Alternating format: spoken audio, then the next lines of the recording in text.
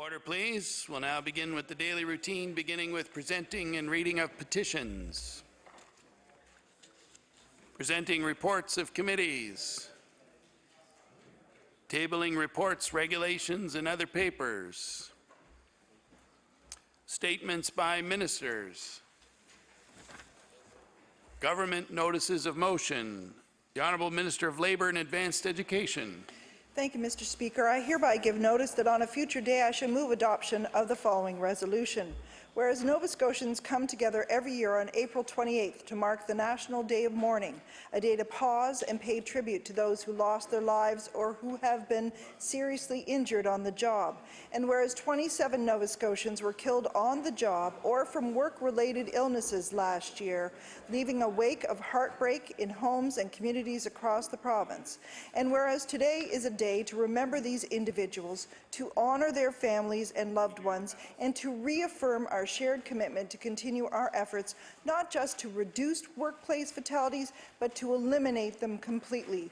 Therefore, be it resolved that all members of this House stand united in recognition of this day, that we continue to raise awareness of the importance of workplace safety, and that we commend the tireless efforts of Nova Scotians to better protect workers across the province. Mr. Speaker, I request waiver of notice and passage without debate. There has been a request for waiver. Is it agreed? It is agreed. Would all those in favour of the motion please say aye. Contrary-minded, nay. Motion is carried. The Honourable Minister of Health. Mr. Speaker, if I could have your permission for an introduction. Permission granted.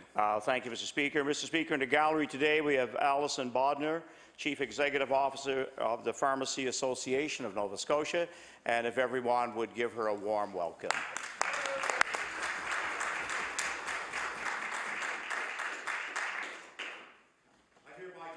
On a future day, I shall move the adoption of the following resolution. Whereas pharmacists are valued and trusted healthcare providers in communities across the province, whereas pharmacists are able to give flu shots, prescribe medication for minor ailments or refills for regular medications, review medications, and provide valuable health information to patients. And whereas pharmacists work in hospital settings, in community pharmacies, and with other regulated healthcare providers to improve the health of Nova Scotians.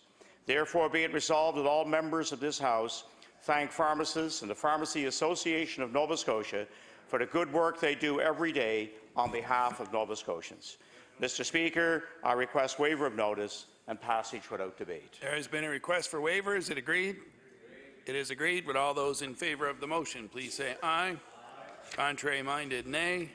The motion is carried.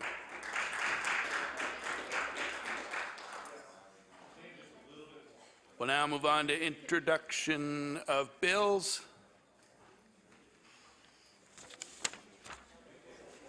Notices of motion.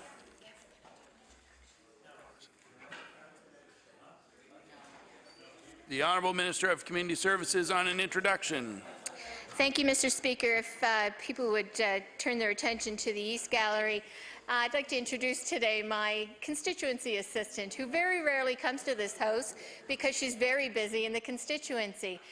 She does amazing work. She works very diligently with people who walk through our doors that are looking for the services of government and community. So Patty Tabor, if you could stand and receive the warm welcome of the House.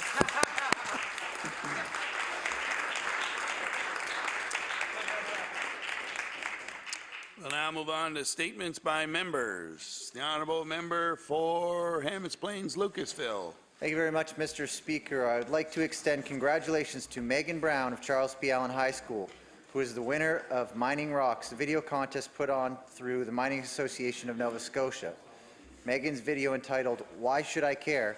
took first place and a $1,000 prize for her efforts. The video highlighted the historical contribution of the mining sector on the Nova Scotian economy and the continued importance of Nova Scotia's modern firms on the creation of everything from trial stones to playground pebbles to major infrastructure and road building projects made possible by Nova Scotian mines, quarries, and employees. Mr. Speaker, I'd like to congratulate Megan for her hard work and creativity while encouraging her to continue her filmmaking and also extend congratulations to the Mining Association of Nova Scotia for offering the province's youth an opportunity to be rewarded for showcasing their production and creativity skills. Thank you, Mr. Speaker. The honourable member for Argyle-Barrington. Mr. Speaker, April 28th in Nova Scotia and the rest of Canada and other nations around the world, pause to remember those who have lost their lives, been injured or suffered illness on the job due to a work-related tragedy. On April 21st, 2016, 3 Wedgeport men aboard the Duane Allen left for a day of lobster fishing, but only 2 men returned. 50-year-old Aldrich de Viller died after helping to save another crew member who was being pulled into the water by a tangled trap. By all accounts, that day, Aldrich de Viller died a hero by trying to save a fellow crew member. On April 28th, we pause to remember the life of this man who, throughout his life, was a hero to his family and friends and left this life as one as well. Thank you very much, Mr. Speaker. The honourable member for Dartmouth South. Mr. Speaker, April 28th is a day of mourning. It is a day when we honour with heavy hearts the workers who have been killed, injured or suffered illness on the job. Nova Scotia workers should be able to come home at the end of the day safely and in good health. In 2015, Mr. Speaker, there were 27 work-related deaths in Nova Scotia. This is far, far too many. Today provides a reminder about the importance of the right to refuse unsafe work and the duty to report unsafe conditions. Today provides a caution about the need for stronger occupational health and safety regulations and a national ban on asbestos. Today, Mr. Speaker, provides an opportunity to mourn for the dead and fight for the living. The honourable member for Lunenburg. Thank you, Mr. Speaker. Today, I'd like to take the time to recognize Carla Carver, who was recently recognized by the province at the Nova Scotia Provincial Volunteer Awards as the Volunteer of the Year for the municipality of the District of Lunenburg. Carla has long had a reputation for helping those who need it. In the past, among other things, she has been a secretary of the New Germany Canada Committee and treasurer of Trinity Lutheran Church. Currently, she is head of fundraising of the Pinehurst Community Hall and treasurer of the New Germany Area Lions Club. She has had an affinity for running fundraisers and is currently working to help a community member raise funds to travel for a double lung transplant. Mr. Speaker, I ask that all members of this House to join me in congratulating Carla Carver in being one of Nova Scotia's Provincial Volunteer Award recipients for the municipality of the District of Lunenburg. Thank you, Mr. Speaker. The honourable member for Sydney River Myra Lewisburg. Thank you, Mr. Speaker. Mr. Speaker, I rise today to congratulate Dr. Mohab Varick of Coxheath, who is the winner of the inaugural Doctors Nova Scotia Patient's Choice Award as a doctor who routinely gives and goes the extra mile to provide patient care. In giving Dr. Varick the award, Doctors Nova Scotia noted that he has practiced almost exclusively for the Mi'kmaq people of Cape Breton, and that his influence has extended into the community through work on issues of alcoholism, diabetes, and obesity. In addition to the award, Doctors Nova Scotia will make a $5,000 donation to the charities of Dr. Varick's choice, Loaves and Fishes in Sydney and the Kids Helpline. I am pleased to congratulate Dr. Varick for receiving this award and thank him for his many years of dedicated service. Thank you, Mr. Speaker. The honourable member for Sackville-Cobequid. Mr. Speaker, I'd like to congratulate Nan McFadden on her election as President of the Canadian Union of Public Employees, Nova Scotia, at the union's 53rd Annual Convention in Yarmouth. Ms. McFadden is a licensed practical nurse from Pictou County and the former president of CUPE Local 2330. She has been a vocal advocate for workers in this province and spoken out on long-term care and pay equity. Congratulations to QPNS on electing another strong female Labour leader. Our caucus would also like to send our best wishes to outgoing QPNS President Diana Frittenberg, who has been elected Vice President, Mr. Speaker. Thank you. The honourable member for Victoria the Lakes. Thank you, Mr. Speaker. I rise today to congratulate the Englishtown E-Walkers, who recently won a Heart and Stroke Walkabout Prize, recognizing them as community leaders for their participation in the month-long Winter Walk Challenge. Throughout the month of February, a time when physical activity is difficult due to unpleasant weather. This enthusiastic team engaged residents to walk in order to celebrate Heart Month. Mr. Speaker, I ask the House to join me in congratulating the e-walkers and wish them continued success in the future. Thank you. The honourable member for Pictou Centre. Mr. Speaker, the North Nova Education Centre Griffins won the boys Division I provincial hockey title on Sunday, April 3rd. The Griffins dominated the weekend tournament, winning all 5 games, outscoring their opponents 21-6, including a 4-0 shutout over Halifax West High School in the championship game. Matt Murray's stellar performance between the pipes led the strong contingent from North Nova. Congratulations to the players and coaches for an outstanding hockey season and their Nova Scotia Boys High School provincial hockey title. Thank you, Mr. Speaker. The honourable member for Truro, Bible Hill, Millbrook, Salmon River. Mr. Speaker, on Tuesday, the Minister of Communities, Culture and Heritage was asked a question about the elimination of the film tax credit because of the linkages between CCH and the film industry. The minister responded by saying the conversation is now moot. Well, Mr. Speaker, the conversation is not moot because 1,600 full-time workers employed by a now decimated industry that generated $180 million in 2014 do not feel it is moot or over. It's not moot for the rural communities whose economies were boosted by the film industry's presence in locales all over the province. And, Mr. Speaker, it will not be moot for Nova Scotia's public coffers, which have been deprived of the badly needed tax revenues generated by this once thriving industry. Thank you. The honourable member for Kings South. Thank you, Mr. Speaker. Mr. Speaker, today I rise to recognize Ms. Jessica Cool, a deserving recipient of the 2016 Provincial Volunteer Award. Ms. Cool was nominated for provincial recognition by our community of New Minas for her significant contributions to community events, as well as her dedication to working with children and citizens with special needs. She has shared her time and talent with many organizations, including the New Minas Brownies, the Alexander Society for Special Needs, and the Epilepsy Association of Nova Scotia. She is also a dedicated helper at the New Minas and District Lions Club's monthly breakfasts. On behalf of the Legislative Assembly of Nova Scotia, I would like to extend our thanks to Jessica Cool for her dedication to improving the lives of Nova Scotians with special needs and to the children of our communities. It's volunteers like Ms. Cool that make our community supportive and caring places to live. Thank you, Mr. Speaker. The honourable member for Pictou West.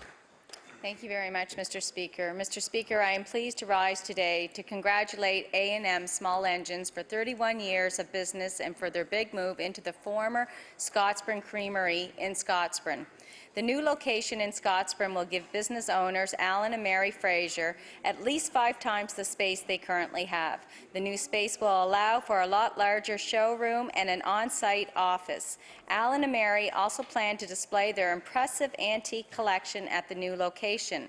Mr. Speaker, it is my pleasure to congratulate Alan and Mary for 31 years of business and for their upcoming expansion. It is also so great to see businesses not only surviving but thriving in Pictou West. Thank you, Mr. Speaker. The honourable member for Queens Shelburne.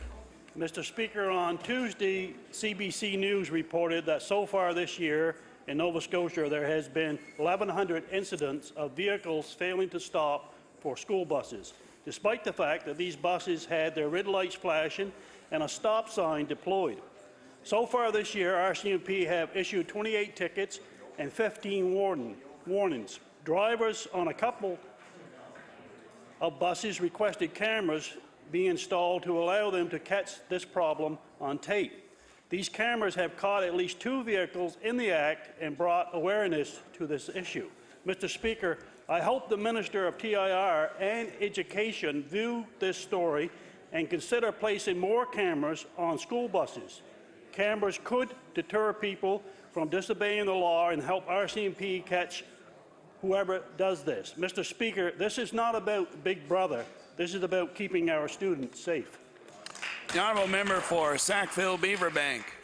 Mr. Speaker, Sackville's ESAP Emergency Service Achievement Program is a program that has been sponsored by Atrium Fire and Emergency Services.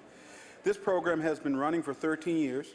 The criteria for participants are as follows.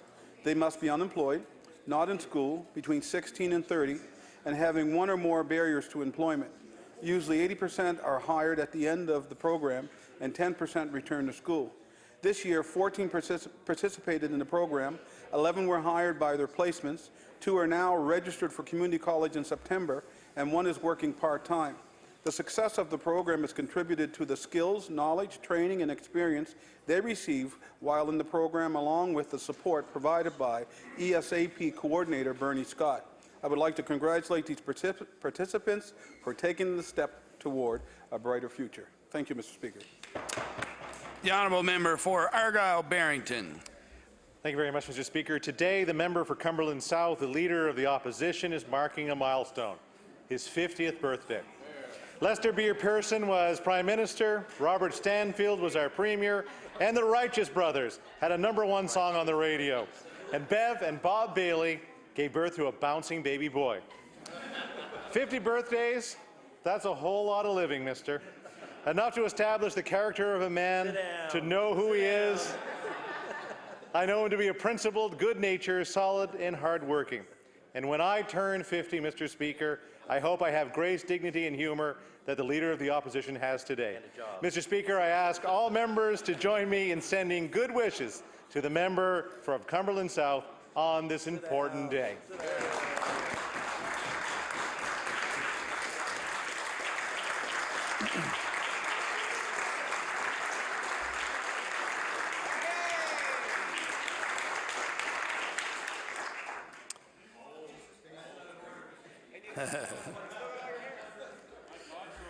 Happy birthday officially from the chair. The honourable member for Dartmouth South. Thank you, Mr. Speaker. Yesterday, I asked the Minister of Labour and Advanced Education about tuition increases at Cape Breton and Dalhousie universities. The Minister responded categorically that tuition increases for this year had been held at 3%. With all due respect, the Minister is mistaken on this, and here are the facts. 2015, Cape Breton University raised its fees by 20% over 4 years. 2016, Dalhousie raised its fees for engineering students by 6.3%, pharmacy by 7%, and agriculture by 8.8%. Both of these universities attribute their multi-year tuition hikes to the government's decision to provide them with only 1% increases. Despite what the minister said yesterday, Mr. Speaker, the 3% tuition cap was effectively lost with the reset of 2015. The honourable member for Cole Harbour Eastern Passage. Thank you, Mr. Speaker. On Wednesday, April 20th, the world lost a very special person. Suzanne Hudak died suddenly and much too young. Suzanne was a shining star in the community of Eastern Passage and Cow Bay. Her love of giving back made her a great volunteer. She worked at the Dartmouth General Hospital front desk for 30-plus years and had just retired in the fall. During her years at the hospital, she spent her lunches visiting patients and brightening their days. Suzanne was a devoted member of her church and loved helping at the Cow Bay Teas and many other events that needed her.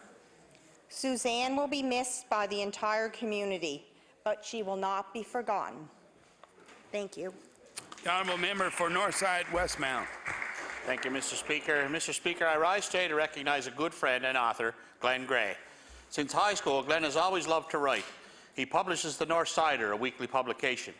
Glenn wrote a small book entitled The Mother Tongue, using unique Cape Breton phrases, and it became a Canadian bestseller. This led to 5 more works, some humorous and one looking at extraordinary Cape Bretoners. Glenn's love of writing has produced some quality publications. It's a true honour to have this opportunity to congratulate Glenn on his 6 publications. We are looking forward to number 7 in the near future. Don't put the pen down, Glenn. Thank you, Mr. Speaker.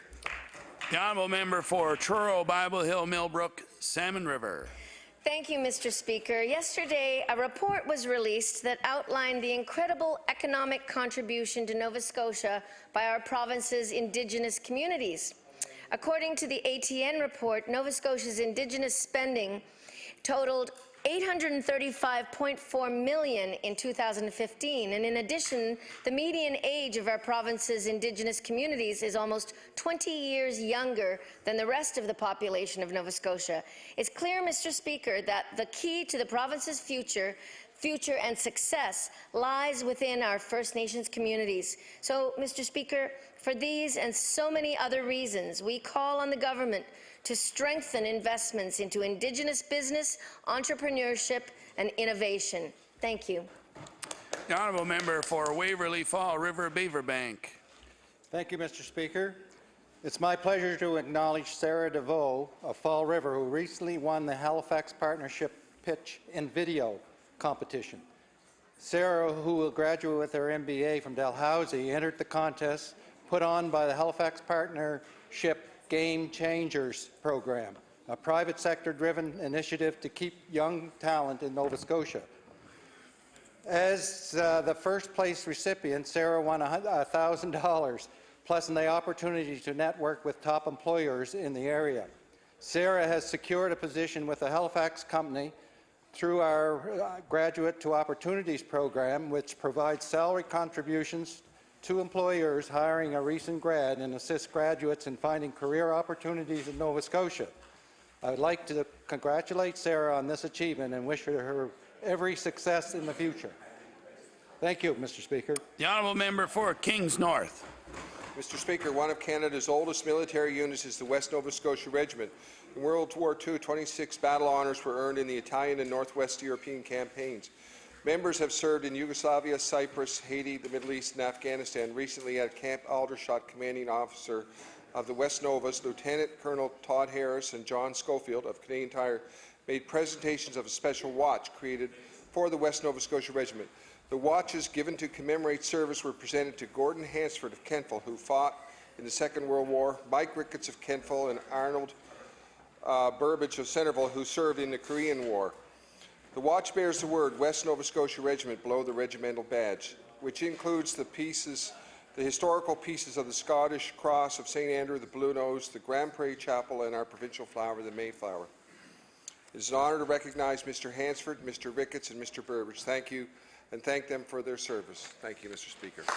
The honourable member for Queens Shelburne.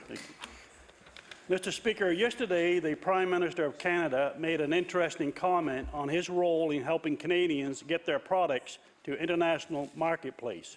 He said, and I quote, "One of the fundamental responsibilities of any Canadian Prime Minister, and this goes back centuries, from grain on railroads to fish and fur, is to get Canadian resources to international markets," end quote.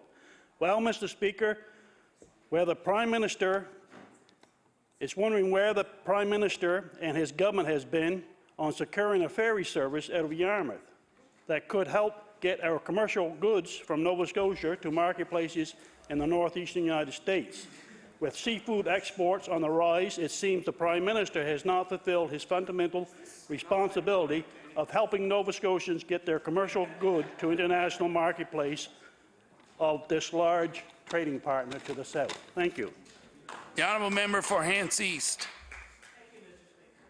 Mr. Speaker, often we find ourselves focused on the bad news stories of the day. It can be difficult to find the good that really does happen every day. Anita Benedict and the staff of the Weekly Press newspaper are making a deliberate effort to highlight some of the good news, and where better to start than with children. They have started a Champion Child campaign focusing on children, pre-teens and teenagers, and things they have done to make a difference in the world. This feature will recognize our young volunteers and encourage their peers to join them in helping their neighbours and their community. Children or youth groups will be nominated by the public and highlighted in the weekly editions of the community newspaper.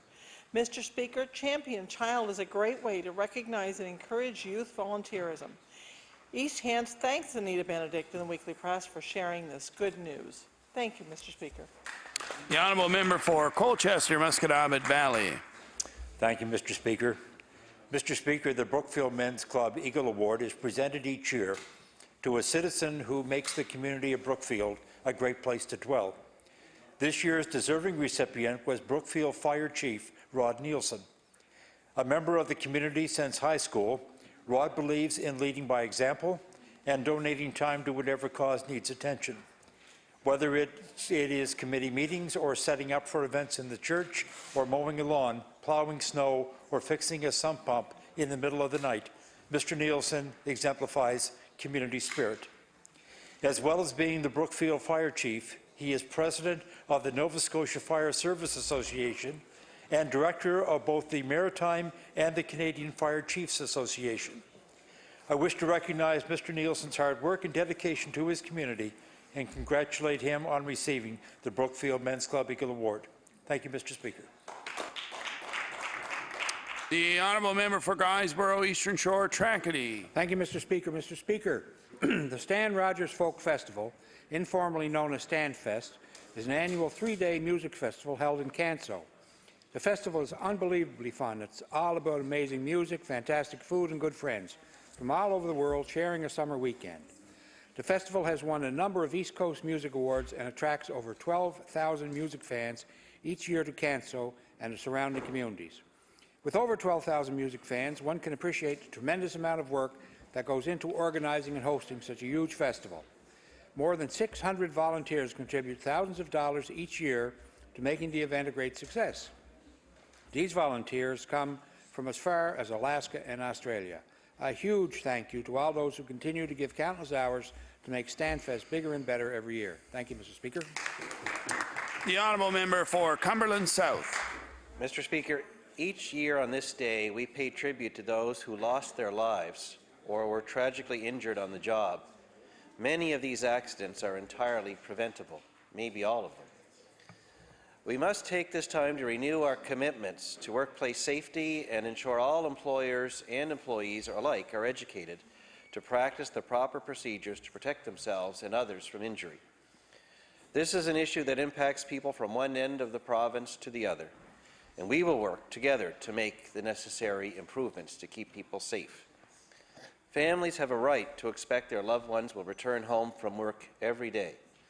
Our hearts go out to those who have a family member or friend who died due to an unnecessary workplace tragedy. Thank you, Mr. Speaker.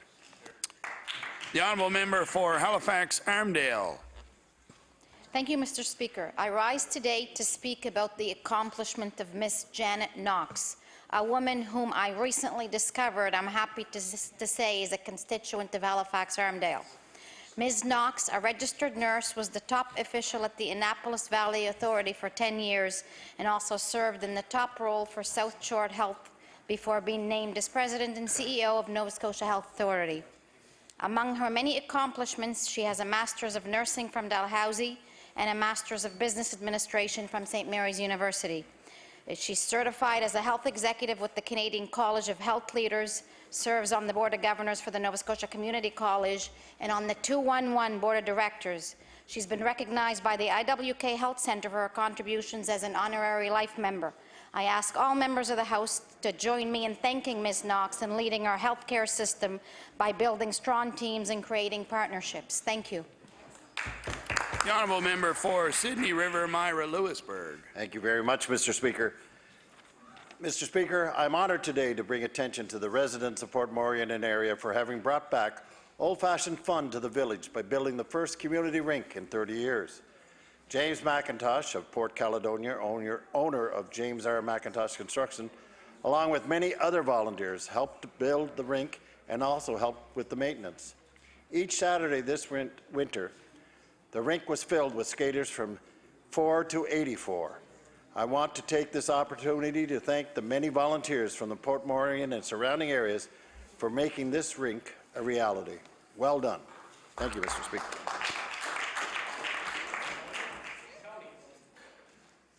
The honourable member for Cole Harbour, Portland Valley. Mr. Speaker, I rise to acknowledge an extraordinary achievement of one of my constituents, Miss Sarah Faber. Sarah is a former graduate of Cole Harbour District High School. After completing her BA and Master's degrees studies in Ontario and Finland, she was then awarded a grant of over £100,000 by the Music Therapy Charity of Great Britain for her doctoral research in music therapy. As such, she is currently studying the effects of music on people with dementia and Alzheimer's. at Angela Ruskin University in England for her PhD completion. I would like to congratulate Sarah on her exemplary work and commend her on choosing such a worthy area of study, as millions of people stand to benefit from that research. Thank you. The honourable member for Pictou Centre. Mr. Speaker, Nova Scotians on average volunteer 192 hours annually for at least one charity. Barb Burns exceeds the average of 192 hours annually because of her dedication to the Friends of Trenton Park Society, taking the lead on donations and helping with many family fun days. Barb has volunteered for Trenton Parks and Recreation for more than a decade and for Pictou Landing First Nations School with her husband Vernon. Barb also volunteers at Ivy Terrace Nursing Home in Trenton, and in the past has been a Brownie leader and an active member with Big Brothers Big Sisters of Pictou County. The town of Trenton has nominated Barb Burns to be the 2016 Volunteer of the Year. I would ask that members in the House of Assembly thank and congratulate Barb for her tireless work she does on behalf of the town of Trenton. Thank you, Mr. Speaker. The honourable member for Halifax Citadel Sable Island. Mr. Speaker, I'd like to acknowledge Mauricio Cantor on his recent research on sperm whales. Mr. Cantor is a PhD student at Dalhousie University, and his marine research has discovered that sperm whales have their own dialect and culture within their species. They can learn to communicate from their peers in much the same way that we as humans do. On top of that, he found that they tend to interact with other sperm whales that sound like them and copy whatever sound is in fashion. Mr. Cantor's research is fascinating, and I'd like to commend him on the arduous work he has put into this interesting topic. I'm proud to have Mauricio Cantor as a student at Dalhousie University, and I'm interested to see what future findings he'll come up with. Thank you, Mr. Speaker. The honourable member for Northside Westmount. Mr. Speaker, I rise today to recognize Roddy McKenzie, food land owner in City Mines. He and his wife Ellen recently attended an annual Sobeys conference in Brevero, Punta Cana, along with 180 other employees. This year, the group decided to do something for the local residents. They spent over $10,000 to fix up a local school.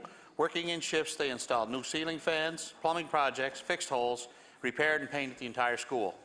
It's a true honor to have this opportunity to thank this group of Maritimers for their efforts in refurbishing this school and making a big difference in the lives of its students. Thank you, Mr. Speaker. The honourable member for Sackville-Cobequid. Thank you, Mr. Speaker. Many residents of Sackville and the surrounding communities are without a family physician. Many families have been looking for a doctor for more than 2 years, Mr. Speaker, with no success. And with the upcoming retirement of a family physician, thousands will be without a family physician in our area. The recent policy change of the Nova Scotia Health Authority has restricted issuing licenses for general practitioners in the central region, Mr. Speaker. The government needs to step in, the minister needs to step in to change this policy to allow those family practices from Bedford, Beaverbank, who have applied for additional licenses, who have been denied, Mr. Speaker, who know that there's a need in the community for more family physicians. I hope the minister, I hope the government recognizes the importance to change this policy so that Nova Scotians can get a family physician. The honourable member for Cumberland North. Thank you, Mr. Speaker. Mr. Speaker, Davy Lee Good and Jill Good have recently opened a new business in the town of Amherst. The Groove Factory recording studio is located in the old Amherst Piano Factory, which is now affectionately known as Greasy Groove World Headquarters. The whole studio is wired for recording and includes a vocal isolation booth, a drum room, a live room, and the heart and soul of the studio, the control room. It's decorated wall to wall with guitars, zebra prints, hot rods, jukeboxes, and all the buttons and flashing lights you'd expect to find on a rocket ship to Mars. Whether it's orchestral, traditional, or digital, the Groove Factory is ready to go. I would like to congratulate Davy Lee Good and Jill Good for their contribution and for choosing Amherst as the location for their business, Greasy Groove, and their new recording studio, the Groove Factory. I wish them much success in the future. Thank you, Mr. Speaker. The honourable member for Kings North. Mr. Speaker, volunteers give freely of themselves and their talents with no expectation of reward. Through their efforts, volunteers improve the lives of people in their community. This description actually accurately describes the staff of the Canning Village Meat Market. I'm pleased to take this opportunity to express my appreciation for the work they selflessly do to help others. Donna Lyons, Nancy, Roscoe Huntley, Nola Lake, Colton Barkhouse, and Beth Huntley's Huntley held a free-will offering sausage and hot dog barbecue in support of anti-bullying in the IWK Mental Health Unit. Matching funds from the store were collected and submitted to the IWK program. This activity is certainly another good example of the outstanding volunteerism that takes place in Canning. Thank you, Mr. Speaker. The honourable member for Fairview Clayton Park. Mr. Speaker, I rise today to recognize the staff at YMCA Centre for Immigrant Programs and the pivotal role that they have played in helping new immigrants, specifically those who need to build professional connections in order to obtain work in Halifax. The YMCA acts as a connector to help new people fit into networks that match up with their area of expertise. Many immigrants already have skills and training when they arrive in Halifax. However, sometimes they will begin working in a role that does not match with their skills. YMCA helps professionals transfer their skills and education to their intended areas of expertise and ensures that the entire family becomes successful. Mr. Speaker, I wish to recognize the important role that the YMCA plays in the success of newcomers to Halifax. Thank you. The honourable member for Colchester, Musquodoboit Valley. Thank you, Mr. Speaker. Mr. Speaker, I would like to commend the humanitarian efforts of a group of Stewiacke citizens who are currently fundraising to bring a Syrian family to the community. In less than 4 months, the group has secured housing, heat, hydro, the services of a doctor and dentist, and some furniture and household items for the sponsored family, raising approximately $15,000 in goods and services. In this brief time frame, fundraisers sponsored by the Stewiacke Area Refugee Settlement Group have brought them about a third of the way toward realizing their goal of bringing a refugee family to the community. I would wish STARS continued success in their venture. Thank you, Mr. Speaker. The honourable member for Yarmouth. Thank you very much, Mr. Speaker. I would like to take this opportunity to recognize a passionate and dedicated member of our Yarmouth community. Bernadette McDonald is the Executive Director of the Tri-County Women's Centre in Yarmouth. She's a tireless advocate for social justice issues that affect women, youth, and their families, and an equally tireless activist against violence. Bernadette is involved in many community projects, including Healthy Relationships for Youth, Youth Truth Matters, Respect, Choice Housing Committee, and the Supportive Housing Youth Focus Team. Bernadette spearheaded the Leahy Wellness Clinic, which has operated out of the Tri-County Women's Centre since January 2014. Mr. Speaker, we are fortunate to benefit from Bernadette's dedication and vital contributions, and I would like to thank her for all that she does to make our society, community, and our region a more progressive, fair, and compassionate place. The honourable member for Cumberland South. Mr. Speaker, the Medal of Courage was awarded to Mr. Ron Levy of Parsborough at the Nova Scotia Division's Daffodil Breakfast on April 20th. Ron is a volunteer and fundraiser for the Canadian Cancer Society's Relay for Life. In fact, he is a known force of nature.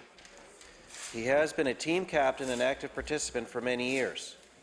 Last year, when he was facing his own struggle with cancer, he told the organizers he would be unable to enter a team. When the relay faced possible cancellation, Ron knew he had to act. Despite his health, he stepped back in with gusto. Every weekend, he dedicated his time to yard sales, committee meetings, and speaking engagements to rally more teams. Although Ron's team was the last to register, it raised the most money, had the most spirit, and the most decorated of the campsites. Mr. Speaker, we are all proud of Ron because of his passion, commitment to making a difference, community leadership, and tenacity. The honourable member for Dartmouth North. Thank you, Mr. Speaker. It was July 31st last year when I had the privilege to first meet former Halifax Rainman Eric Cruikshank. What's impressive about Eric? Well, at first glance, you might think it's his superior stature. You might think it's his huge smile or his natural athleticism. Amazingly, these traits pale in comparison to Eric's dedication and passion he has to eradicate bullying in Nova Scotia. He shared with me that day his story of both being bullied and becoming a bully himself, and the realization that he needed to act to combat the effects on our children. Since then, Eric and his bench bullying friends have traveled the length and breadth of Nova Scotia, carrying an inspiring message of hope and encouragement to children about the benefits of being kind to your classmates, family, and members of your community. On Sunday, May 8th, Bench Bullying will be hosting a Mother's Day charity gala featuring live music, comedy, a silent auction, and dinner to assist in raising funds to continue the fine work done by Eric and members of Bench Order, Bullying. please. Time allotted for the member statement has expired. The honourable member for Pictou West. Thank you very much, Mr. Speaker. Mr. Speaker, the people of Pictou West are dependent upon the services of the after-hours walk-in clinic at the Sutherland Harris Memorial Hospital in Pictou. The Pictou Clinic offered working people, single parents, seniors, and those without a doctor an opportunity to have their health care needs met. With the shocking news of the immediate and permanent closure of this service to constituents, they have the right to be concerned that their health care needs will not be met. The Pictou Clinic undoubtedly kept many from seeking more costly medical attention from the emergency department at the Aberdeen Regional Hospital. Mr. Speaker, the people of Pictou West deserve better from this government. The Minister of Health has an obligation to do everything in his power to reopen the Pictou Walk-In Clinic. The honourable member for Bedford. Thank you, Mr. Speaker. I'd like to take a few minutes to tell the House a bit about a new business that opened in the fall in Bedford. Yi-Dan Lee and her husband Ross Gaudette opened Flowers of Spring on the Bedford Highway in September. They introduced the art of making nylon flowers after finding they weren't common here in Nova Scotia, although they note that Nova Scotians are famous for our own handicrafts like quilts, pewterwork, and wooden boats. People can buy flowers already made by Yi-Dan Lee, or they can take classes to learn how to craft them themselves. Many people get a group together for a social time while they learn a new skill. Mr. Speaker, the Speaker of the House of Commons and I were delighted to be on hand for the official opening of the Flowers of Spring, and we hope their business blooms for many years to come. Thank you. The honourable member for Cape Breton, Richmond. Speaker, I rise today to celebrate Nova Scotia teacher Sean Kennedy from Richmond Education Centre Academy. As you know, Education Week ran from April 17th to 23rd, 2016, and every year it, quote, provides an opportunity for parents, guardians, and the general public to celebrate the achievements of students and teachers and to acknowledge the contributions that many people in supporting roles make to our education system, end quote. This year's Education Week theme is Media Literacy, Empowering Critical Thinking in a Digital Media World. In his technology education classes, Sean Kennedy uses guided learning initiatives to help ensure the students' digital citizenship skills, especially with regards to being respectful, responsible, and ethical. Because of the flood of digital information bombarding students today, the skills being taught by Sean Kennedy are necessary in helping them with their critical thinking and problem-solving skills, which will become even more essential going forward. So, Speaker, please join me in congratulating Sean Kennedy on this great honour and in thanking him for his continued hard work for his students. The honourable member for Pictou East. Thank you, Mr. Speaker. Mr. Speaker, March was Pharmacy Awareness Month, an opportunity for Nova Scotia's pharmacists to promote their role to other healthcare professionals and patients. Pharmacists and pharmacist students can use this time to educate people about the variety of valuable services pharmacists provide. Pharmacists are valuable healthcare providers who often are the first point of contact with the system when people are feeling ill. They provide help, education, and peace of mind. It's my pleasure to thank Nova Scotia's pharmacists for the work they do and congratulate them on another successful Pharmacy Awareness Month. Thank you, Mr. Speaker. The honourable member for Antigonish. Thank you, Mr. Speaker.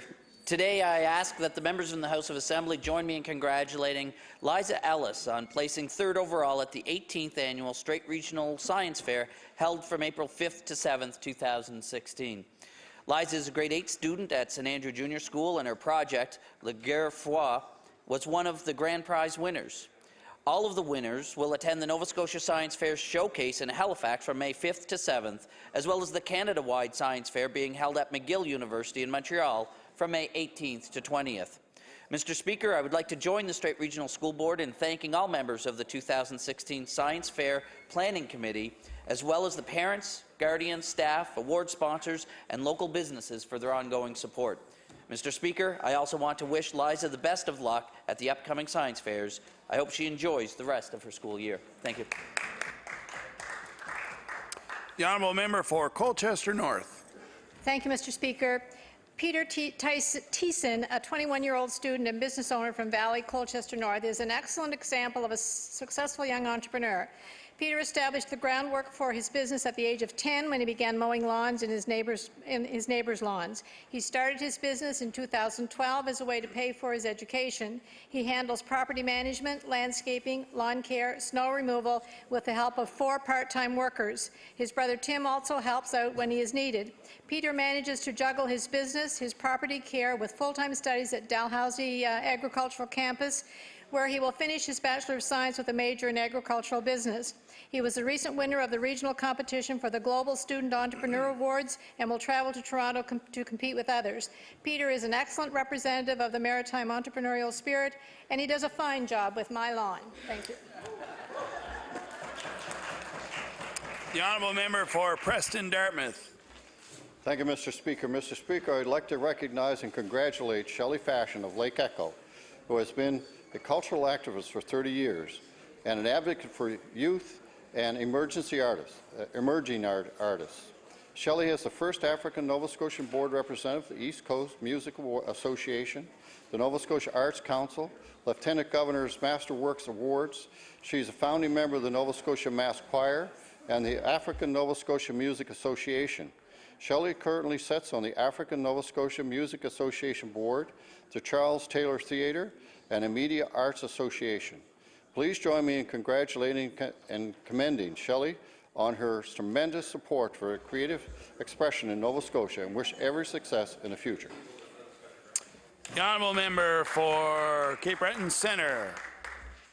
Mr. Speaker, I'd like to take this time to recognize a young woman for her dedication to youth and their involvement in the Sea Cadet movement.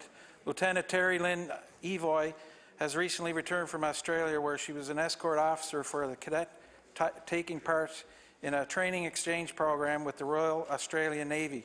She was chosen for this role due to her role as commanding officer with the RC SCC 70 Waterford, as well as being a coach escort for both the Biathlon Nationals and the Workmanship Nationals. Terry Lynn is also a cadet youth counsellor for the youth cadet attending summer training. Please join me in congratulating Lieutenant Terry Lynn Evoy on her commitment to youth in both professionally and through her volunteer commitments. Thank you. The honourable member for Timberley Prospect. Thank you, Mr. Speaker. I would like to congratulate the new owners of Halifax Exhibition Centre. Last year, it was discovered that the exhibition park on Prospect Road was in desperate need of costly repairs and renovations, and residents were worried that it would close its doors. Exhibition Park, located on the outskirts of the city, has long been a popular venue for thousands of unique experiences for people of all ages.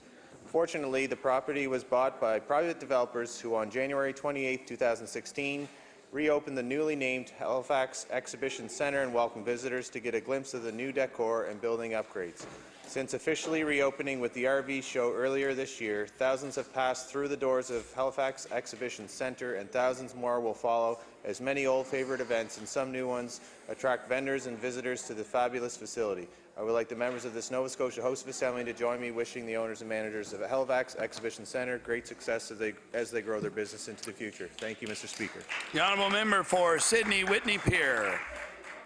Thank you, Mr. Speaker. Mr. Speaker, I rise to thank Rob Calabrese from Sydney, who helped thrust Cape Breton Island into international spotlight after his creation of the CB If Trump Wins website.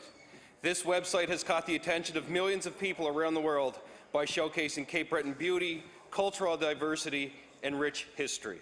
It has generated hundreds of thousands of serious inquiries about visiting, working, and living in Cape Breton. Rob Calabrese's creativity, ingenuity, and out-of-the-box thinking has resulted in millions of dollars in valued exposure and potential tourism spin-offs. Mr. Speaker, I ask the House to thank Rob Calabrese for his significant efforts in promoting not only Cape Breton, but our province and our country. Thank you. The honourable member for Clare Digby. Thank you, Mr. Speaker. Mr. Speaker, I would like to congratulate Karen Enright for being named the President of the Digby Area Board of Trade. Ms. Enright, a lawyer and businesswoman, replaced Peter McClellan as head of the Board of Trade at the Association's annual general meeting. Ms. Enright brings to the position of years of experience in a number of businesses, as well as being active in the Board of Trade. Most recently, she was one of the vice presidents.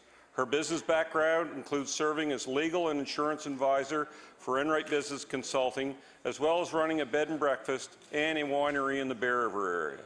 I would like to think that Lucille Ball's comment, "If you want something done, ask a busy person," is very apparent for her. The Board of Trade follows this reasoning, as shortly before assuming the presidency of the Board of Trade, Ms. Enright and two partners founded the Seafood Culinary Institute of Nova Scotia. Congratulations, Karen, on all of your endeavours, and good luck in the future. Thank you.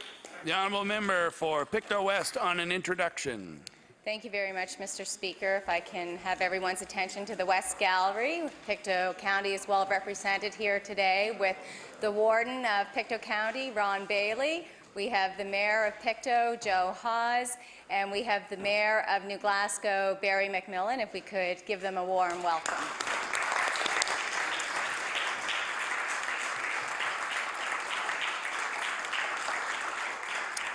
The honourable member for Halifax Atlantic. Mr. Speaker, on January 26, 2016, Tracy Dow was enjoying a dinner at the Steak and Stein with her friends when she noticed a gentleman choking at the next table. Without hesitation, Tracy jumped up and began performing the Heimlich maneuver and managed to dislodge the food that he was choking on. It's been many years since Tracy had taken a first aid course, but when she was faced with the situation at the restaurant, it all came back to her.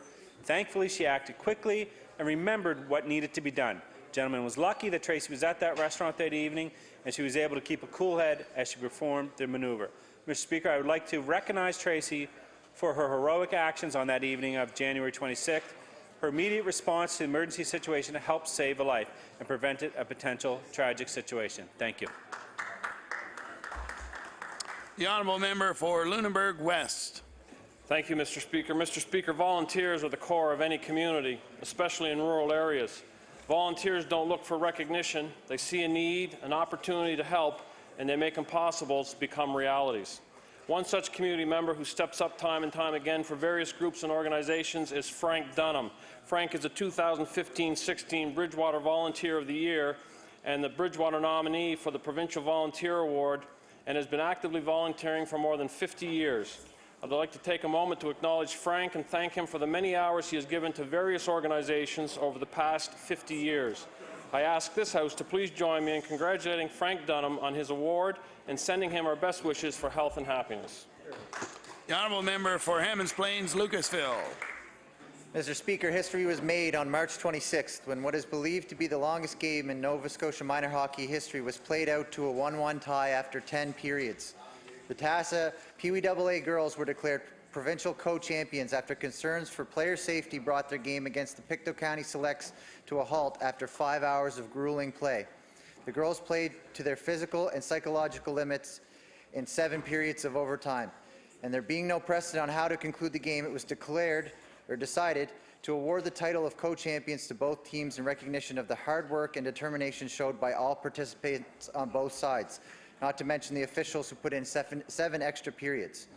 Mr. Speaker, I would like to formally congratulate both teams for their contribution to the Nova Scotian hockey lore and their shared accomplishment, and both coaches for coming up with a creative co-champion solution that stays true to the spirit of minor hockey while acknowledging the hard work and success of all involved. Thank you, Mr. Speaker.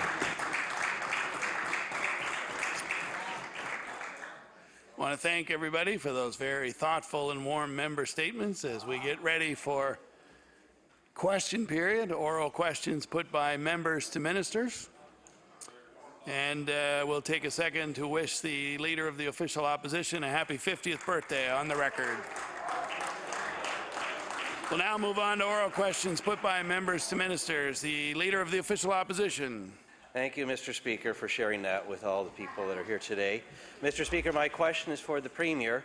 Nova Scotians were surprised to learn last week that the government is cutting more than $500,000 from a very important public safety program called Boots on the Street.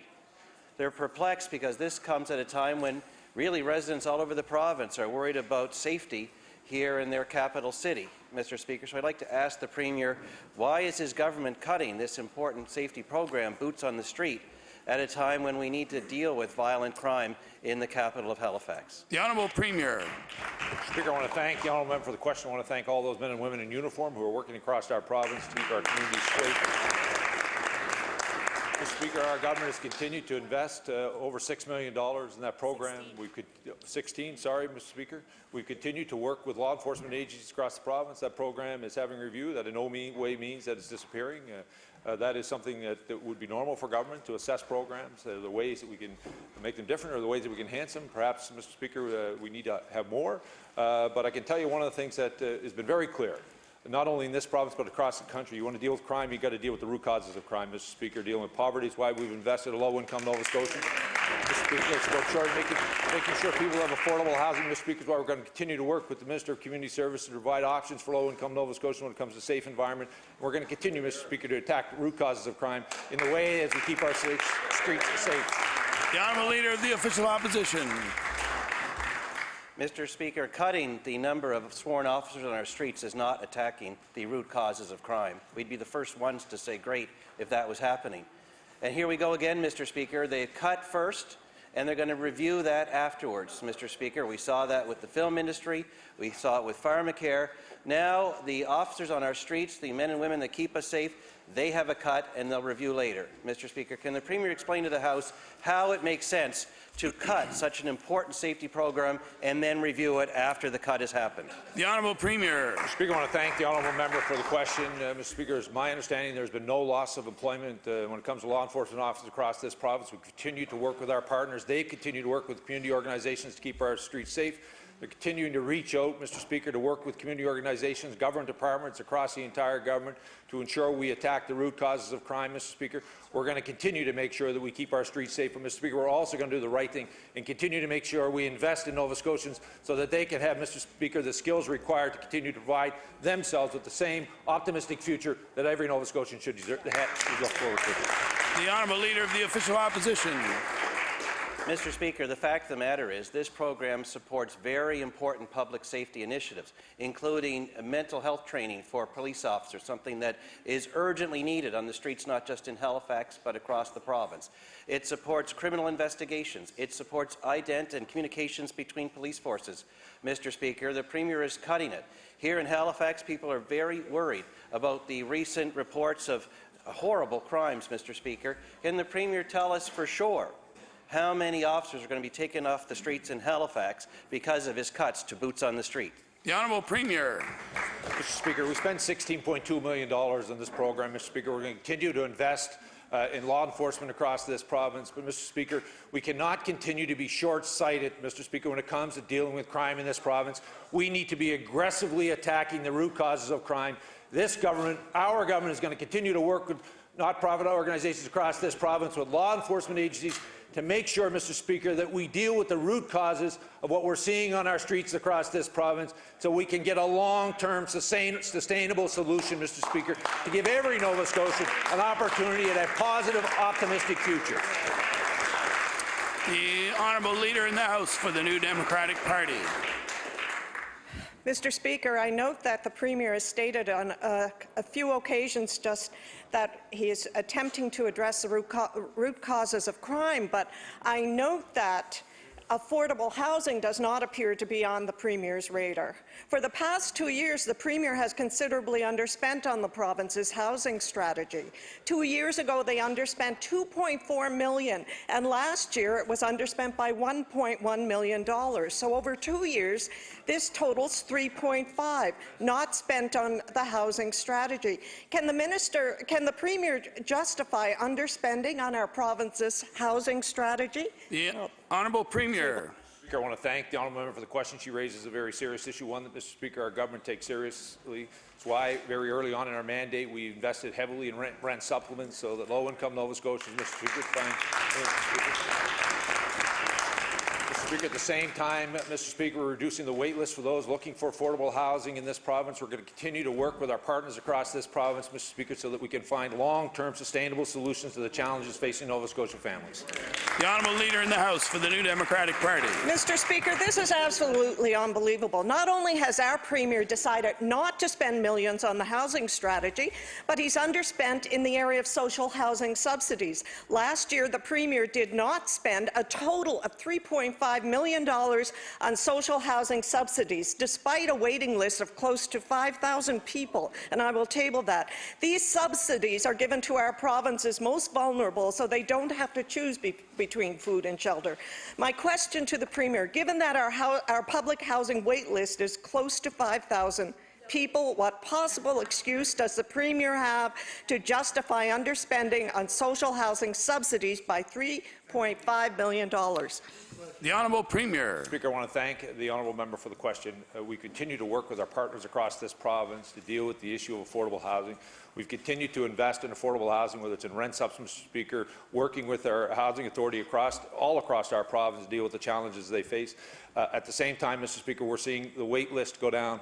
Yet, Mr. Speaker, when I listen to the member opposite, she has not meant a problem that throwing money at she doesn't believe will solve. We're going to find a long-term solution working with our partners, Mr. Speaker, in a sustainable way so that every low-income Nova Scotian can find themselves in a safe, secure place to live, Mr. Speaker. We're going to do that so that we can be sustainable in the long run. The Honourable Leader in the House for the New Democratic Party. Mr. Speaker, it's hard to believe, but there is yet another area in the affordable housing that the Premier has decided not to spend all the money he allocated for last year. The Premier underspent in the area of housing renovation and affordable housing by $1.5 million, and I will table that. These funds are used to keep seniors and persons with disabilities safe and comfortable in their homes. In total, Mr. Speaker, last year, the Premier decided not to spend over $6 million on affordable housing, despite thousands of Nova Scotians' need. I ask the Premier, can he explain any of this to those who are in desperate need of affordable housing? The Honourable Premier. Speaker, again, I want to thank the honourable member for the question. I want to again thank our partners across this province who have been working with, Mr. Speaker, landlords who have been working with us, with community members across this province, taking advantage of the rent supplement opportunities that are there. We're continuing to make sure that the wait list goes down, Mr. Speaker. We're working with our housing authorities from one end of the province to the other to ensure that we have affordable housing in communities across Nova Scotia. We're going to continue to do the work, Mr. Speaker, that I believe is the responsibility of government, is looking after the most vulnerable citizens in our province. But, Mr. Speaker, I want to tell the honourable member, it's only been 2.5 years. It's very difficult to make up for 4 years of damage in 2.5 years. The Honourable Leader of the Official Opposition. Mr. Speaker, my question is for the Minister of Business. Yesterday, Mr. Speaker, I asked that minister about the Credit Union Small Business Loan Guarantee Program, since his department, or he, issued a release that listed all the benefits of this program, including that it has helped 2,000 small businesses across the province create jobs, but yet they're reviewing the program anyway, Mr. Speaker, despite its obvious success. The minister defended that action of review, saying that it would only be prudent to use taxpayers' money to review a program, whether it was successful or not. Mr. Speaker, it turns out that his department spent over $100,000 to hire Deloitte to do just such a review in 2015. So I'd like to ask the minister, can he confirm that his department already did a review at a cost of $100,000 of the credit union program by Deloitte last year? The Honourable Minister of Business. Thank you, Mr. Speaker. Yes, I can confirm that the department expended money to do a review on the delivery of the program. The review we're talking about, Mr. Speaker, is a review of the finances of the program, and we believe Nova Scotia taxpayers would expect that to be due diligence and appropriate work on the part of government. The Honourable Leader of the Official Opposition. Mr. Speaker, in this House yesterday, the Minister of Business said, and I quote directly from Hansard, "It's what government should be doing when we're expending taxpayers' dollars. 13 years without a review. It's appropriate." Now it turns out there was a review done just a year ago, Mr. Speaker. No wonder the government saw the success of the program. They doubled its funding, Mr. Speaker, at the time, something we supported. We assumed correctly, even though the minister didn't disclose it yesterday, that they had done a review. Now, less than a year later, they're going to do a second review. Mr. Speaker, how is doing 2 reviews at a cost of at least $100,000 of a program that we all supposedly agree is a good one, a good use of taxpayers' dollars? The Honourable Minister of Business. Thank you, Mr. Speaker. My learned colleague is the accountant. He would know the difference between a review of the delivery of the program and a review of the finances of the program. The Honourable House Leader for the New Democratic Party. Mr. Speaker, the Nova Scotia... Doesn't know the answer. Mr. Speaker, the Nova Scotia mental health strategy and addiction strategy is approaching the end of a 5-year plan. The strategy was started under the previous NDP government and has been praised by the current minister and the government on a number of occasions. Despite this praise, Mr. Speaker, we've heard very little from the minister on what the next steps are for the mental health and addiction strategy. In a recent media scrum, the minister stated that he's planning on conducting some type of review, but provided no real details, Mr. Speaker. So I'd like to ask the minister, what is the minister's plan for the review of the mental health and addiction strategy? The Honourable Minister of Health. Thank you very much, Mr. Speaker. I'm pleased to say that the department is now underway with looking at the 33 recommendations as to the extent that they have been implemented, and also what kind of outcomes and impacts that they have been able to make. And so over the next number of months, we'll have both department and also the NSHA providing feedback on the current strategy. The Honourable House Leader for the New Democratic Party. Thank you, Mr. Speaker, but what I didn't hear is more wide consultation, which is needed. The creation of the province's first mental health and addiction strategy did just that. There needs to be consultation with an mental health advisory committee, or even broader within the province, Mr. Speaker. Our concern is that there may be a gap. We know that this takes some time to implement and gather a new strategy. So can the minister ensure us today that there will be no gaps between the current mental health and addiction strategy and whatever the government decides to bring forward in the future? The Honourable Minister of Health. Thank you, Mr. Speaker. I thank the member opposite, the former Health Minister, for a very important point that he's made here today, that there should be no delay, no gaps whatsoever in pointing to, yes, the wonderful benefits that have been created through the strategy, but more importantly, where do we go for the next 5 years? And I want to assure the member and all Nova Scotians that we will have an announcement within the next few weeks about how the review will be conducted and also how we lay out the plans for the next 5 years. The Honourable Member for Inverness. Mr. Speaker, when are we going to have an election? Unfortunately, the only person that can answer that question is the Premier. Mr. Speaker, the power is in his hands because only he can call it. Now, that runs counter to the recommendation from Elections Nova Scotia, and even runs counter to Bill 74 that the Premier introduced back in 2007 right here in this legislature. Mr. Speaker, maybe we could introduce that legislation again, word for word. Would the Premier and the member from Richmond is talking about another bill that was actually introduced by us first in 2011, but that's another story. Mr. Speaker, would the Premier support a bill written word for word like his 2007 bill to introduce fixed election dates? The Honourable Premier. Mr. Speaker, I want to thank the honourable member. I'll do better than that. I'll take advice from him. If he wants to pick a date, I'll be more than happy to entertain it. The Honourable Member for Inverness. That's a lot of power to give me, Mr. Speaker.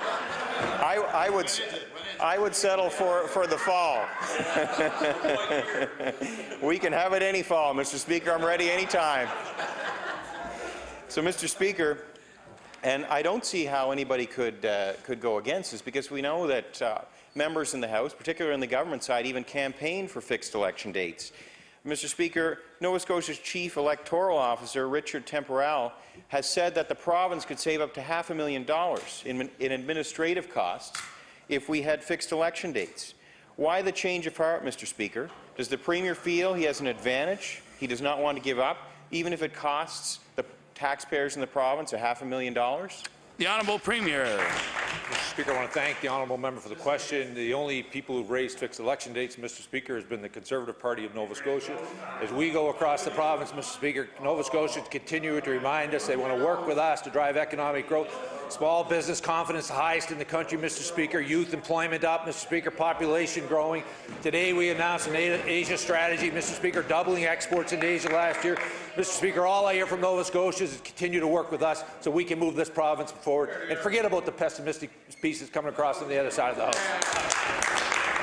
The honourable member for Pictou West. Thank you very much, Mr. Speaker. My question through you is to the Minister of Health. Yesterday, Pictou County residents learned that the outpatient clinic at the Sutherland Harris Memorial Hospital will abruptly close tomorrow. This most unacceptable situation places greater burden on the ER at the Aberdeen Hospital in New Glasgow. My question is simple. How did this happen? The Honourable Minister of Health. Thank you very much, Mr. Speaker. And there is a reality that we all face in Nova Scotia, and that is, doctors are private business people. This was a private clinic at the Sutherland Hospital. What the people of Pictou know is that just a very short ways away is a very, very strong collaborative practice that is handling the needs of patients in that area. The honourable member for Pictou West. Thank you, Mr. Speaker. Well, that answer is unacceptable because I'll tell you right now, there's too many people in Pictou West that can't afford the $50 transportation that it costs to get there. You know, this was a clinic that definitely served 20 people or more in the evenings, and people are struggling. I would like the minister to stand in his place and commit to the good people of Pictou West that he will help find locums to serve this outpatient clinic until we find a longer-term solution for this problem. We need doctors. The Honourable Minister of Health. Thank you very much, Mr. Speaker. I'm pleased to say, first of all, in a general statement, that 90% of Nova Scotians have a family physician, and we know.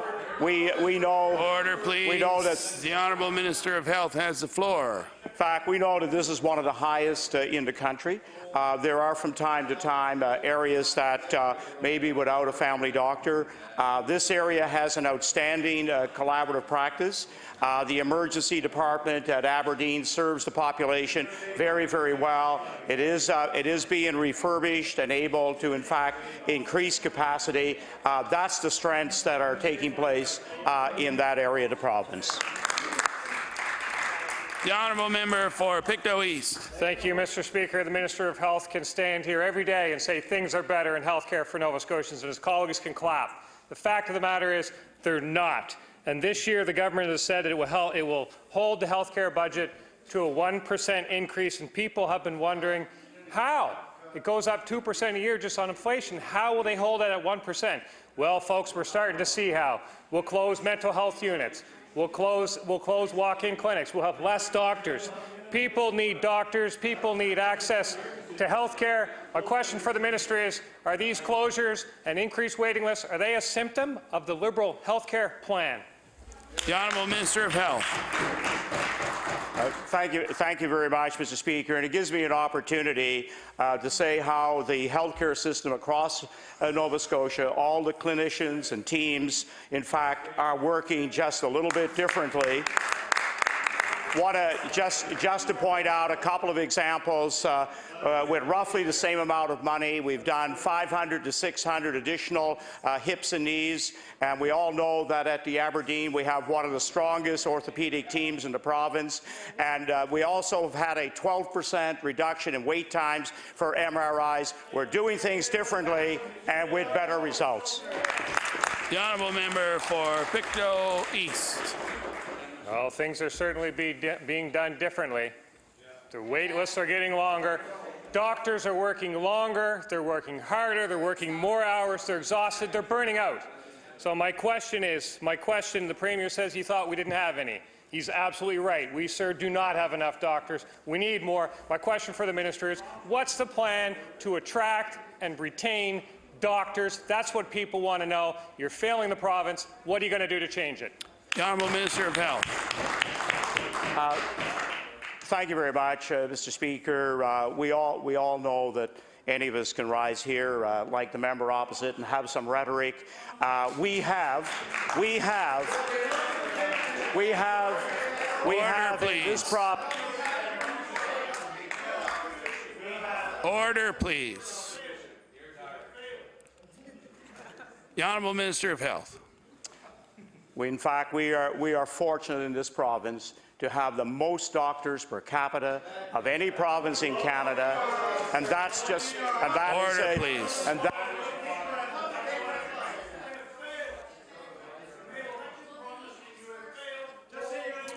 Order, please.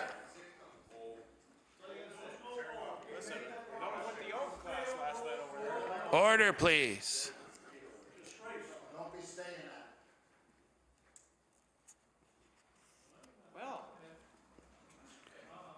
We can close question period, and move on to the next item of business here. We'll let the Honourable Minister of Health answer the question, please. The Honourable Minister of Health. Thank you very much, Mr. Speaker. I know that so far in 2016 we've had very, very strong recruitment. Since February, about 48 additional doctors in the Central Zone. We have 6 under contract, with more committed to Cape Breton this year. We had some difficulties recruiting for Bedeque. 2 new doctors have started in Bedeque. For the first time in years, we've recruited a doctor to Shelburne. So the reality, Order, Mr. please. Speaker, is order, please. Order, please. The Honourable Member for Dartmouth East. Thank you, Mr. Speaker. I'm thinking everybody forgot their yoga last night. But my question is for the Minister of Transportation and Infrastructure Renewal. Mr. Speaker, we learned from reports that a tender issued by his department for the disposal of biomedical waste has been changed to eliminate the requirement for a facility to be operated in Nova Scotia. I'm wondering, why was the tender changed to eliminate the requirement to invest in Nova Scotia, and was it changed at the request of a Nova Scotia company or an out-of-province company? The Honourable Minister of Transportation. Thank you, Mr. Speaker. To the member's question, I have no idea anything about that tender. I've never seen anything about it. I know nothing of that issue, so I can do some research and get back to the member on that. The Honourable Member for Dartmouth East. Thank you, Mr. Speaker, and that's fair. I look forward to him getting back for me. Maybe at the same token, he can look into the second part of the question. Aside from the fact that it seems to go against the principle that this government has had over the past couple of years, when waste is to be treated in the province in which it has originated, and obviously legislation was introduced in that respect around fracking waste. More important than that principle is the fact that the tender is now worded that there is no longer a requirement that Nova Scotia taxpayer dollars have the effect of creating investment and employment in Nova Scotia. And so I'm interested to know why that change was allowed. I know he's going to have to look into it based on his previous The Honourable response. Minister of Transportation. Thank you, Mr. Speaker. And again, to the member's question, I don't have any background whatsoever on that. I can check in to that. Obviously, there's procurement rules based on how we do a number of these things under transportation, but I will endeavour to get that information on that specific question and get back to the House. Thank you. The Honourable Member for Pictou East.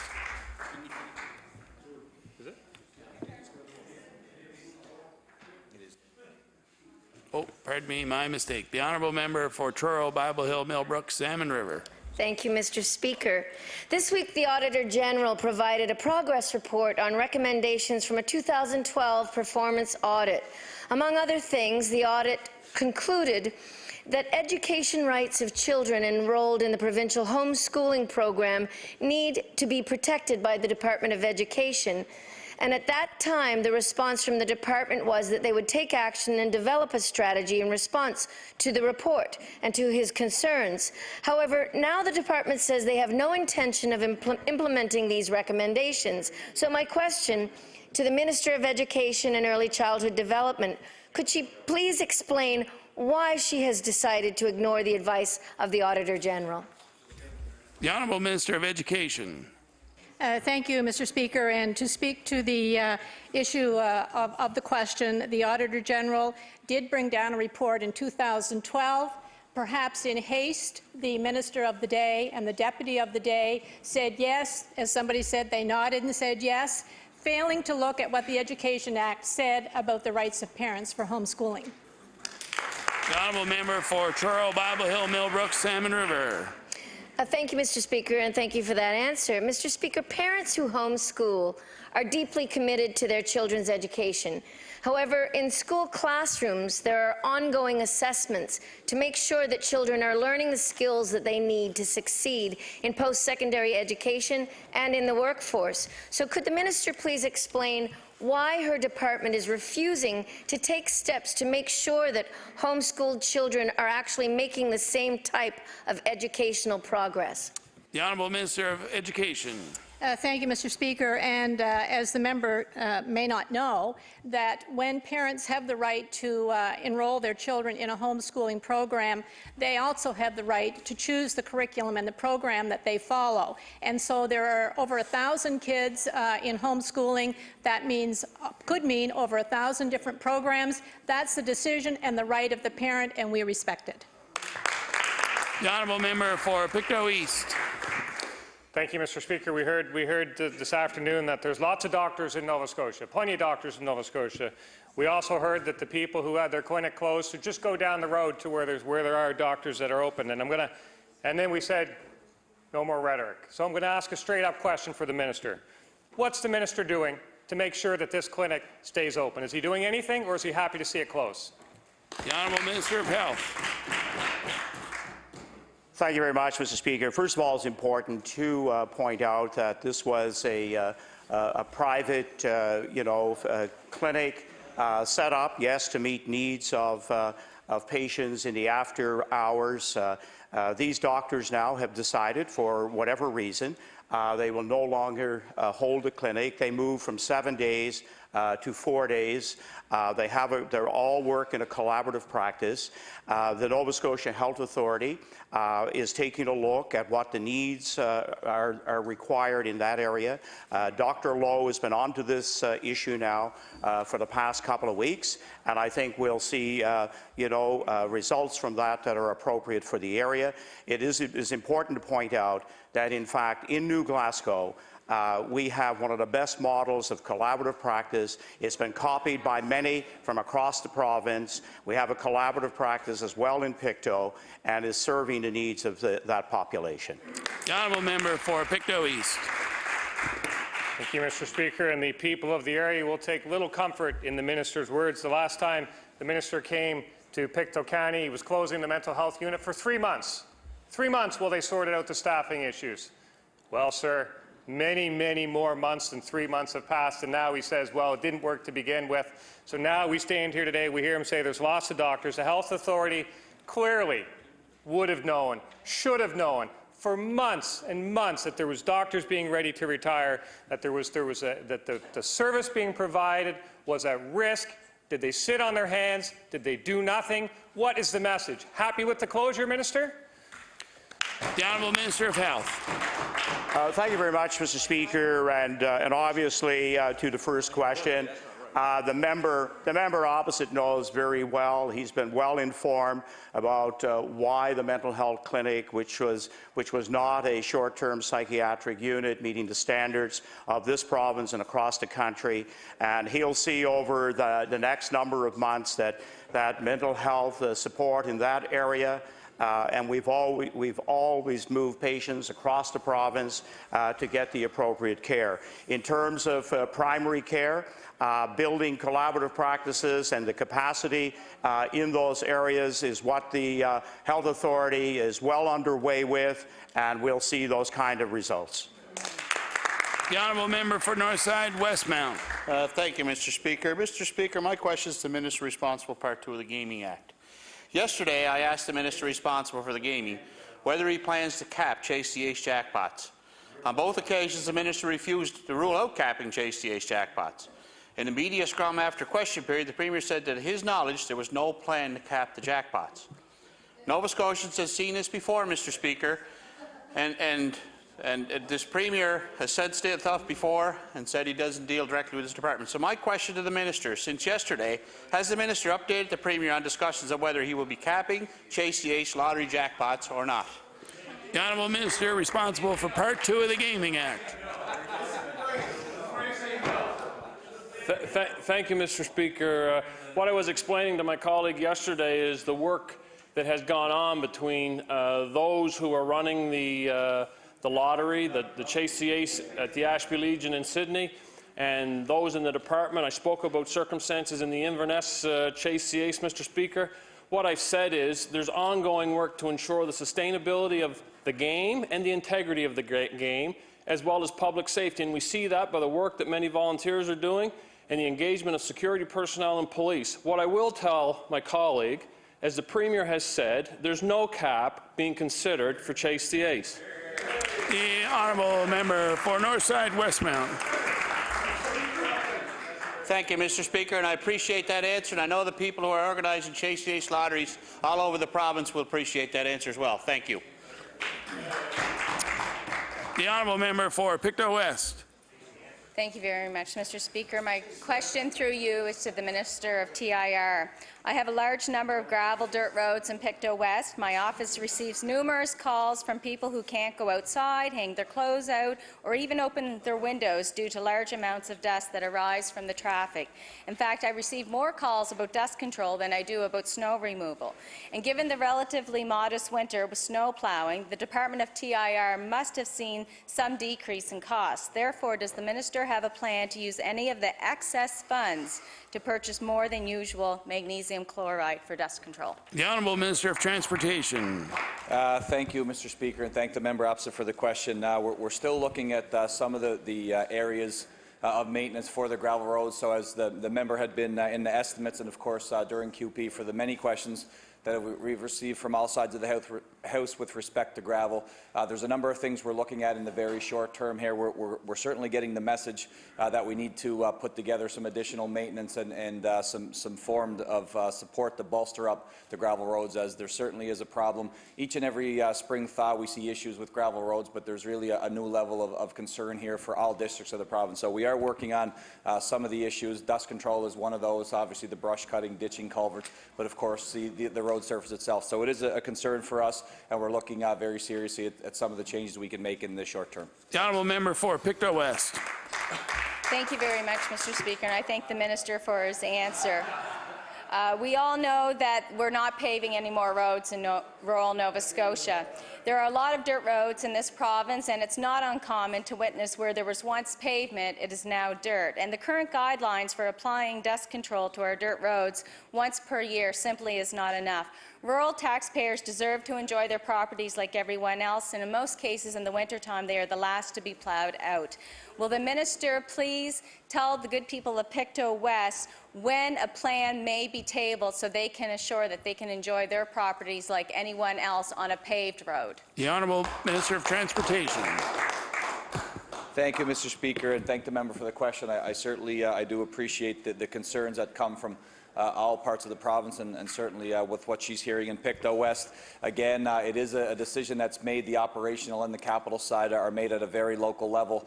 Clearly, the representatives of TIR in her riding and in all regions across the province look at each individual case.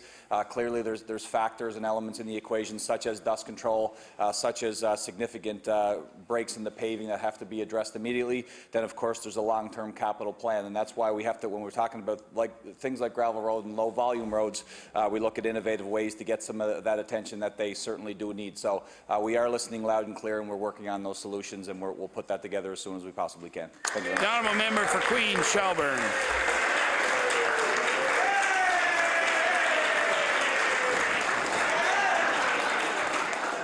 Mr. Speaker, my question is for the Minister of Natural Resources. In an interview with CBC Radio last March, the former Minister of Natural Resources, a member from Yarmouth, called FSC certification the gold standard for forestry operation, and I can table that. Fast forward, Mr. Speaker, to this year and the announcement by the current minister that this certification will be dropped from a large tract of land in western Nova Scotia because of duplication, and I will table that. My question for the minister is, why does he share a different opinion on forestry certification than the member from Yarmouth? The Honourable Minister of Natural Resources. Thank you, Mr. Speaker. Our government is a strong supporter of certification, forest certification, and the internationally recognized Sustainable Forest Initiative certification remains in place across Nova Scotia.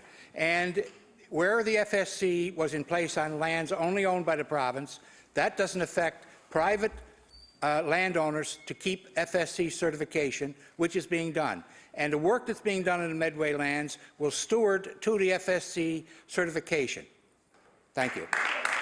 The Honourable Member for Queen Shelburne. Thank you, Mr. Speaker. Regional services provided by Natural Resources include conservation programs and forest fire prevention. This year, the regional service budget for each of the central, eastern, and western zones has been cut by $2 million. Can the minister explain why this budget for regional services in each of these zones have been cut? The Honourable Minister of Natural Resources. Thank you, Mr. Speaker, and thank the member opposite for the question. There have been significant changes in responsibility within the department, which has resulted in the transfer of personnel to other departments of government, and that is what he is seeing in the reduction. Thank you, Mr. Chairman. The Honourable Member for Pictou Centre. Thank you, Mr. Speaker. Mr. Speaker, my question is for the Minister of Community Services. Mr. Speaker, during the past many months, a number of visitors from my office expressed frustration with the following issue. They were all students attending Nova Scotia Community College, Pictou campus in Stellarton. Neither their EI ran out or they were shortened funds to complete their studies. We find ourselves reaching out to Salvation Army, church groups, trying to help them with the funding in order to complete their studies. A visit to the Department of Community Services seeking some measure of financial support, and the answer is no. My question to the minister, is there any program available to assist these students so they are able to complete their program? The Honourable Minister of Community Services. Thank you, and I thank the member for his question. Unfortunately, unless you are a client of the Department of Community Services and have worked through an employment services case plan with your caseworker, you have to be on income assistance for 6 months in order to go through the post-secondary slate of programs that we have. We do have excellent student services and student assistant programs in Nova Scotia, but there is nothing that is available for students who want to come to community services as a last resort. The Honourable Member for Pictou Centre. Thank you, Mr. Speaker. The most recent visitor, a 32-year-old single mother of a 4-year-old daughter, will graduate after she completes her 5-week work experience program. Her EI benefits have expired. Department of Community Service told this mother because she was in school, she was not eligible for any funding.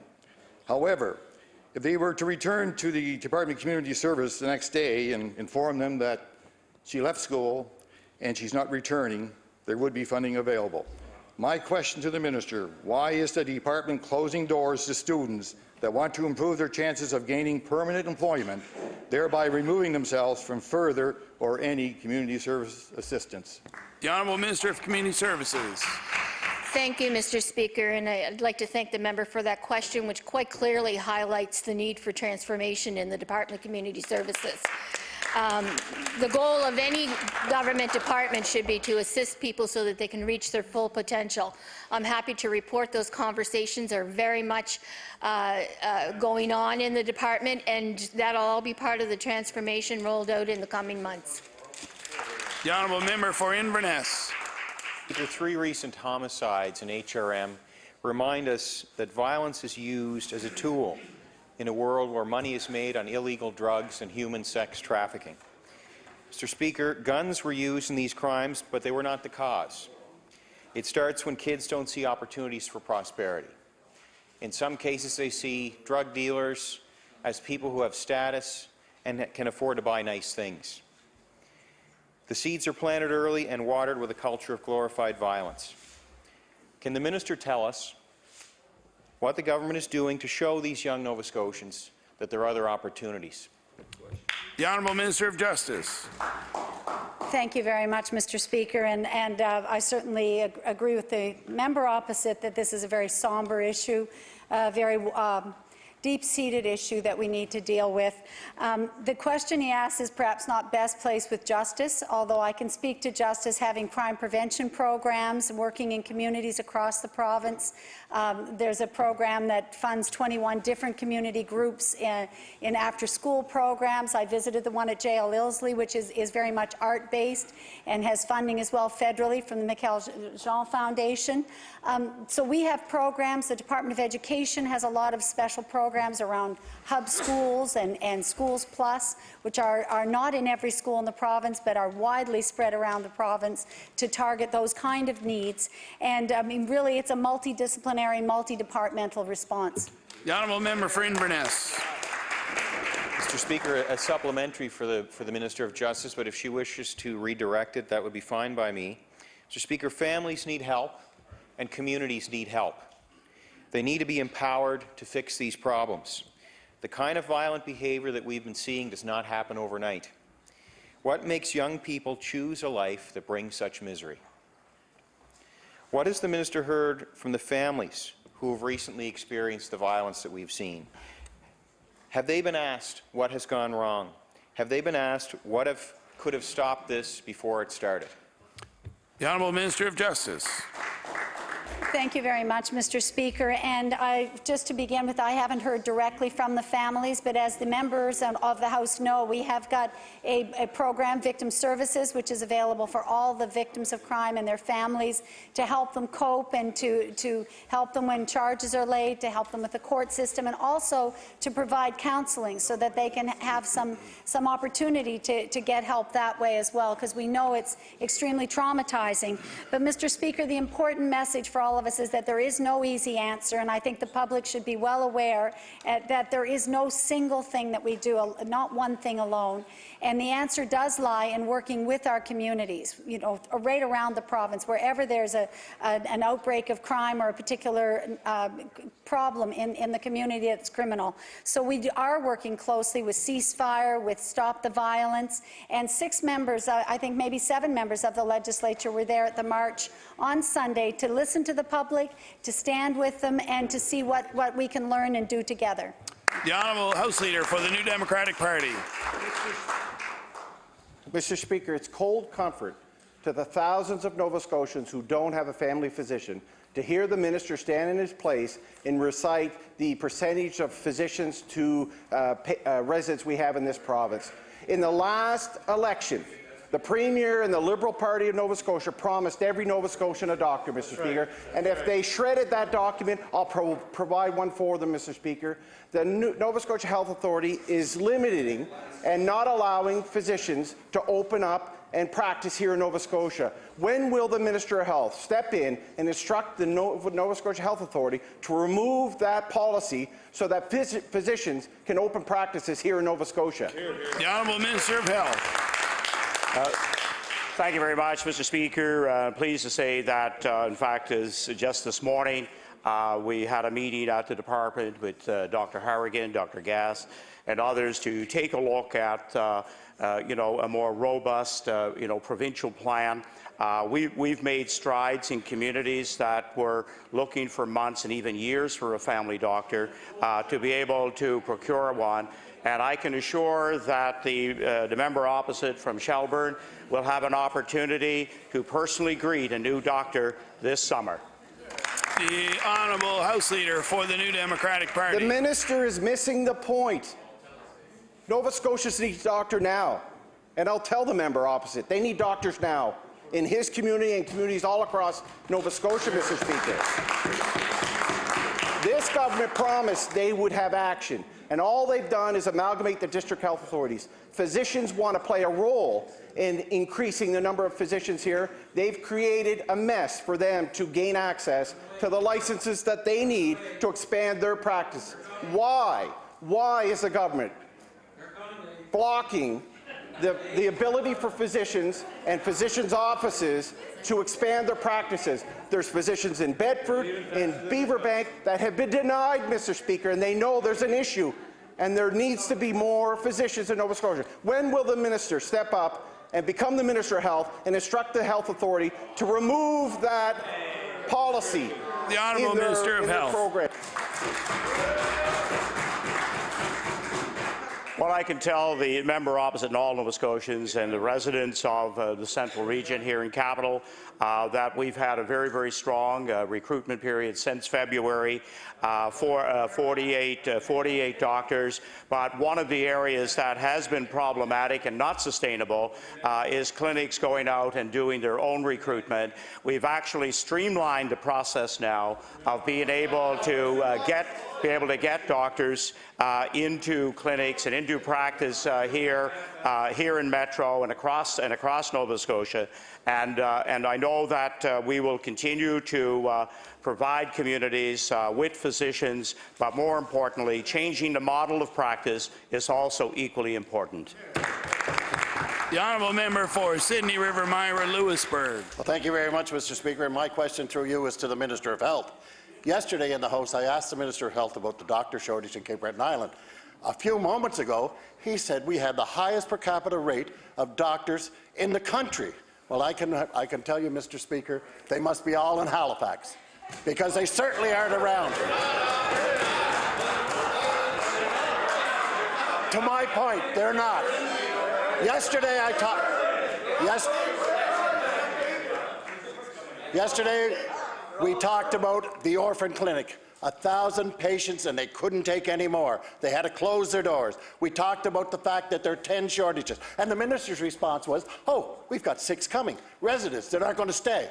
Mr. Speaker, does the Minister of Health know that Cape Breton Island is a part of the province of Nova Scotia? The Honourable Minister of Health.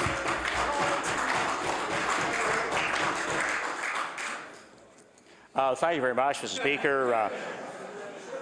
I'm reminded by my Cape Breton colleagues every day how important Cape Breton is to the province and the many contributions they make. Look, we know that, for example, the community of Bedeque, I met 2 of the doctors, one 70-something, the other approaching 80, wanting to retire. We've provided 2 doctors to that community, and Niels Harbour crying for a doctor again with Dr. Ken, 70-something years of age, and we will be meeting the needs of Cape Breton and the doctors they require. The Honourable Member for Sydney River Myra Lewisburg. Well, thank you very much, Mr. Speaker. Mr. Speaker, in the platform that the government ran on, they said a doctor for every Nova Scotian.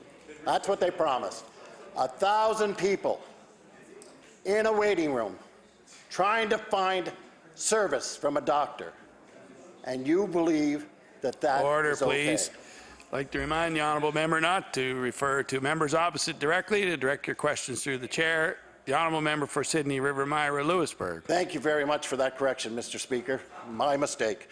But the very fact is, this government believes that it's okay to have an orphan clinic that can't service the needs of the people of the province of Nova Scotia. The minister is fond of saying that this government, that the health care is in transition. Well, the transition is into quicksand, Mr. Speaker. When is this minister going to realize that there is a definite shortage of doctors in Cape Breton Island, and we have to do more than say, oh, we've got the highest percentage in Nova Scotia and Canada? The Honourable Minister of Health. Thank you very much, Mr. Speaker, and I thank the member for his passionate delivery of that question, because it is a central and very important question to the people of Cape Breton and whatever parts of the province where there aren't enough primary care clinicians. We know that Cape Breton is an area that is now being heavily recruited for, and we know also that it takes time to Order, get please. the number. The Honourable Minister of Health has the floor.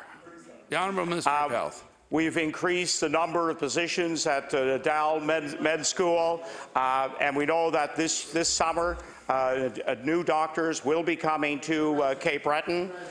We'll have new doctors in Cape Breton this summer. The residency program that the member opposite is referencing, in fact, is delivering strong results, and doctors in the residency program are also staying to practice in Cape Breton. Order, please.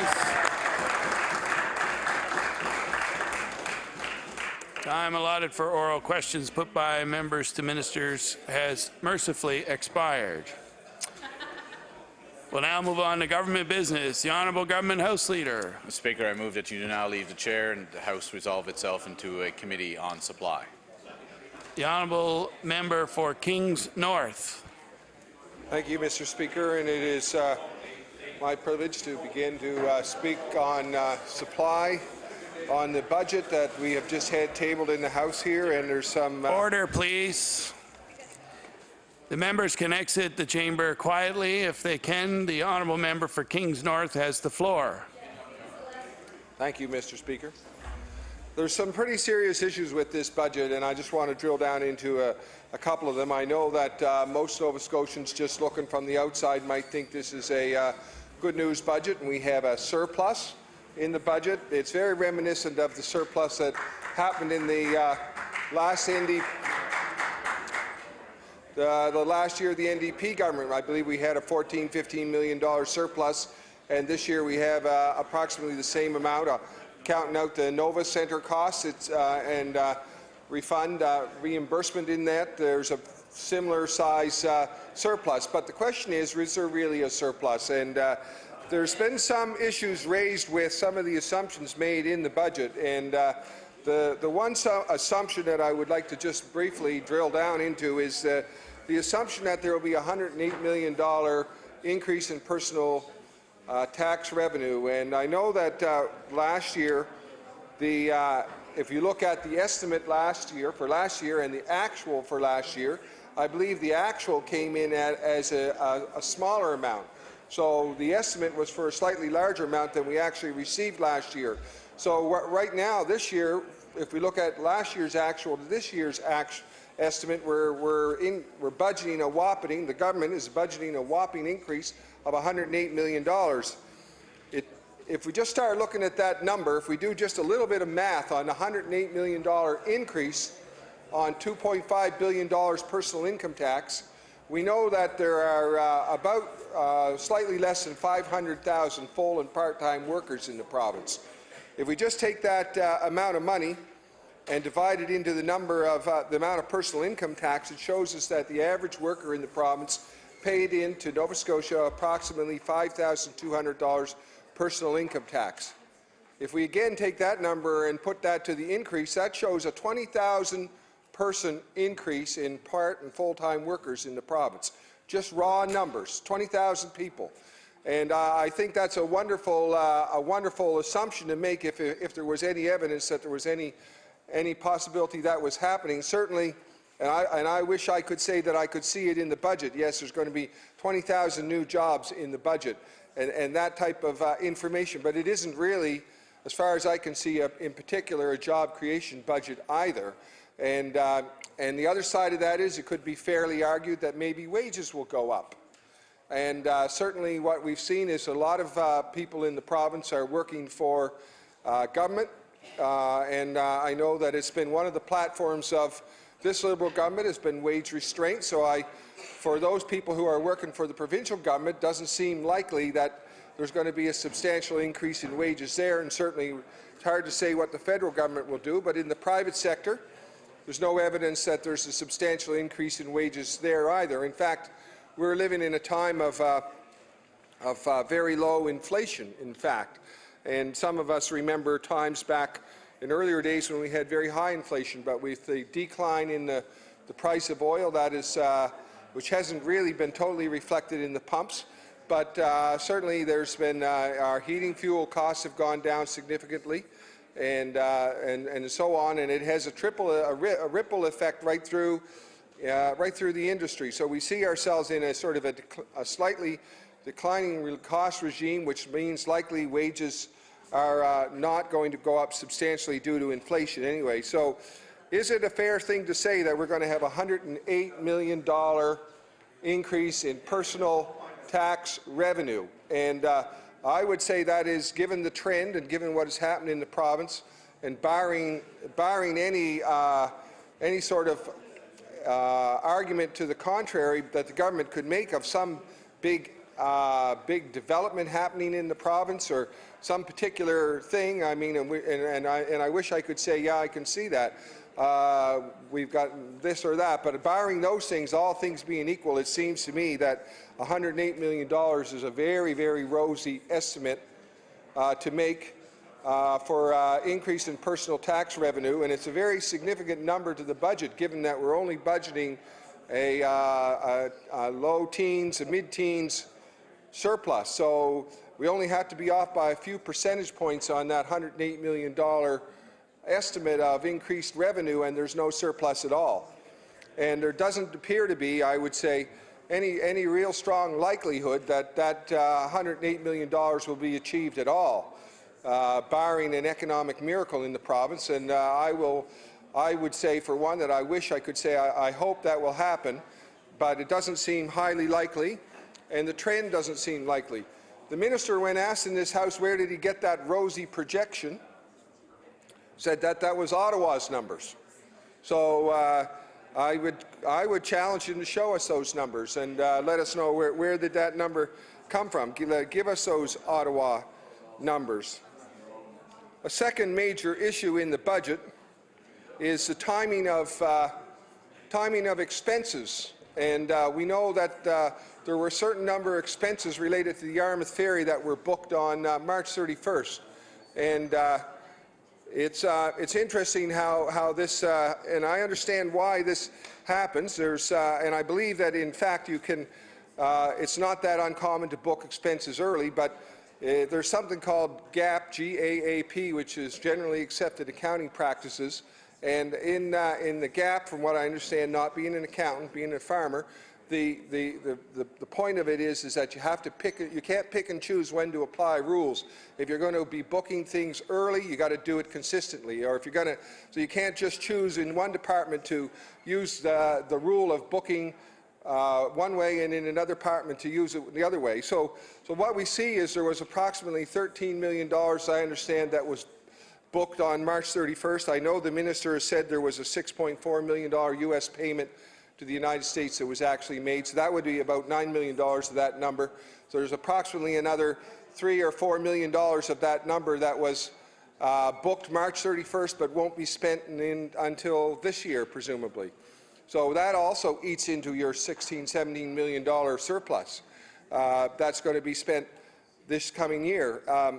The reason I refer to the GAAP issue, the generally accepted accounting practices, is that, in fact, in the Department of Business is doing the opposite. They had about $3 million worth of commitments made in this past year, and rather than book them in the past year, which would have been consistent with what the Department of TIR was doing, they've rolled them ahead into a future year. So there's two examples of two departments interpreting an accounting law two different ways. And I would suggest to you that I know that every year that we've done our books on the farm, that it's quite important, and if you're going to be audited, you want to be able to say, well, we handled that issue the same way last year, the year before, the year before. You can't just pick and choose these accounting rules for whichever way sort of looks better, is more favorable at the moment. That's going to get you in trouble with auditors if you happen to be audited in a small business. And I would suggest that it's a very doubtful thing for the accounting practice for a government to be using. These things have to be treated consistently, and it is quite an important principle in accounting. The relevance of the Department of Business issue with the $3 million is that's the money that is in the new film and tax film creation fund. So that's the money that was committed this year in this new film innovation fund. And obviously the film industry gets an agreement for funding, but there's a lag in time for when they finish the project. It takes time. So it's understandable that that money won't be spent until a future year when the project's actually completed. So, but the issue is, on April 1st there was going to be an announcement, but there really wasn't much of an announcement. Some have speculated the announcement was that the remaining $7 million in that $10 million fund would be rolled forward. Well, that didn't happen. But if you actually go and look at the books this year for the Nova Scotia Business Inc., you'll see that there's no expense listed in this current year that was passed.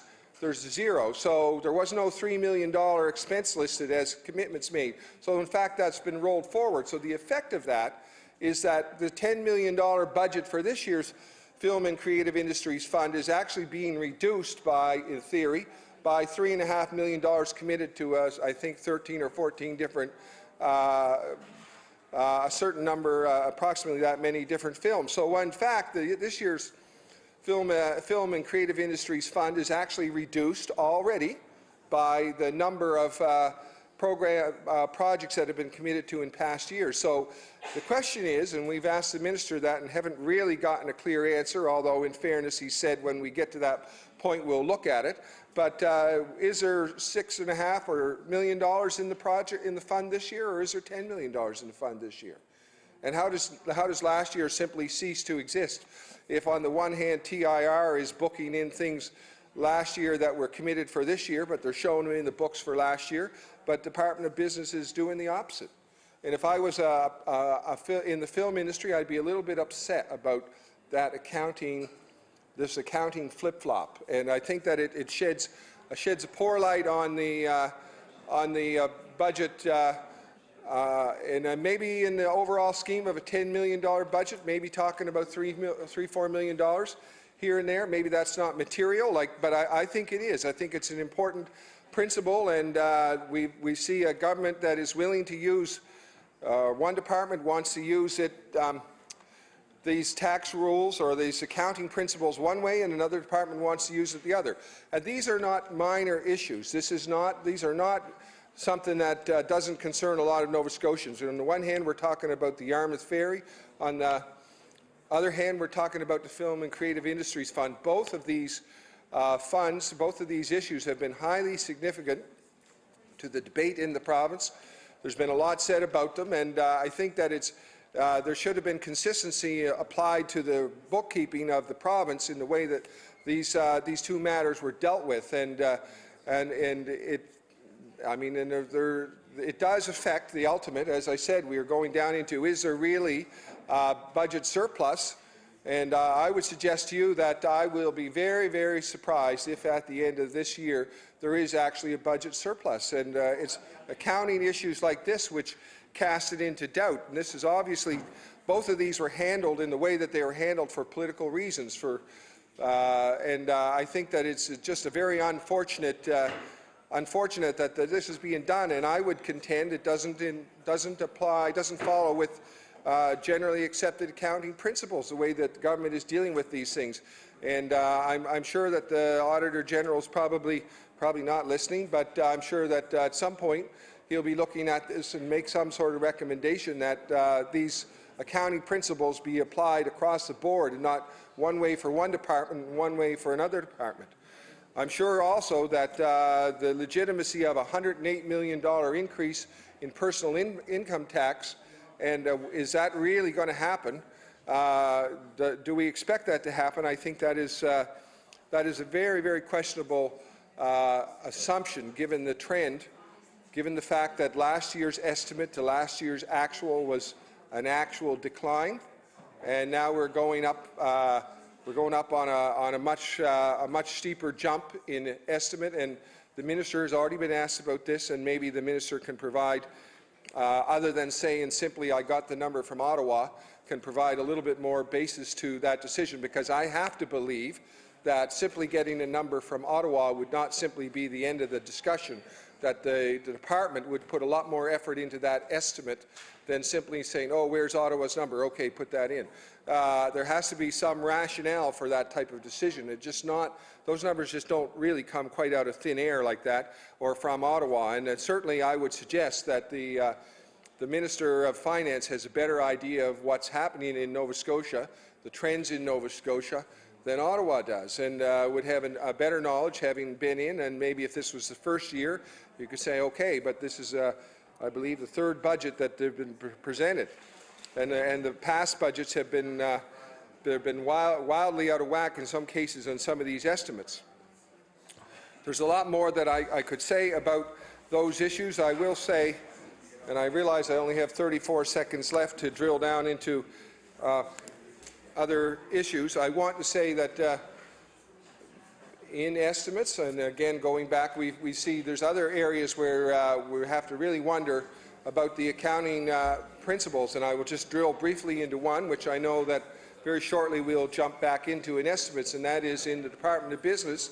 On the first line, there's a line senior management, and there's, I just pulling the numbers out of my head, but there's about $3.2 million last year estimate, $2.6 million last year actual. Order, please. Time allotted for the member's comments has expired. We'll now move on to the honourable member for Sackville-Cobequid. Thank you, Mr. Speaker, and it gives me great pleasure, and it's an honour to stand to address the budget that was released a couple weeks ago. Interesting fact, Mr. Speaker. When I was going through some of the work and to be prepared for the budget, I turned to one of the areas in my office at the caucus office to look back at trying to retrieve one of the former budgets, and I realized that I have a lot of budget books in my office, and this is the 13th budget that I've been here in the legislature to go through as an opposition member, as a government member, a backbencher in the government, and actually as a Minister of Health. So it's an extremely important process. And ensuring that Nova Scotians understand what is in the budget is a responsibility of all of us here, on all sides of the House. The government has a responsibility to educate Nova Scotians on what's in the budget and what things are going to change, and for the most part, how are things going to improve. When you spend billions of dollars like we do with a provincial budget, there are good things in that budget, Mr. Speaker. There are things that will, I think, improve the lives of Nova Scotians. But one of the responsibilities as an opposition member is to maybe enlighten Nova Scotians and educate them on the things the government forgot to tell them, maybe didn't discuss about what the ramifications of the current budget will have on services in Nova Scotia and on their lives.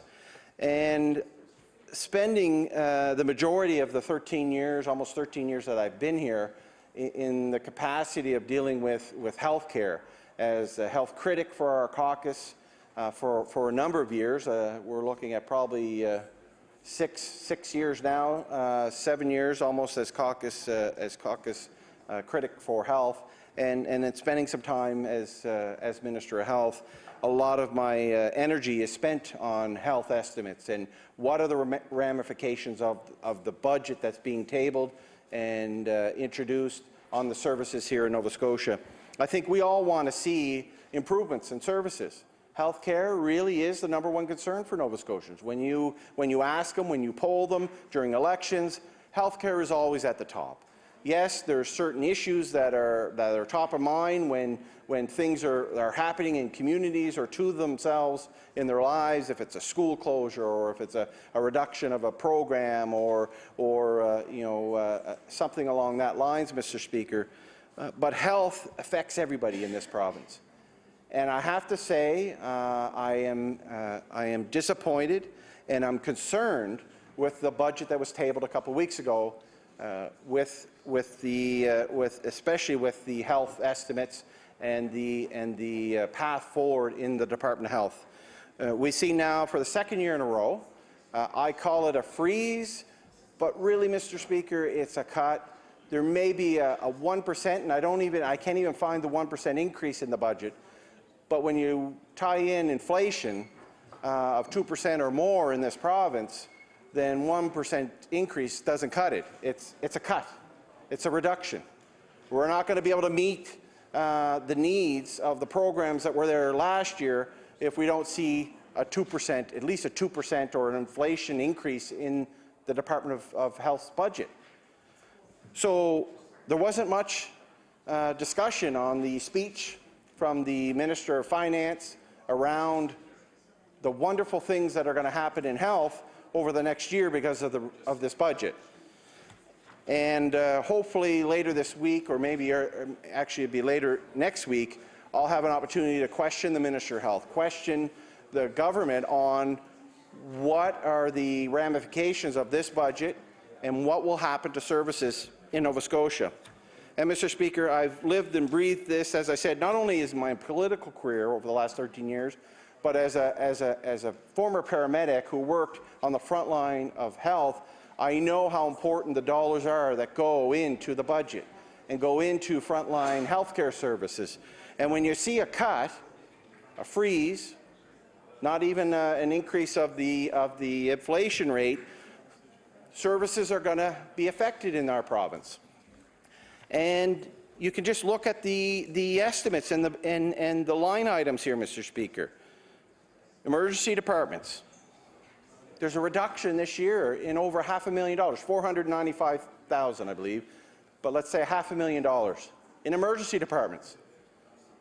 I've heard from people from one end of this province to the other about the issues of emergency departments all across Nova Scotia. Why would we see a reduction of almost $500,000 in that, Mr. Speaker? We know, and I've asked the minister today in question period around the shortage of doctors in this province.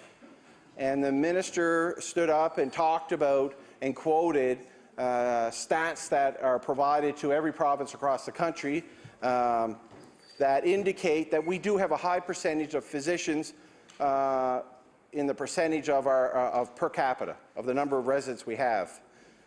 But, Mr. Speaker, those numbers don't tell the true story of what's going on in communities across this province. For many, many years, I have to say, the doctor shortage issue was driven more from the rural communities of our province. In opposition, I heard more from people in remote and rural communities about the lack of physicians that they have and the access of a family doctor. But over the last 6 months, Mr. Speaker, I'm amazed and concerned about the sheer number of people calling my office.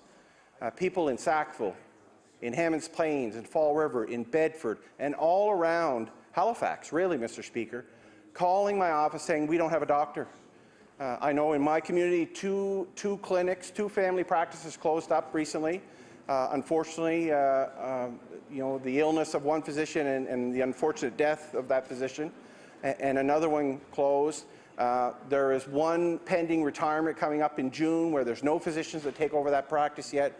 Thousands of patients in HRM have no doctor.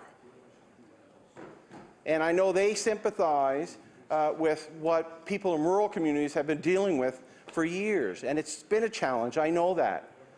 But one thing I think that's contributing to the issue here in the central region of the new health authority is that the government, the Minister of Health, is trying to stand in his place and say it's not his decision. Those responsibilities are off now to the mega board. They're with the new health authority.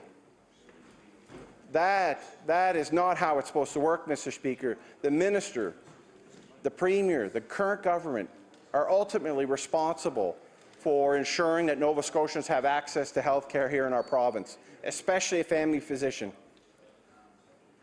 And in the fall, I brought it to the floor of this chamber that the health authority in the central region was changing a policy that would restrict and eliminate issuing licenses for family physicians in central region.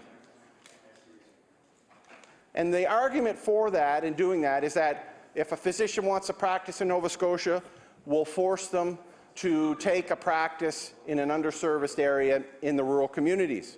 I understand that.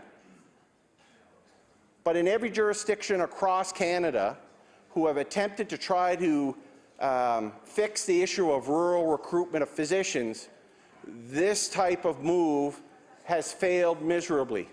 You cannot force people to go to areas that they don't want to go.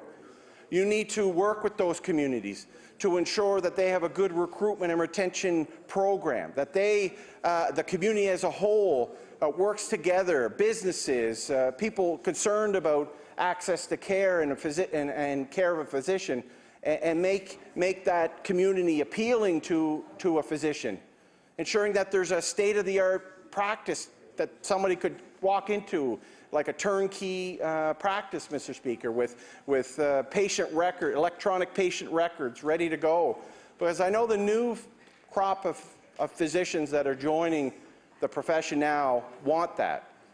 They don't want to work in the manner that so many physicians are still working in, and that's working 7 days a week, 24 hours a day, with no real break and no real life other than providing care for their residents and their neighbours.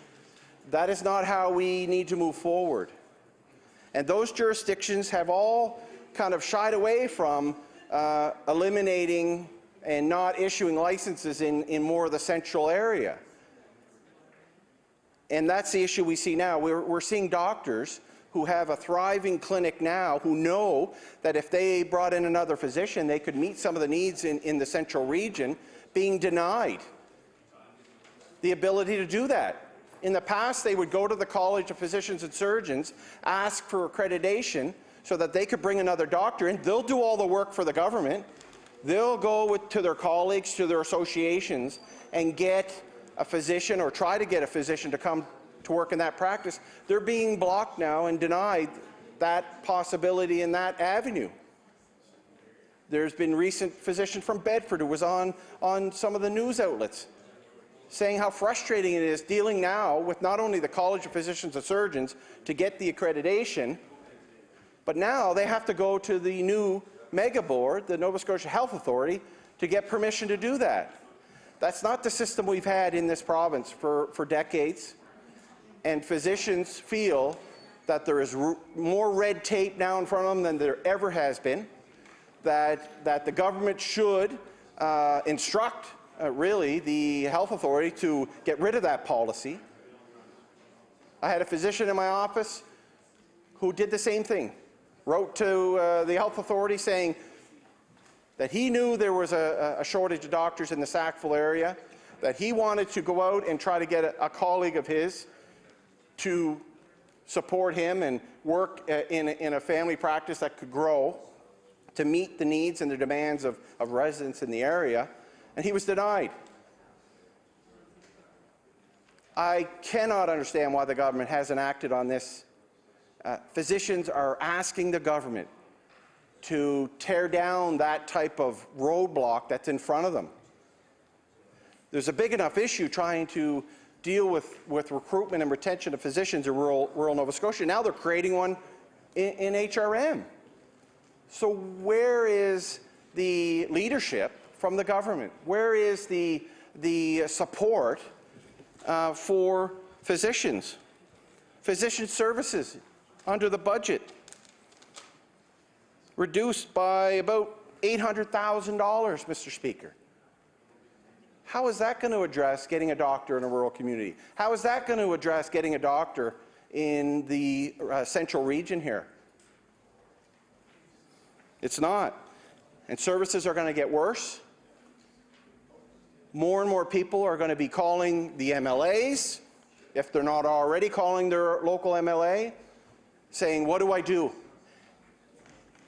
There's a lot of walk-in clinics in the province, especially in Halifax. I have a number of them in my community, and they fill a need. Even my own family, we use it when we can't get into our family doctor.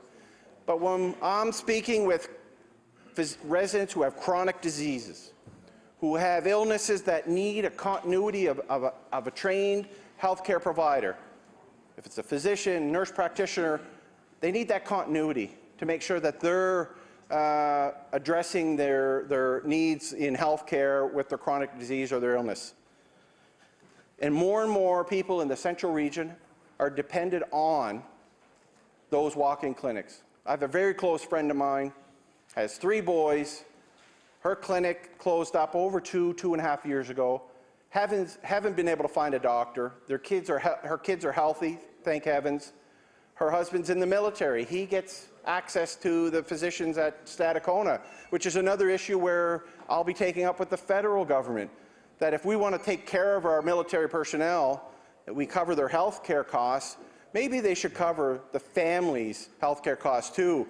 Many service personnel are transferred and moved to Nova Scotia, and I'm hearing from them now that when they come to Halifax, it's okay for that person, that woman or man who's in the service, they get the health care immediately because the doctors are there, but their families aren't able to find doctors, Mr. Speaker. And that's just touching the tip of the iceberg in the estimates that I've seen in the budget of health, Mr. Speaker. And I know I'll have an opportunity in the coming days after my colleagues have a chance to respond to the budget that I'll stand in my place and point out some of the other areas like special drug programs that's seen a reduction in their budget, long-term care, facility-based care budget reduced, Mr. Speaker. Nova Scotians are going to be concerned with this budget and how it's going to, I think, not improve healthcare services, but make it worse for Nova Scotians to gain access to healthcare services. The honourable member for Kings South.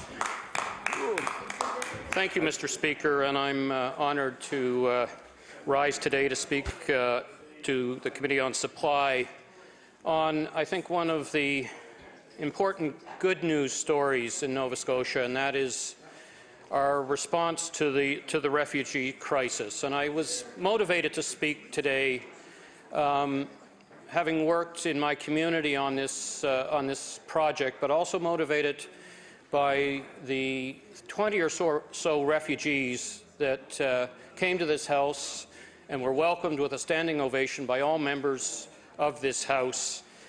And it caused me to reflect on the many, many stories that were probably in that gallery, but throughout the province, with over 1,000 refugees that have chosen to come to Canada, and by chance for many arrived in Nova Scotia.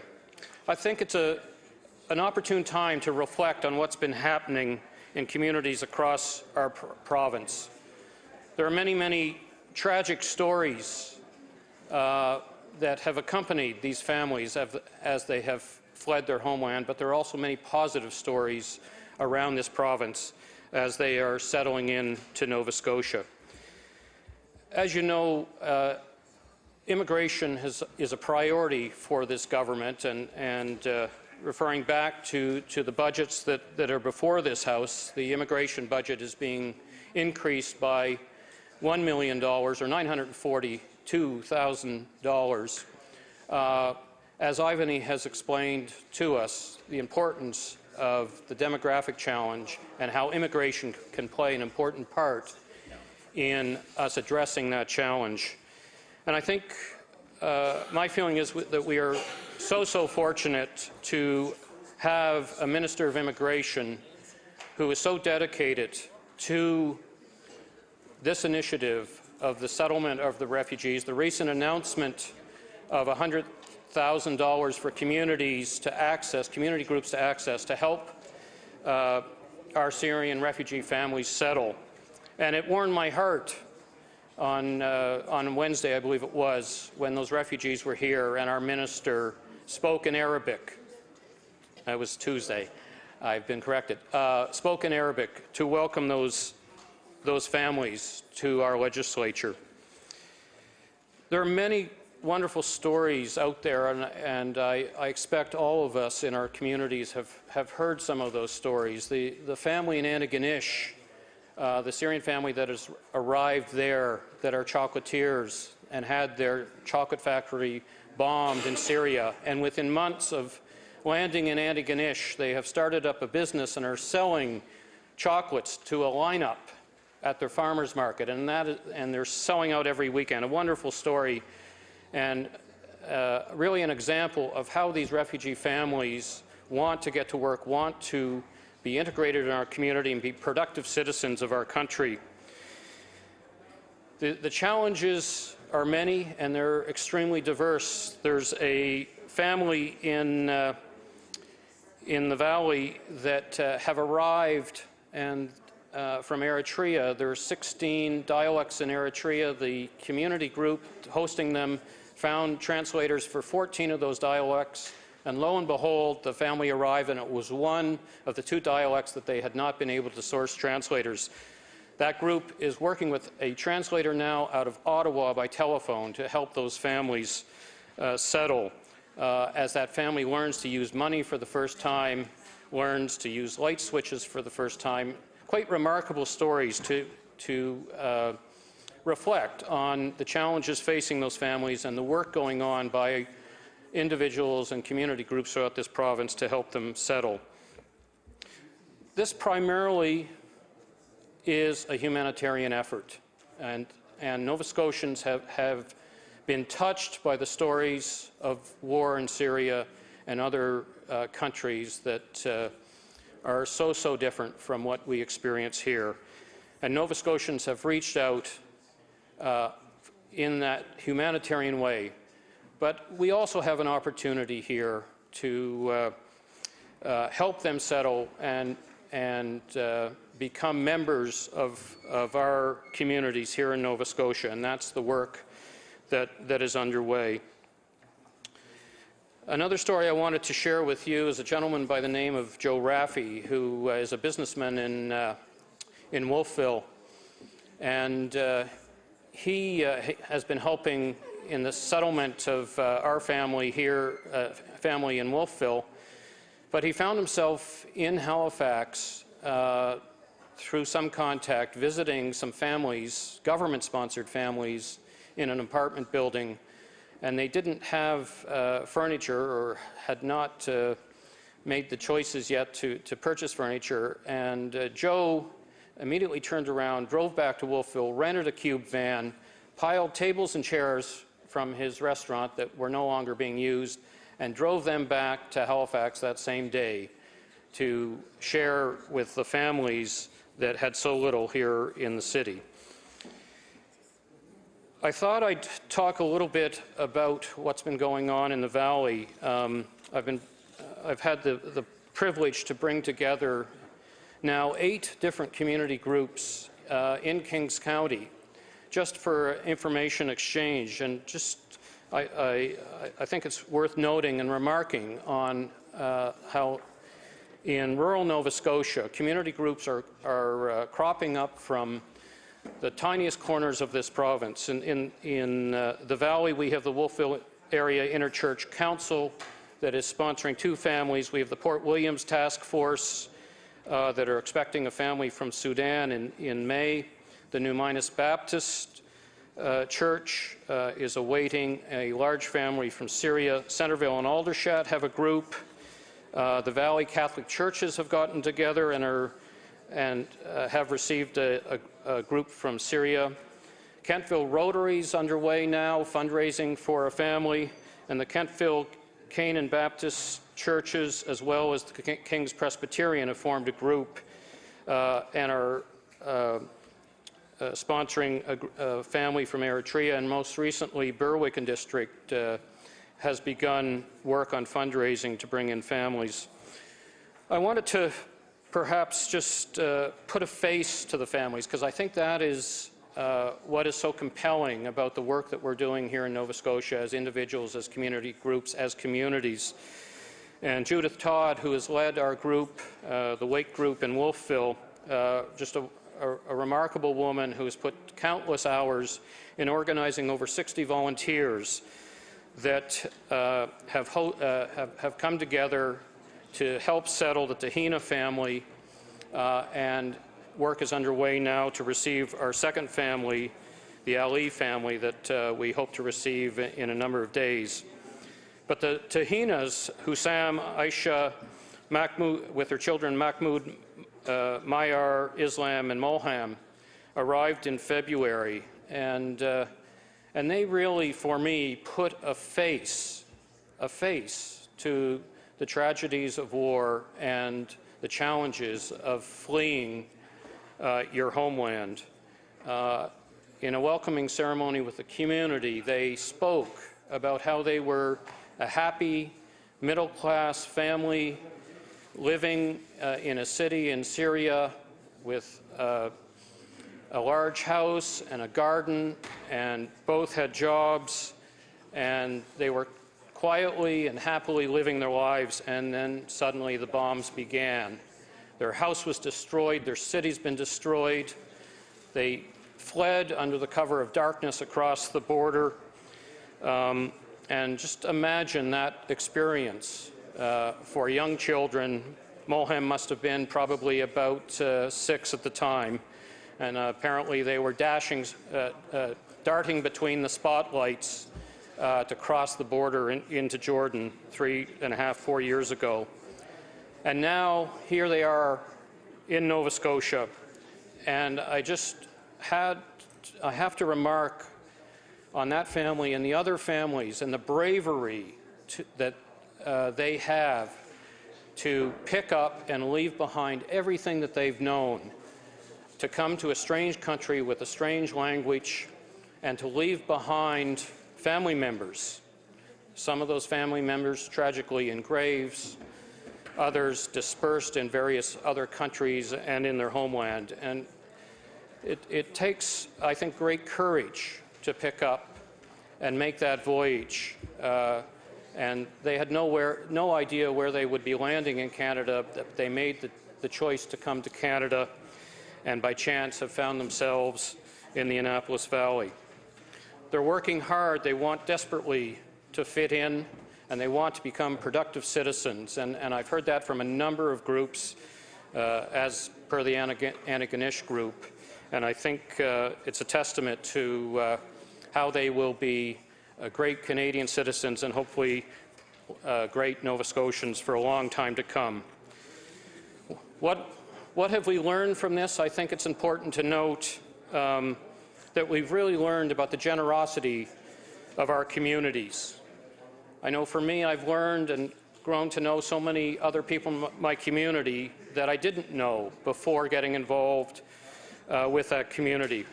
And I think through their experience and through their eyes, we can see something that we maybe don't realize on how beautiful a place we have, how safe a country and a province we have. We should not take that for granted. We have such great opportunities here in Nova Scotia, great education and great health care, and our friends from Syria and other countries from beyond, I think, have helped us realize and perhaps shine a light on something that sometimes we take for granted. I want to conclude by saying, there's really nothing that can ease the pain of the destruction of war and the pain that has been caused. But there are kernels of hope, stories that we can reflect and be proud of, and good things that are happening out of these tragedies. And I want to thank all Nova Scotians for their tireless work in assisting the refugee families. And I want to thank all the refugees for choosing Canada, and I wish them all the best for their future in Nova Scotia. Thank you, Mr. Speaker.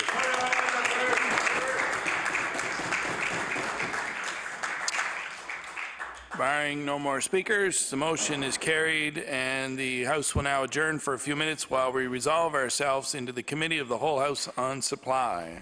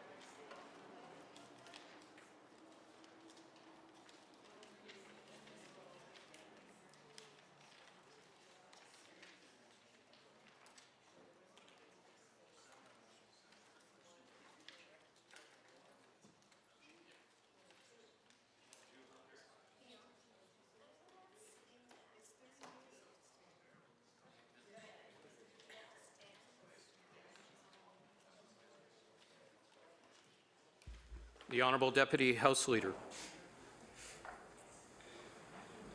Thank you, Mr. Chair. I would ask that the committee resume consideration of the estimates of the Honourable Minister of Business and resolutions E2, E37 and E45.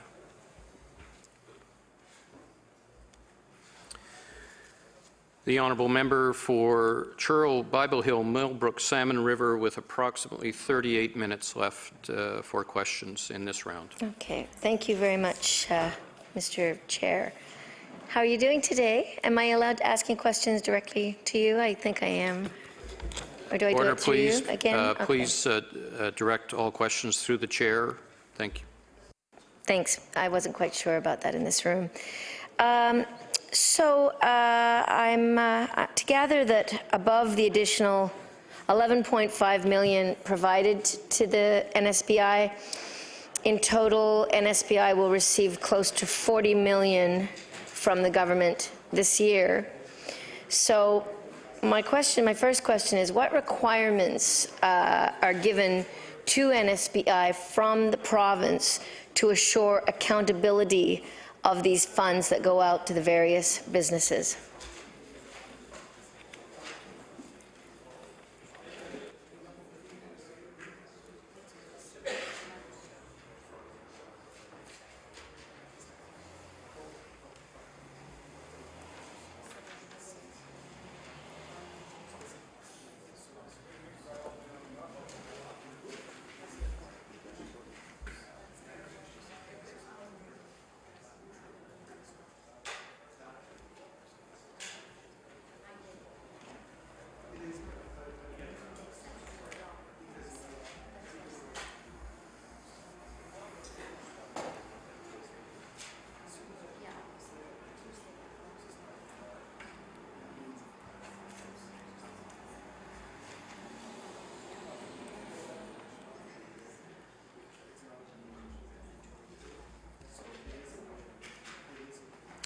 The Honourable Minister of Business.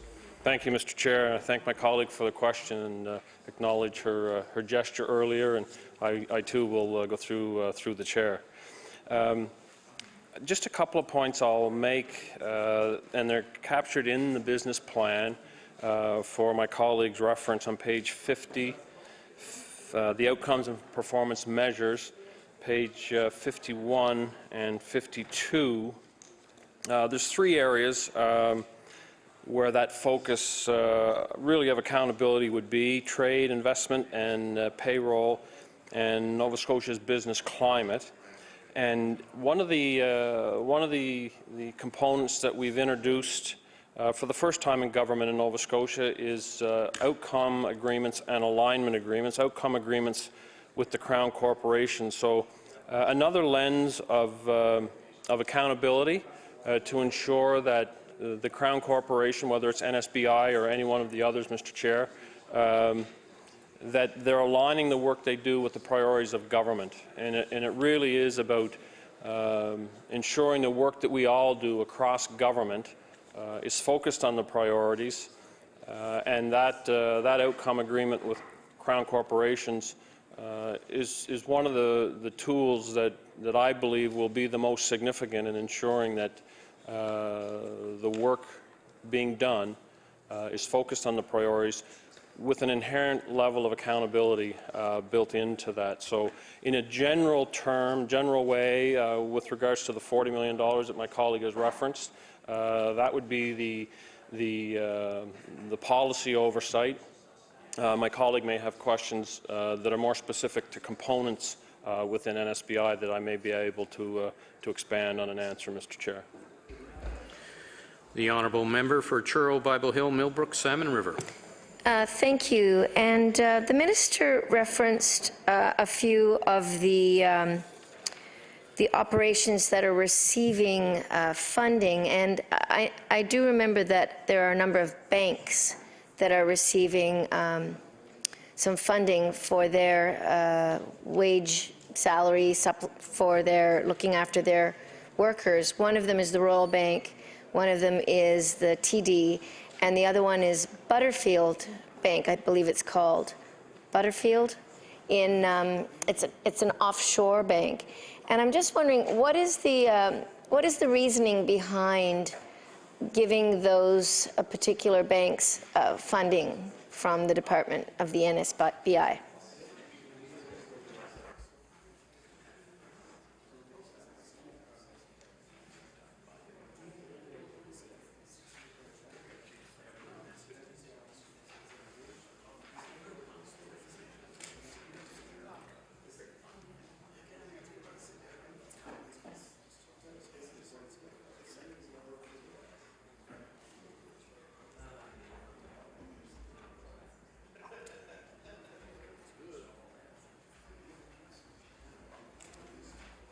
The Honourable Minister of Business.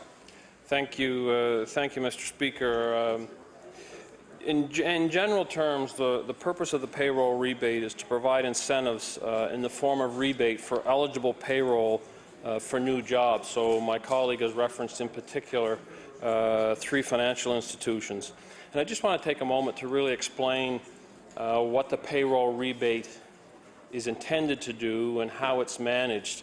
And I think there has been some confusion, Mr. Chair, into the actual responsibility of the payroll rebate itself. The rebate is not paid out, Mr. Chair, until the company itself demonstrates that it has actually created new jobs. And of course, this is administered through NSBI. They actually provide the incentive. And it's up to the company to create those jobs before they earn the incentive.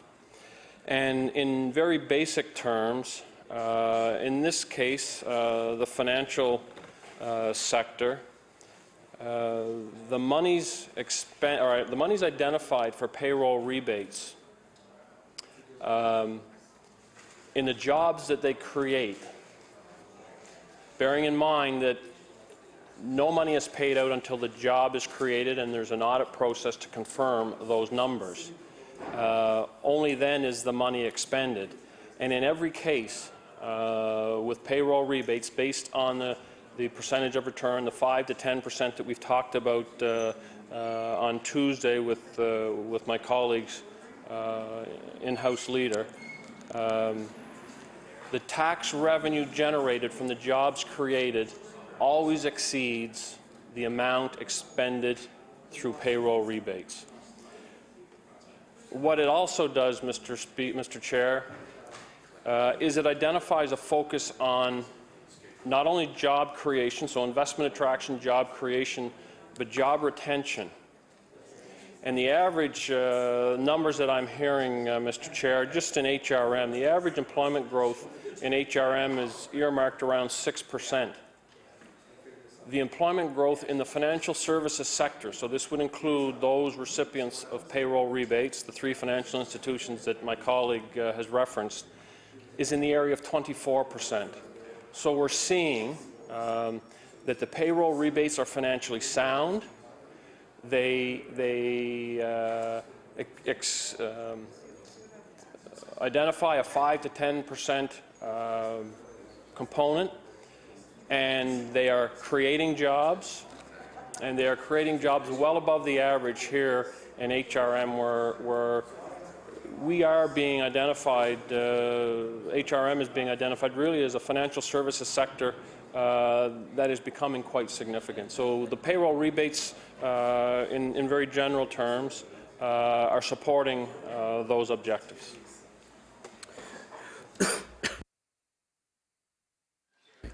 The Honourable Member for Churl, Bible Hill, Millbrook, Salmon River. Thank you, Mr. Speaker, and I thank the Minister for that explanation. I'm curious, though, so why would a Royal Bank, which is one of the highest grossing banks in Canada, need our incentive to be able to create these jobs when it seems like government is questioning other industries about incentives and about payroll rebates, when really the RBC is doing so well, and so is TD. And I'm also very curious as to why we would be funding a bank that's in Bermuda. So that's a couple of questions there. Thank you.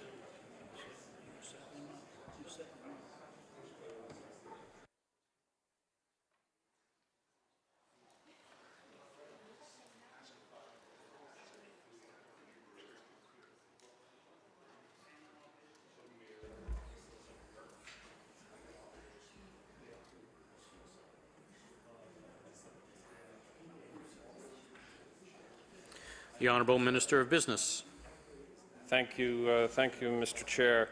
I can't speak for the financial institution, but I think what I can identify as reasons why anyone in the financial sector may look at Nova Scotia. I think in general terms they would pick locations where they're able to establish or continue their business or expand. And for them to compete successfully, they obviously look at factors such as our skilled labour from our academic communities, both the university and community college areas, supplies, transportation, or communication linkages.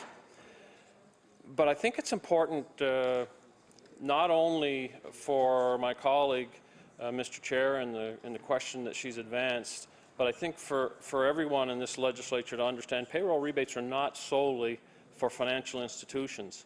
And I think one of the best examples of that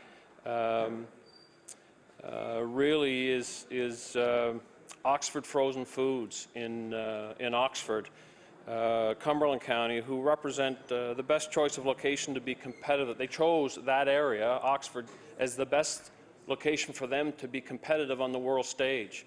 And they have applied for and they've been successful in payroll rebates. So I know my colleague is focused on the financial institutions, but payroll rebates are available to other sectors of our economy, and we're seeing others access those monies to create jobs, to advance economic growth, and to see rural Nova Scotia be successful as well. The Honourable Member for Churl, Bible Hill, Millbrook, Salmon River. Thank you, Mr. Chair. And yes, while I appreciate his response about places around rural Nova Scotia, again, I didn't really hear an answer to my question about why very, very successful banking corporations would be needing incentives such as this in order to create jobs in Nova Scotia. And also, I'm extremely interested in why we are providing payroll rebate to a bank, an offshore bank in Bermuda.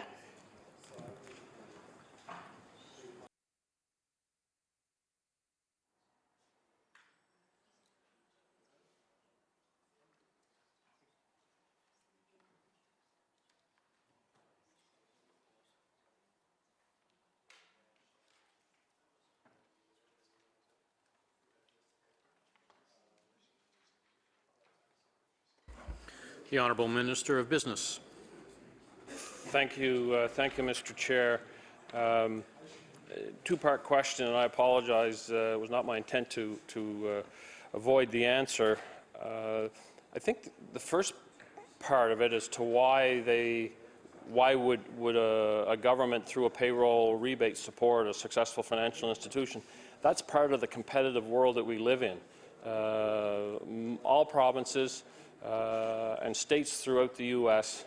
Are offering incentives to incent industry, in this case financial institutions, to their communities. And it is because of the jobs that they create, so the investment attraction, the job creation, the job retention, and the high retention of those jobs, as I indicated earlier in the employment growth, the numbers that are referenced in this sector.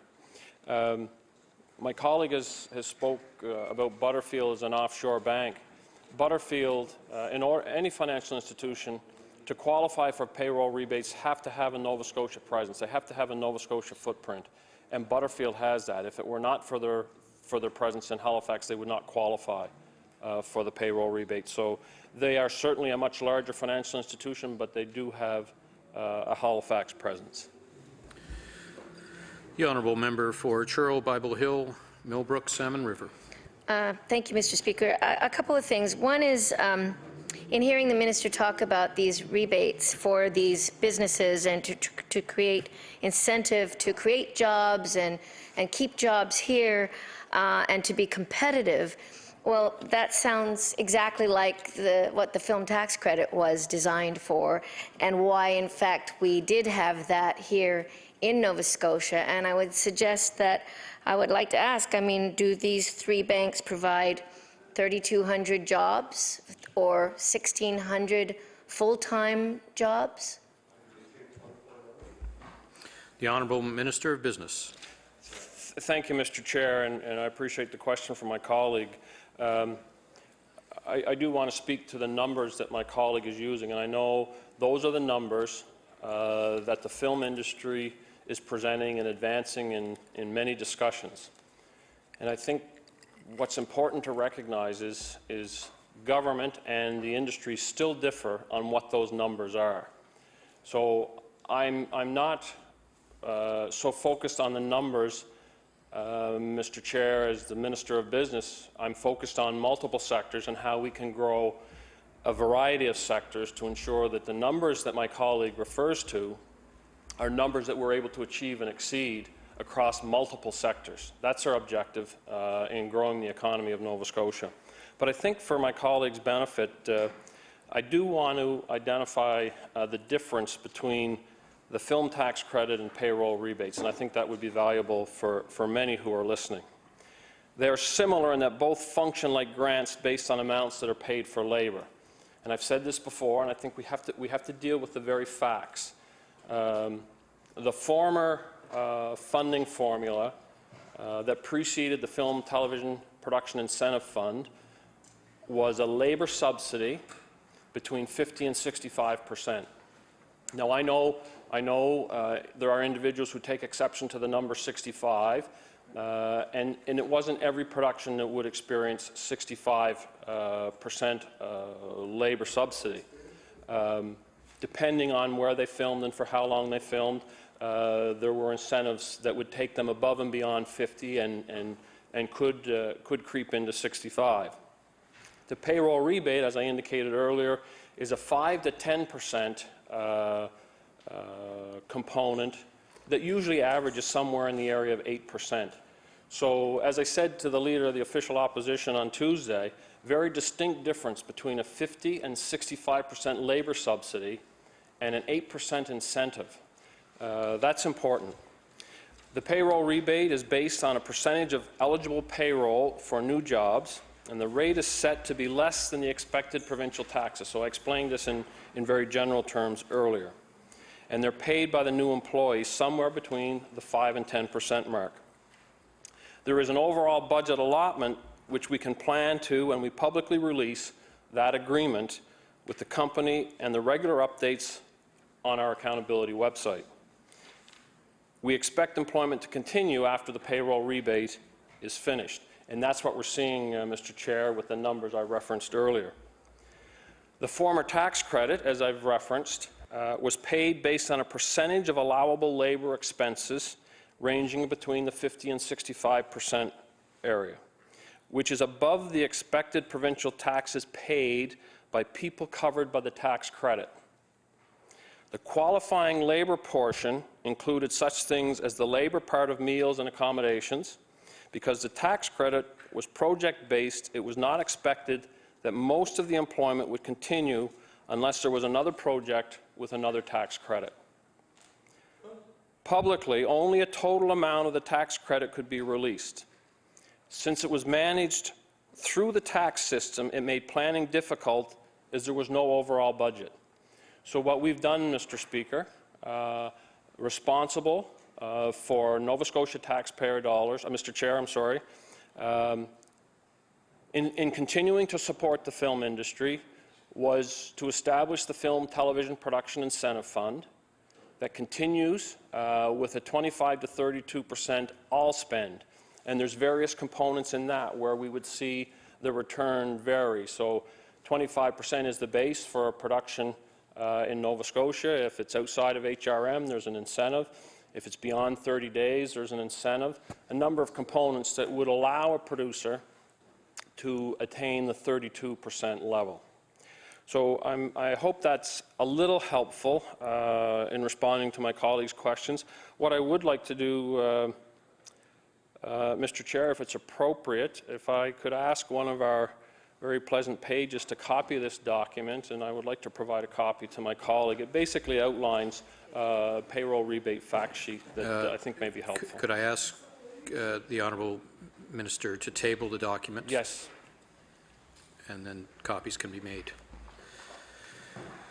The Honourable Member for Churl, Bible Hill, Millbrook, Salmon River.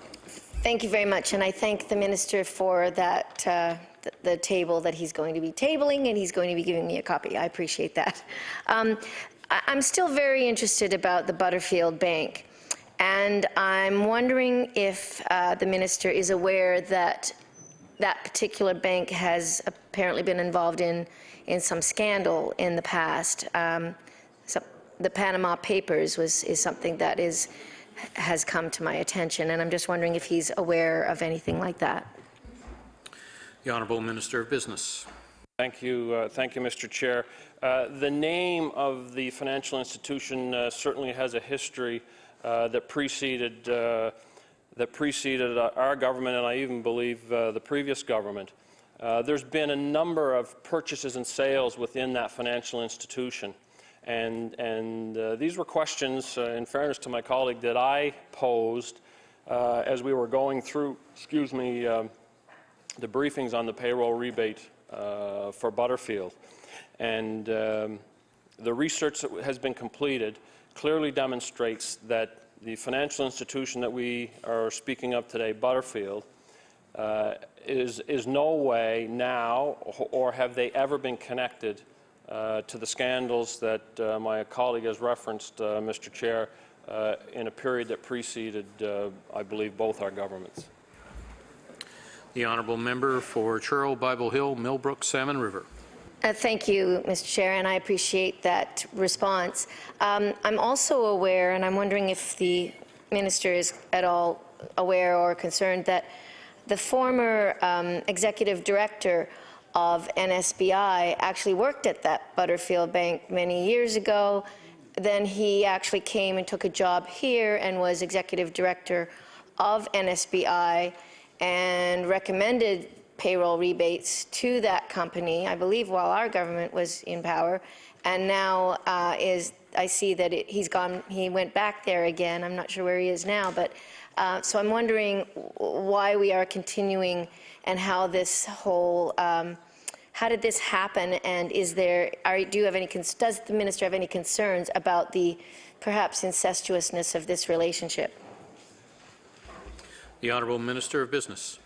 Thank you, Mr. Chair. I don't know who the individual is that my colleague is referring to, but as I indicated earlier, when I was being briefed on the payroll rebate for this financial institution, I probed on the history of the connection to I think a financial institution that had previously a payroll rebate in the province.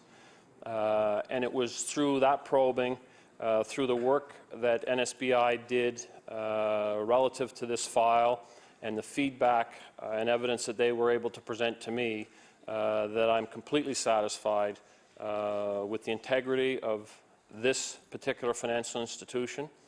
I'm very confident in the work that NSBI did in securing the information that I requested relative to any connections, and allowed me to make an informed decision that this financial institution has high reputation, has integrity in the industry, and to my colleague's question, I have no concerns around this financial institution as a recipient for the payroll rebate through NSBI. The Honourable Member for Churl, Bible Hill, Millbrook, Salmon River. Thank you, Mr. Chair. And I'd be very curious as to know just how many jobs have actually been created by the funding to the payroll rebate to these three banks.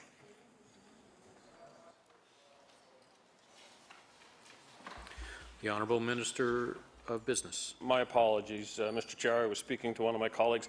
Could I ask my colleague to repeat the question? Thank you. The Honourable Member for Churl, Bible Hill, Millbrook, Salmon River. Thank you, Mr. Speaker. Yes, I was wondering how many jobs have actually been created by the payroll rebate funding to the 3 banks.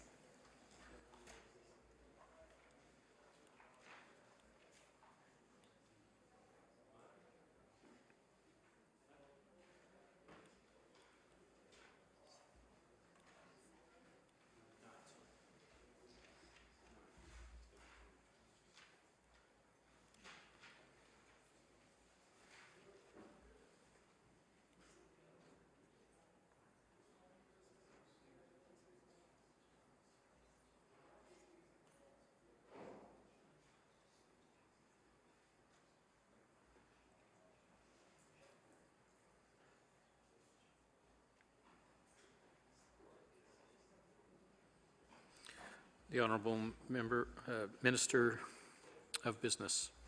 Thank you, Mr. Chair. The question that my colleague has posed, I don't have the specific numbers relative to those 3 financial institutions at this stage in that payroll rebate, but we can certainly attempt to gather that information for my colleague and share it with her. What I will say in general terms,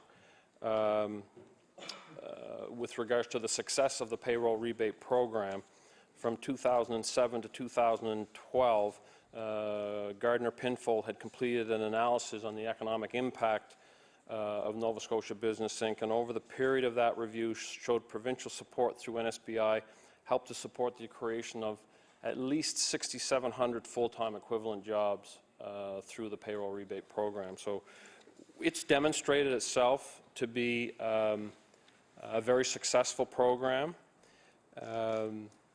That's why we continue to invest in that investment attraction and the opportunity to create those jobs with a high rate of retention at very, very good pay scales, Mr. Chair. My colleague has just been able to determine that specific to the Royal Bank, they have created 150 jobs through the payroll rebate since over the last year, but we'll get those numbers for the other 2 financial institutions for my colleague. The Honourable Member for Churro, Bible Hill, Millbrook, Salmon River. Thank you, Mr. Speaker. Yes, I'd appreciate that. I'd like to know exactly how many jobs have actually been created by this. Also, I'd just like to note that in Hansard, November the 7th in 2012, I noticed that the Premier actually mentioned that he had mixed feelings about the need to use payroll rebates to attract employers here to Nova Scotia.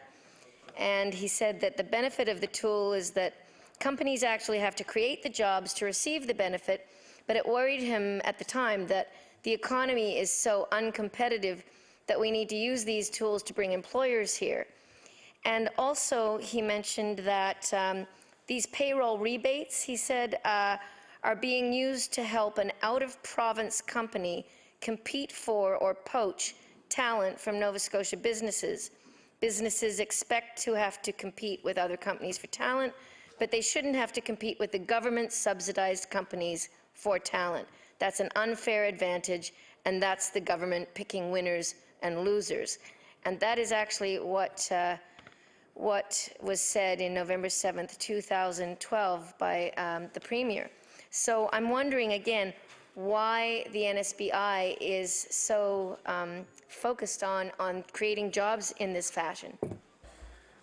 I'll request the Honourable Member to table the document with the quotation from the Premier, please.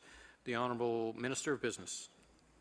I think, without being blunt, because I have the utmost respect for my colleague referenced earlier a number of 3,000 jobs that we agreed to disagree on. But quite clearly, the payroll rebate program between 2007 and 2012 created 6,700 jobs. The other component that is valuable for me, Mr. Chair, and I continue to use the phrase and the terminology around evidence-based decision-making, Tom Travis completed a very thorough report within the very recent past, I'm going to say the last 2 or 3, maybe 4 years, where he clearly identified the strength of the payroll rebate program. That was an independent review done to determine the strength of programs, in this case payroll rebate, and I value that type of advice. I think the outcomes that we've demonstrated, not just this government, but the previous government, around the success of the program and the government that preceded them, we've all played a part and recognized the value of payroll rebates. And I think the outcomes that we're seeing, the strong financial sector that we have,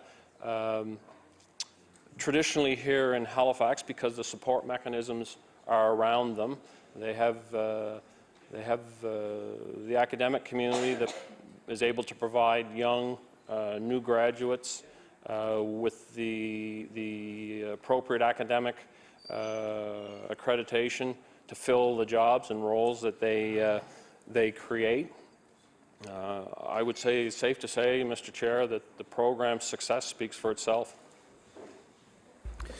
The honourable member for Truro, Bible Hill, Millbrook, Salmon River.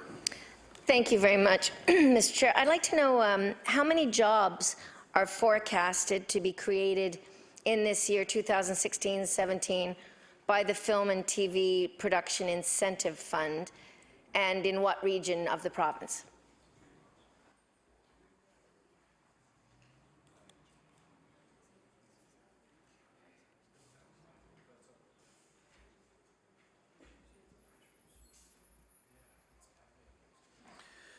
The Honourable Minister of Business. Thank you, Mr. Chair.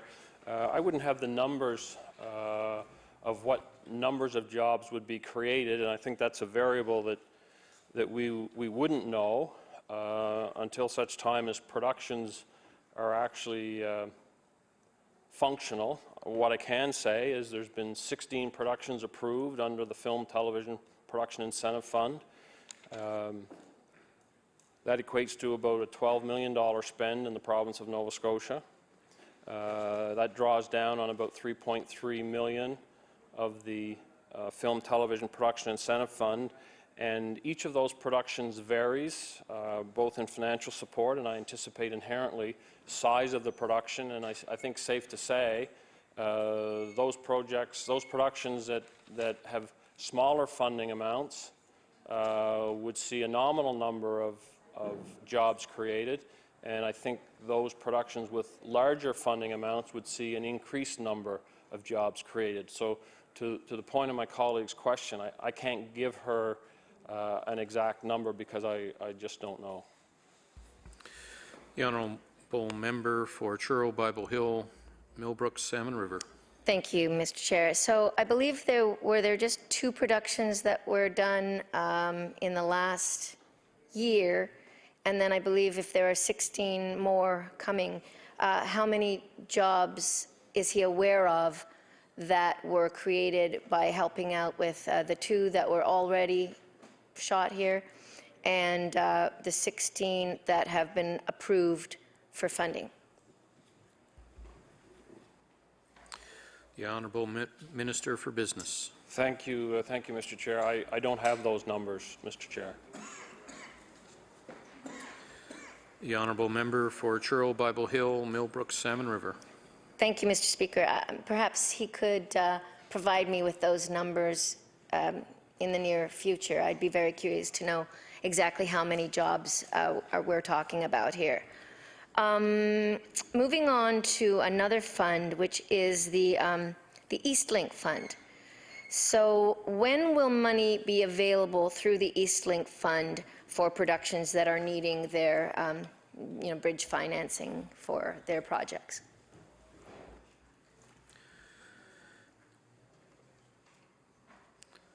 The Honourable Minister of Business.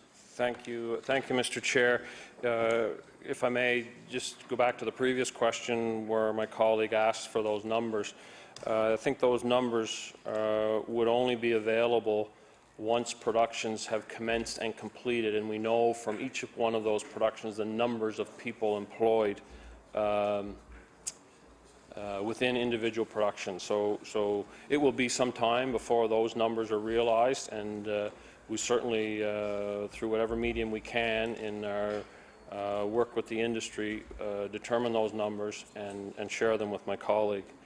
Now you have to forgive me because I forgot the question, Mr. Chair, if I may beg of my colleagues' assistance again. The honourable member for Truro, Bible Hill, Millbrook, Salmon River. Certainly. One thing I would like to say is that the 2 productions that have already shot, we should already know what the numbers are, but I have no idea, so I'd like to know what those are if you can find out. And one would think that in order to get the funding, these films would be telling the department how many jobs would be created in order to be approved by the fund. So perhaps you could look into that for me.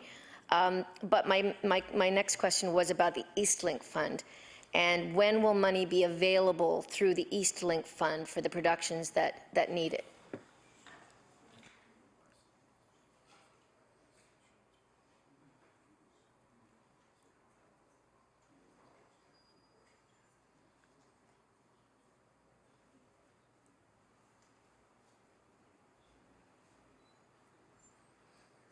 The Honourable Minister of Business. Thank you, Mr. Chair. As we speak, NSBI is working diligently with the CRTC for certification as an administrator of the Eastlink Fund. The information that I've been provided is we anticipate that process to be completed and NSBI certified to administer that fund by the end of May. The honourable member for Truro, Bible Hill, Millbrook, Salmon River. So basically then NSBI is not certified to be able to provide funding from the fund is what I'm hearing. Is that correct? The honourable Minister of Business. At this time, that's correct. We anticipate that that certification will be completed by the end of May. The honourable member for Truro, Bible Hill, Millbrook, Salmon River. So was the government aware that when they cancelled out Film and Creative Industries Nova Scotia, who actually provided the fund, that they would no longer be able to be certified to provide the fund so that all of our film industry and television programs could actually access it?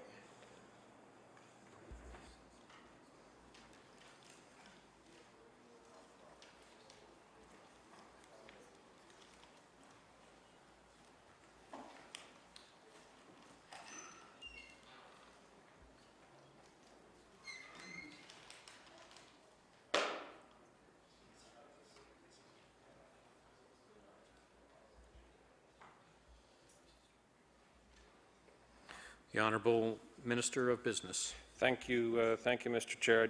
I do want to clarify one point. The Eastlink Fund is not available to the broad film industry. The Eastlink Fund is limited to animated or live-action TV series. The certification that NSBI is advancing now is a required component, a required process to administer that fund. I can't speak to what preceded the Film, Television Production Incentive Fund because that's the mandate that I've been given, and part of that process is to ensure that we have a body, in this case NSBI, certified to administer the Eastlink Fund. The other point that I will make specific to the Eastlink Fund, Mr. Chair, is that the Eastlink Fund itself is application-based. So there's no guarantees that any one producer or production will receive funding. I want to emphasize that because I think people are drawing conclusions because the fund is available, there will be money for productions. That's not the case. Differs from the Film Television Production Incentive Fund, where there's criteria laid out versus this application process. I want to be able to differentiate the two. Order, please. The time has expired for questioning from the NDP caucus. We will now move to 1 hour of questions from the Progressive Conservative caucus, and I would like to recognize the honourable member for Kings North. Thank you, Mr. Speaker, and it's a pleasure to go back at this discussion, and I know it's been a few hours ago, but where I left off in asking questions of the Minister was on page 4.2 of the budget document, senior management, last year estimate 3.346 million, last year's actual, forecasted actual, 2.67 million, this year's estimate $3,610,000. I know the Minister 2 days ago and a number of hours of questioning before said that there was in that estimate for this year 1.1 million of amortization for the Halifax Convention Centre. I would like to ask the Minister if we were to go to the Crown Corporation Business Plans document, which is unnumbered. I know he's promised to number that, I believe. The financial summary for the Halifax Convention Centre, does that 1.1 million in senior management show up in that Trade Centre Limited financial statement?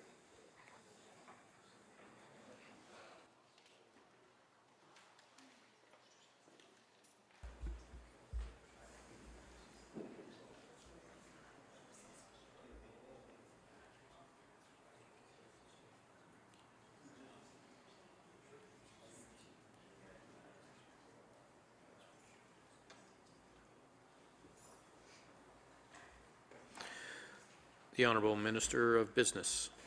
Thank you, Mr. Speaker, Mr. Chair. It would not. That's the short answer. Two separate entities, Trade Centre Limited and Halifax Convention Centre. I'm not sure if my colleague is aware. I explained the other day the asset, the footprint as it sits there. The Halifax Convention Centre is just the convention centre component to which the capital amortization is related to, and the larger facility, including the office space and retail and hotel, is the Nova Centre, and the existing facility as we know it, Trade Centre Limited, responsible for the World Trade Center, Scotiabank, and Ticketmaster. The honourable member for Kings North. Thank you, Mr. Speaker. If I could get you, I know this is in the Crown Corporation business plan. This is the business plan document for Trade Centre Limited. If you look at the financial summary, halfway down the page it says Halifax Convention Centre, and it says revenue from grants, and it shows a big jump in revenue for grants. This is what we're talking about, the Halifax Convention Centre. It also shows depreciation for the Halifax Convention Centre. My question is that depreciation shown there? That's not the same number as the depreciation or amortization mentioned on the senior management line in the business document of the estimates and supplementary detail book.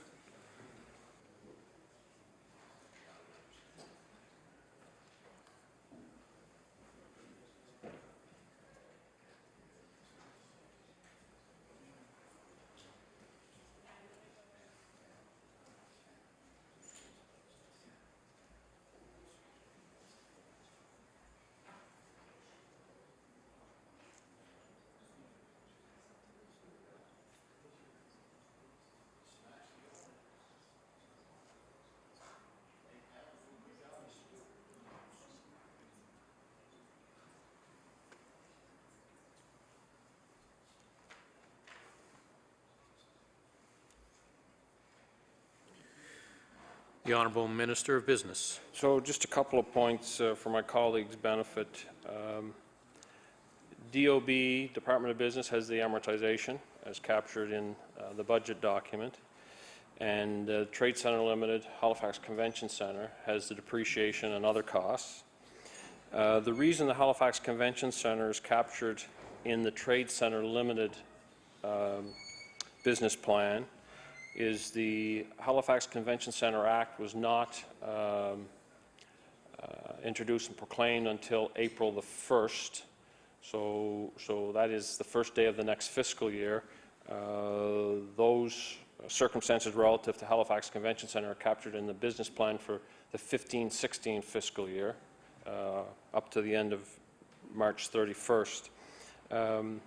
The other piece that may be helpful to my colleague here is the Halifax Convention Centre revenue from grants for 16-17 includes a capital grant of $3 million for smallware, so that may be the difference that he's looking at. The honourable member for Kings North. It's my understanding, Mr. Speaker, that there's effectively no difference between amortization and depreciation from an accounting point of view. They're essentially the same thing. Why would you have depreciation in the Crown Corporation's business plan of $1.1 million and then have amortization in the senior management for the same thing of $1.1 million?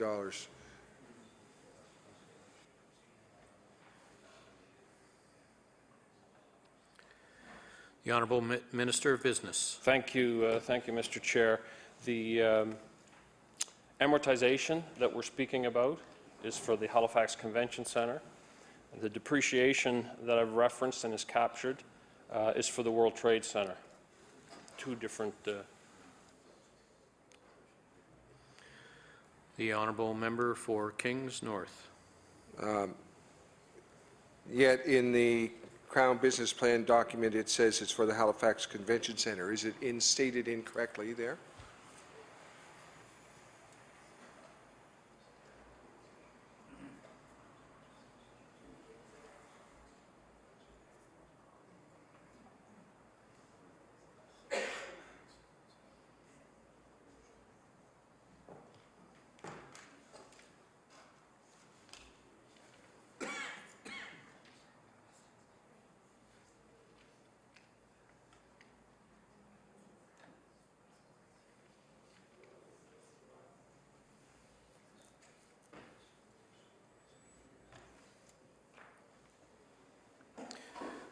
The Honourable Minister of Business. So, Mr. Chair, and I think my colleague has that page in front of him, the financial summary, where he's referring to depreciation in the amount of 1.545. That follows the line operating income loss before depreciation. The line immediately above that, net Halifax Convention Centre 152 for budget 215-216, that is the end of the reference, Mr. Chair, to the net Halifax Convention Centre. The operating income line and the depreciation line below that is actually relative to that area on the page that precedes reference to the Halifax Convention Centre. I don't know if that helps my colleague or not, but I'll acknowledge, as it's presented there, you would think it follows. The Halifax Convention Centre would be included in the Halifax Convention Centre when in fact it's not. The honourable member for Kings North. And coincidentally, the number is 1.1 million in both cases. So I don't really want to spend much more time on this subject of this, except to say that I believe what I heard you say about the 1.1 million in the senior management line was it represented $550,000 of depreciation in January of 17 and March of 17, and that next year it was expected to be $7 million or whatever 550,000 times 12 equals, not quite, something around 7 million. I just guess my comment on that is kind of bafflement that the 1.1 million would be included in senior management this year and not simply in Crown Corporations. And I would say that I would highly doubt that next year you would show senior management as having another $6 million charge against it for the $7 million of amortization. So I believe that it is in fact misleading in this statement the way this is presented, and I'm just wondering if in fact you would, my question would be, would you, I know that sometimes in business and financial documents they will publish an errata paper and insert it into the document. I mean, I feel this is misstated, it's stated wrong. Will you in fact make a correction to your document? That's my question.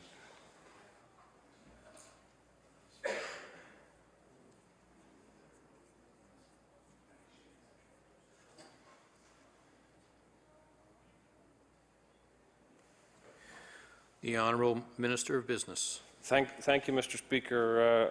Believe me, I don't profess to be an accountant by any stretch of the imagination.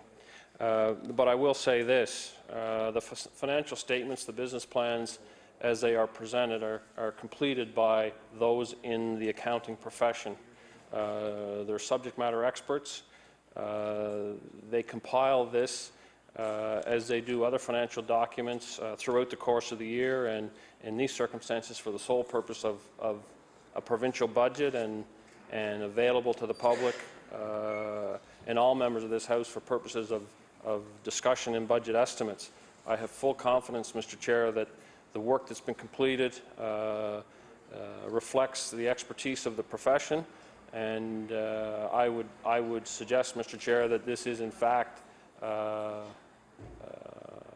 professional presentation of that accounting process, and unless I'm told by those subject matter experts that there is a concern with how that's being presented, I would suggest that how it has been presented is how the profession would expect it to be presented. The Honourable Member for Kings North. With all due respect, Mr. Speaker, I would beg to differ with that analysis. I would like to move on. I want to ask a question about the, and I know the Minister delved into the Jobs Fund considerably in his opening remarks, and he stated that he could not mention any companies specifically, but did mention two companies that went bankrupt in the past year, accounting for the $44 million charge of the Nova Scotia Jobs Fund. I'm just wondering, what is his level of confidence that the $35 million figure of this year in estimates is correct, given that last year's estimate was $37 million, last year's actual was $44.5 million. How confident is he that projecting a almost, I think, a $9 million drop in the cost of the Jobs Fund, how confident is he of that number?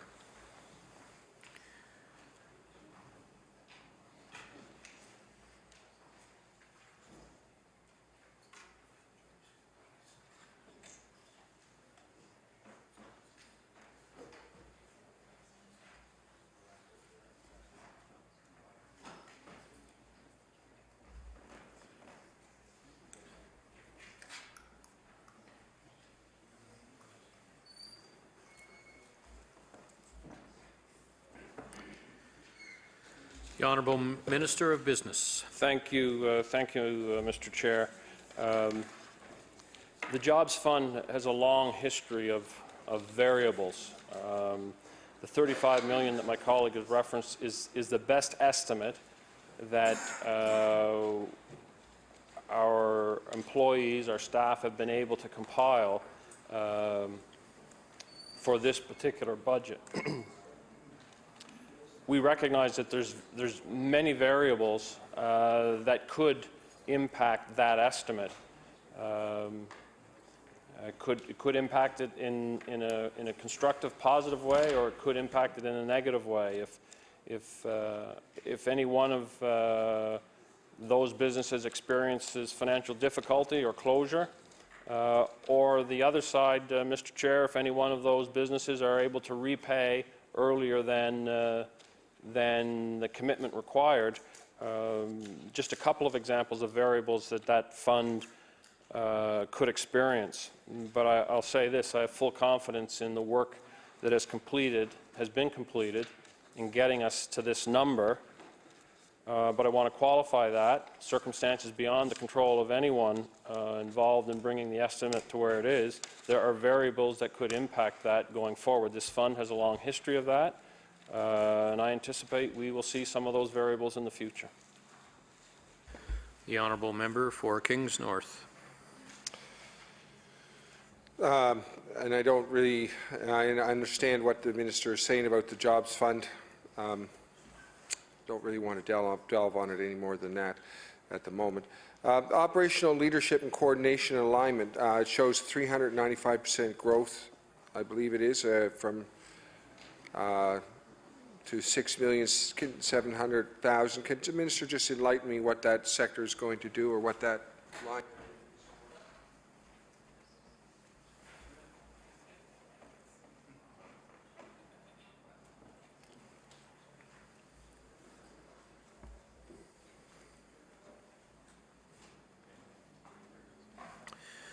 The Honourable Minister of Business. Thank you, Mr. Chair. I think for purposes of to ensure my colleague is most informed, that operational leadership coordination and alignment, they have a number of responsibilities under their area, coordinating and aligning organizations and projects within government and with external stakeholders to support and build awareness of the government's framework for private sector growth.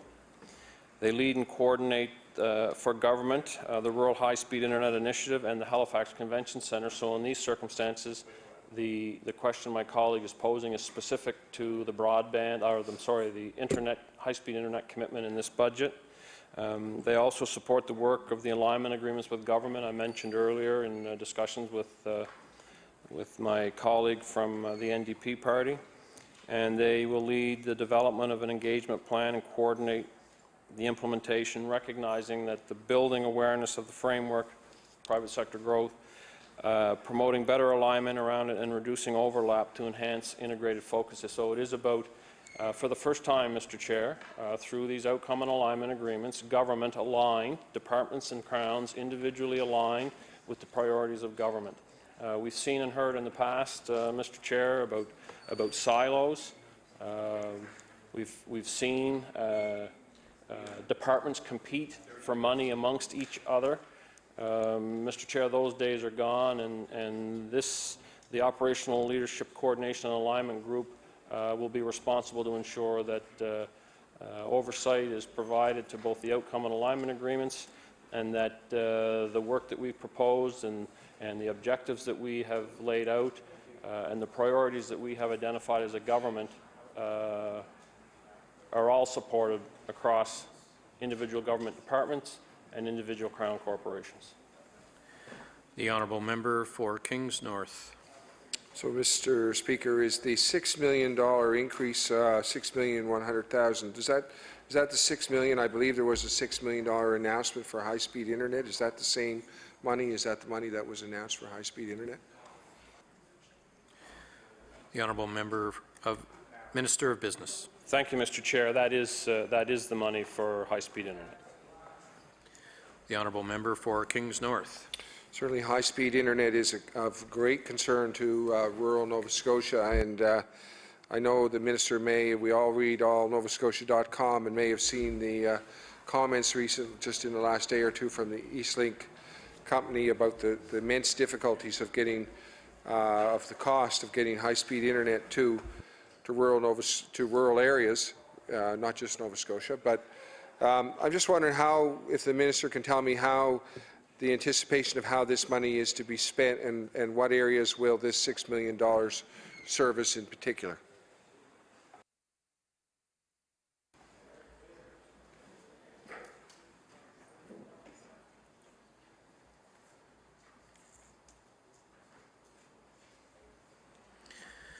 The honourable Minister of Business.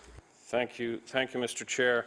I think what's important to recognize, and we've said it publicly, and I know my colleague understands, as do colleagues in this legislature,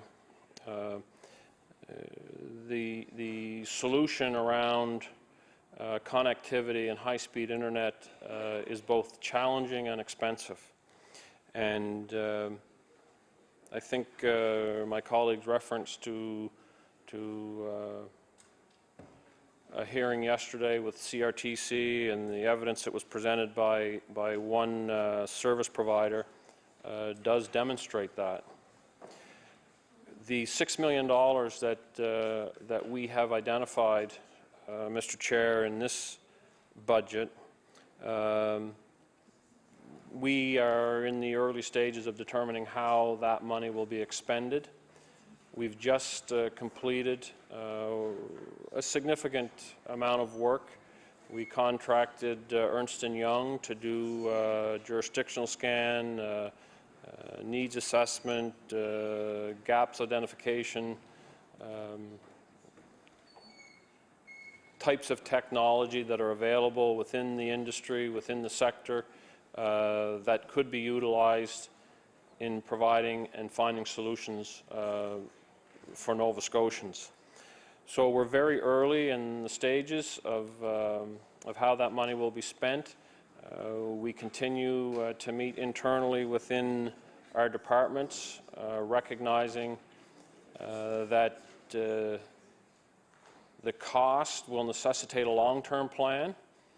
We've engaged municipalities and stakeholders and individual communities who have been very active, Mr. Chair, in advancing the concerns around the availability of high-speed internet, quality high-speed internet. We have two challenges, Mr. Speaker. There are those who are not yet connected, and there are those who are experiencing poor speeds with the service provider they have. We continue to engage multiple service providers, recognizing that it will take multiple solutions, varied models of technology and service delivery across the geography of Nova Scotia to achieve that objective of maximizing the availability of high-speed internet and connectivity for as many Nova Scotians as possible. The honourable member for Kings North. Has the, Mr. Speaker, has the Ernst & Young report been made public yet? I have not seen it. The Honourable Minister of Business. Thank you, Mr. Chair. It has not at this point. We want to align the content of that report, the recommendations of that report, with the work we're doing. And as we pull next steps together, we will release both the report and the steps that government will take going forward in an effort to maximize high-speed availability, high-speed quality internet services for Nova Scotians. The honourable member for Kings North. So I don't want to spend too much more time on this, but what I think I heard you say, Mr. Minister, through you, Mr. Speaker, is that you have $6 million allocated, but you don't have a specific plan yet for that. It depends on certain things going forward, and I would like to suggest the year goes by remarkably quickly. There isn't that much time to decide these things. You surely must have some sort of specific plan on how you're going to spend this $6 million if it's a line item here. The Honourable Minister of Business. What I want to share with my colleague and share with all Nova Scotians, Mr. Chair, is we recognize the importance of high-speed internet in rural Nova Scotia. And we have been very diligent and will continue to be diligent in managing the expectations of Nova Scotians, but also meeting the expectations of Nova Scotians. And we will take appropriate time internally within the department to address both the short-term and the long-term needs and solutions. But, Mr. Speaker, what we won't do is rush into a service that, without the appropriate work, without the level of confidence we need to advance this particular project. Mr. Chair, we saw that in 2007 with the high-speed internet program launched at that time by my colleague's government. I recognize he wasn't part of that government. There was no research, there was no background, there was no analysis done to determine technology, models of delivery, and long-term outcomes. We've engaged many stakeholders, Mr. Chair, many municipalities, residents, industry, and we have communicated in discussions with them the challenges that we face, and they all recognize those challenges. We will be diligent, Mr. Chair, in ensuring that the work we advance meets the short-term needs and the long-term needs for the extended future. We don't want to be back 2, 4, 6, 8, or 10 years from now having the same discussion because government rushed into a decision that was not based on any evidence, it was not based on sound judgment. We're very conscious of that, Mr. Chair, and Nova Scotians are telling us that.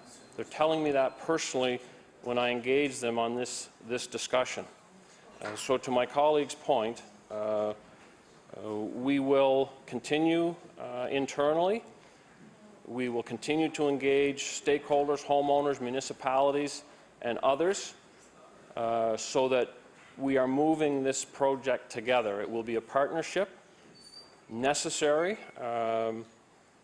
We know the federal government has the Connecting Canadians program coming up soon. Municipalities have expressed interests in partnering, and quite honest, Mr. Chair, it will take a partnership between all levels of government and individual communities to ensure we achieve the objective. And we'll do that with both short-term and long-term objectives in mind. To the member for Kings North, I wonder if we may take a couple moments of your time to make an introduction.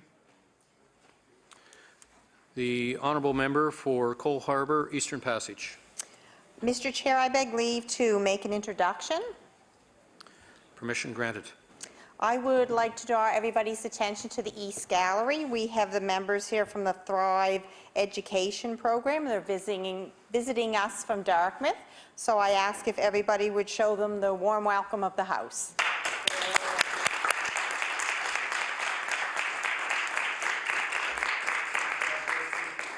The honourable member for Kings North.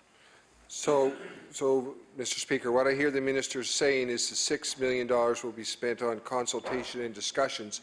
I'm just wondering if the minister can tell me how many Nova Scotians can expect to have better, can you give me a number of Nova Scotians who will have better high-speed internet? Is there any actual number of people whose lives will be improved for this $6 million, or will it be all consultation? The honourable member of business, the honourable minister of business. Thank you, Mr. Chair, and I do want to suggest to my colleague that's not what I said. We're not going to spend $6 million in consultation. We will do the necessary work to address short-term needs and demands with a long-term strategy to ensure that we achieve the objectives of connecting as many Nova Scotians as possible to quality high-speed internet. That's going to take time and it's going to take work. We will continue with that effort, and quite impossible to identify a number that we may achieve. We want to maximize the numbers, Mr. Chair. The $6 million identified in this budget will go towards that work, and I'm optimistic, Mr. Chair, that we will see additional communities and additional homes connected. But this is a long-term strategy, and I encourage my colleague to engage some of the municipal leaders who are leading this, particularly in Annapolis County, Queens County, Lunenburg County, Shelburne County. They understand the challenges, and they're prepared to work with our government to advance both the work and our collective ability to achieve those objectives. The honourable member for Kings North. It's hard to drop a subject, but we could continue on that one, but we'll leave that and go to the sector development and entrepreneurship budget line. It was $5,349,000 in 2015-16 actual, and projected to be $13 million this year. Is there $5 million in there for Invest Nova Scotia? That's my question. Or in fact, what does account for that approximately $8 million increase?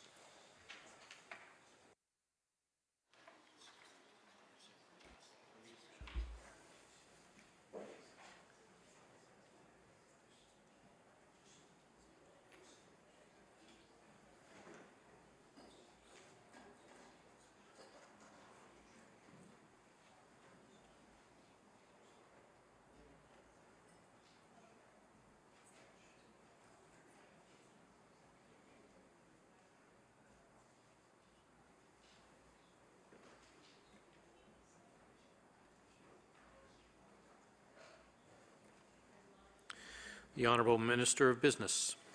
Thank you, Mr. Chair. The sector development and entrepreneurship line, I think, is where my colleague is referenced. There is an existing $2 million for Invest Nova Scotia and an additional $3 million identified for a total of $5 million. And there's an additional $590,000 for the Capital Investment Incentive Program, and just shy of $1 million for internal transfers within that area of responsibility. The honourable member for Kings North. Mr. Speaker, can the minister tell me what the capital investment?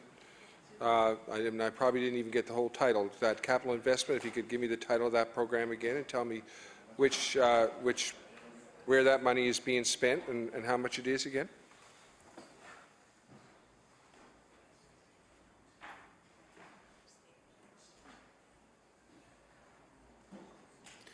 The Honourable Minister of Business. Thank you, Mr. Chair. The capital investment program is a legacy program from the former Economic Rural Development and Tourism Department that was closed. That was closed to applications in early April, so April 9th of 2015, which was the last budget. But obviously, Mr. Chair, we continue to honour the terms and agreement in each of those contracts that had been made at that time. There are two applicants, Mr. Chair, PepsiCo Foods and Pratt Whitney, which would have been public information at the time. And under the capital rebate program, they're eligible to receive just about $16.5 million over a multi-year period, and their actual spending profile in the 15-16 fiscal year had not matched earlier estimates. So that's the program and the clients in the program as we speak. The honourable member for Kings North. Thank you. In terms of Invest Nova Scotia, I know that this, I guess there would be some who would say it's been taking a long time to get going, and I know that that doesn't necessarily mean that it's not doing the right thing, but it's been a while. I noticed they've had 14 applications, have rejected 4, and have not accepted any. What is your anticipation of the work of Invest Nova Scotia in this coming year? Do you anticipate that they will approve any applications?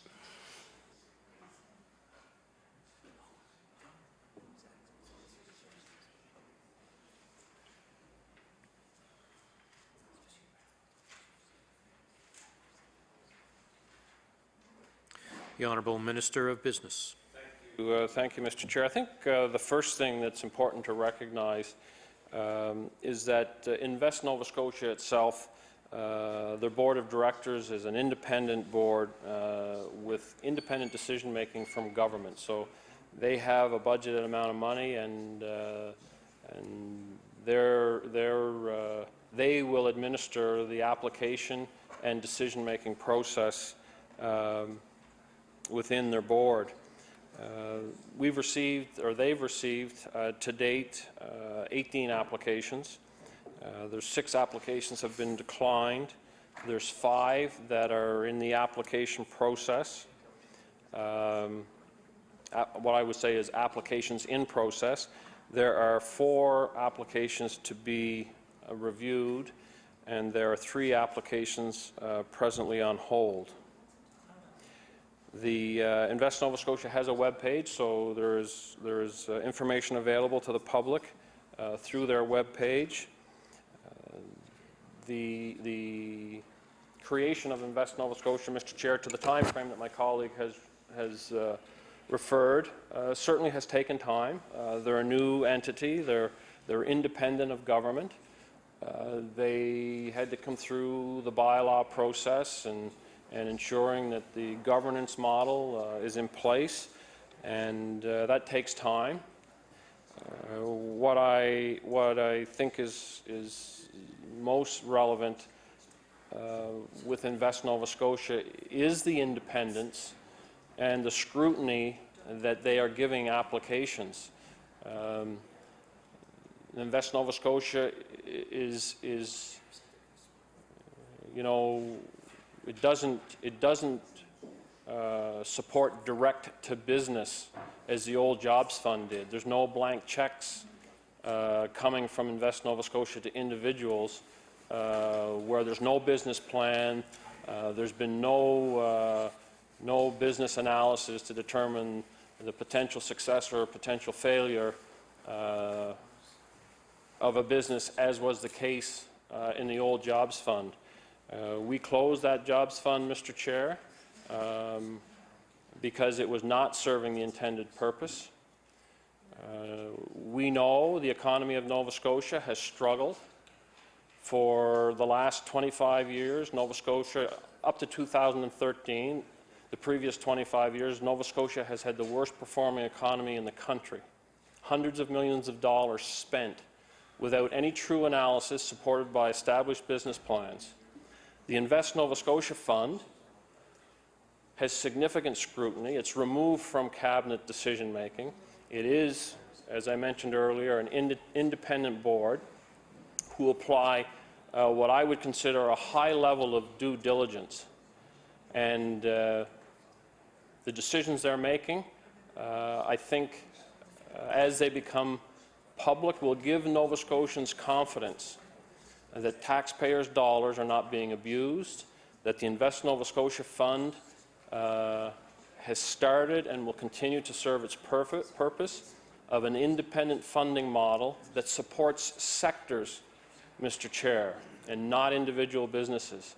And this aligns with our government's priorities and our ability to drive high potential sectors, oceans, seafood and agri-food, and our ICT sector, where we're seeing significant growth, Mr. Chair.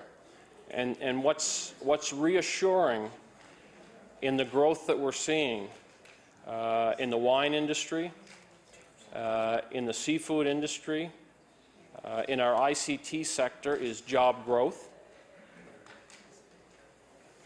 private sector investment, which is really a new concept to many, but I can tell you, Mr. Chair, the private sector are stepping up to contribute. The Invest Nova Scotia Fund is intended for government to contribute as well, but to support sectors, to drive our overall objective of expanding and growing the economy of Nova Scotia. And I think it's a great example of what is an appropriate process, a transparent process, a process of integrity with an independent board of private sector leaders making those decisions on behalf of Nova Scotians, and that is a significant departure from the previous model, and I think it's a model that Nova Scotians will come to respect and admire as we move forward in driving the economy of Nova Scotia. The honourable member for Kings North. Thank you, Mr. Speaker, and I don't want to belabor that, but all I can say is that as I hear the minister speak, I can only imagine that every other business development program in the last 25 years also started with high and lofty ideals, and I hope that the minister proves to be correct, truthfully, in everything he says about Invest Nova Scotia. My question is about the Regulatory and Service Effectiveness Office. I know it's been transferred to the public sector. Can the minister explain why that has been transferred and why he thinks the public service, is more able to manage that office than his department?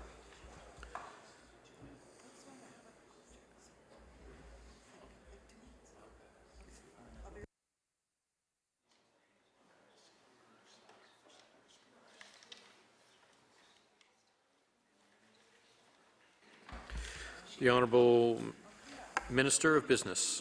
Well, Mr. Chair, I can't help but respond to the sarcasm of my colleague around the transparency and independence and integrity of a new funding model. My colleague knows the past. He knows that was an unacceptable model. He knows the status quo is not sustainable. My colleague has used the Ivany report in this legislature, referenced it many times. This is about change, Mr. Chair. This is about programs that Nova Scotians will recognize are in their best interests. So I want the House and my colleagues to recognize this is about a new way of doing governance. This is a new way of providing funding to sectors, not to individual businesses. You cannot compare the previous governance model to the independence of this funding model, the independence and integrity of the members of the board who have stepped forward in the best interest of Nova Scotia to advance what they believe is a funding model of high integrity and will restore the confidence of Nova Scotians in the government, regardless of what political stripe they wear, Mr. Chair. This is about restoring the confidence of Nova Scotians in their government, and Invest Nova Scotia is the best example of any funding program that any previous government has ever administered.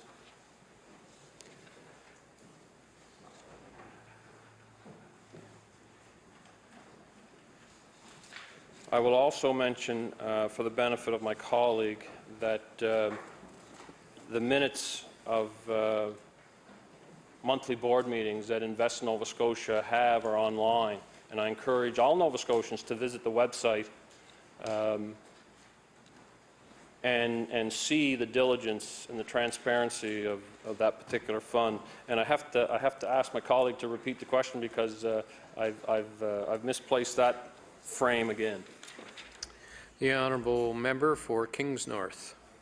I will, Mr. Speaker, apologize if maybe that I was being sarcastic about the lofty vision.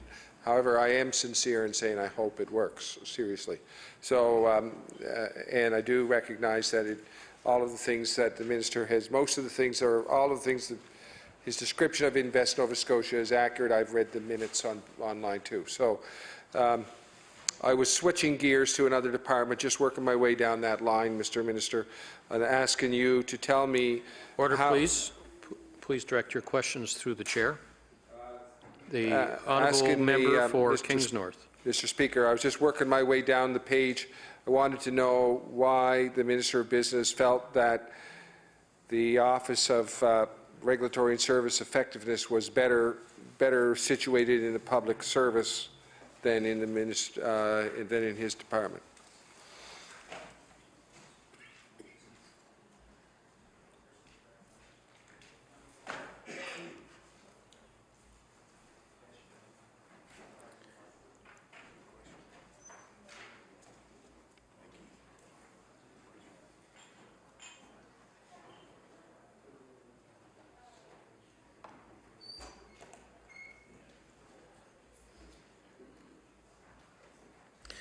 The Honourable Minister of Business. I think to speak to the point of my colleague's question, this is my assessment of where, why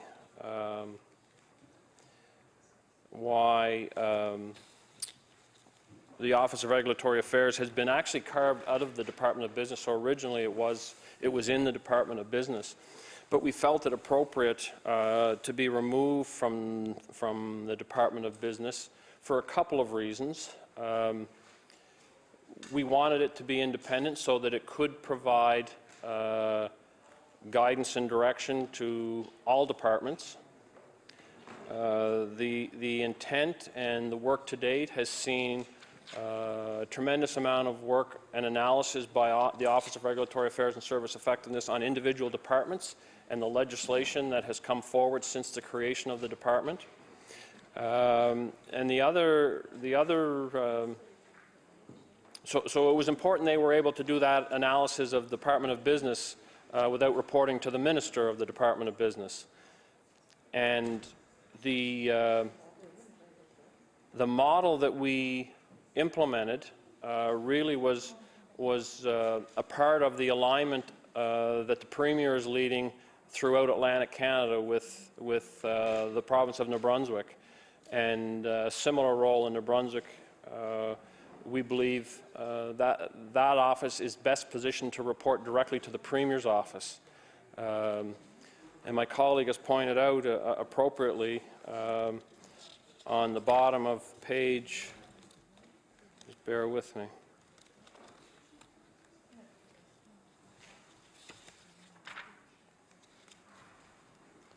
On the bottom of page 4.5, transferred to the public service, when in fact, where's the other page?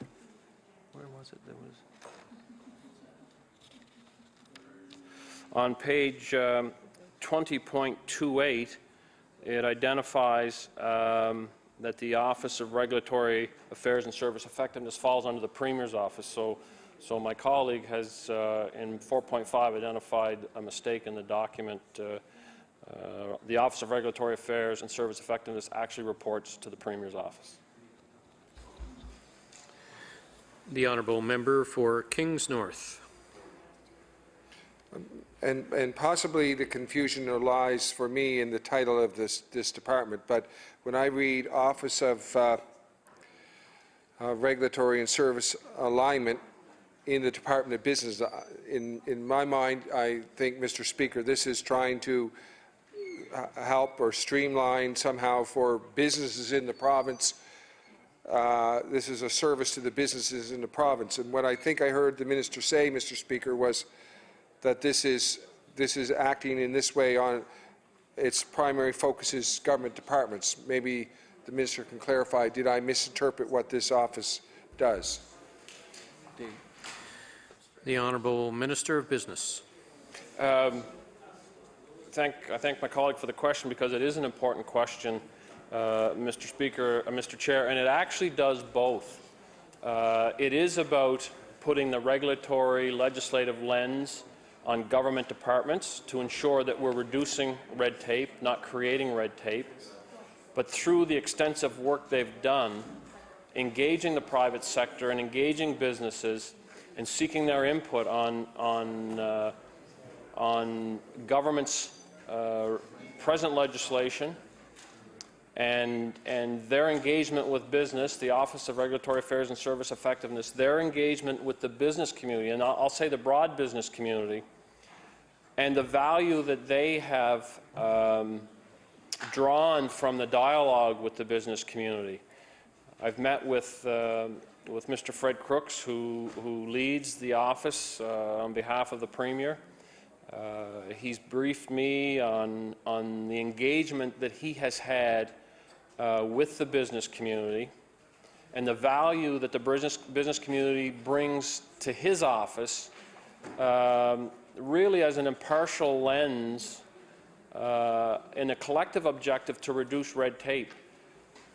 We've seen some significant work across government, Mr. Chair. I'm proud to say that I'm the minister responsible for Service Nova Scotia, and I can tell you the work that my colleagues and the employees in Service Nova Scotia are doing towards red tape reduction, very much aligned with the business community, the broad business community, and very much aligned with the Office of Regulatory Affairs and Service Effectiveness.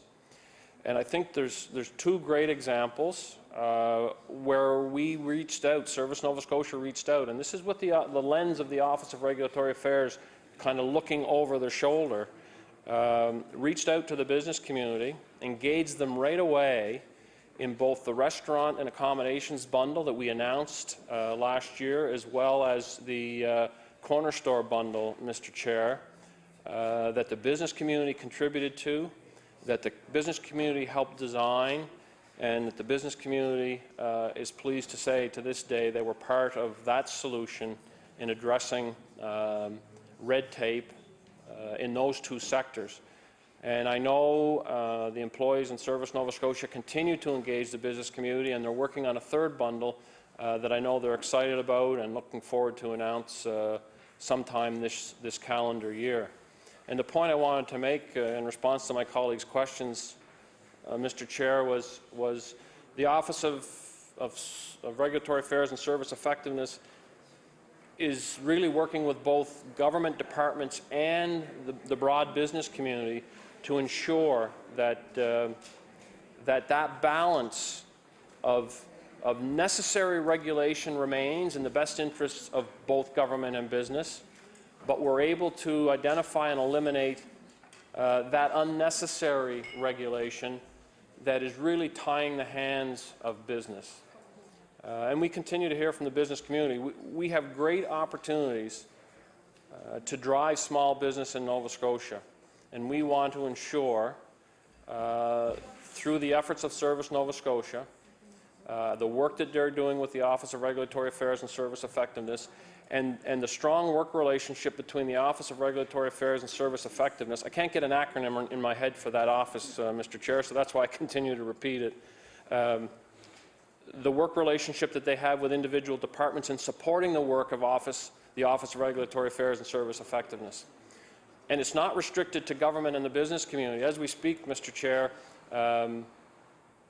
the Office of Regulatory Affairs and Service Effectiveness has seconded one of their staff members to Tourism Nova Scotia, a Crown Corporation.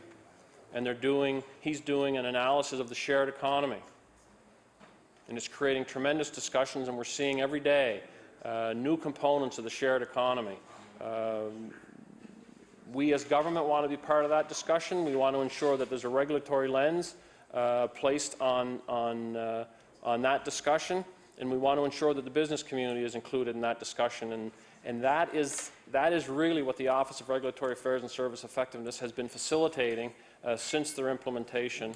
And I want to take this opportunity to recognize the work that they're doing, not only Mr. Crooks himself, but the individuals who make up that office.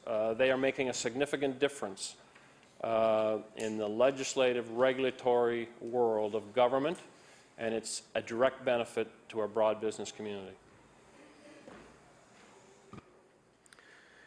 The honourable member for Kings North.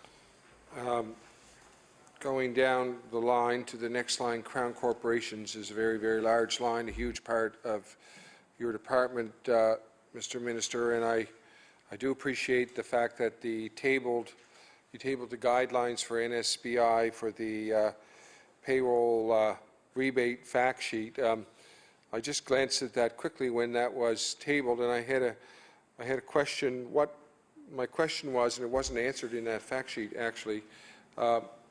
What job is it, like what qualifies as a job that would attract the payroll rebate? That's the question. The Honourable Minister of Business. The strategy of our government has been to focus on those sectors for high potential growth. And I mentioned them earlier, the ocean sector, the seafood and agri-food sector, and the ICT sector. But that doesn't exclude the payroll rebate being available to manufacturing or to the financial sector, as we discussed earlier. My colleague from the NDP had spoken about 3 financial facilities. I referenced Oxford Frozen Foods as an example. So that investment attraction and the use of the payroll rebate program, primarily in those 3 sectors for high potential growth.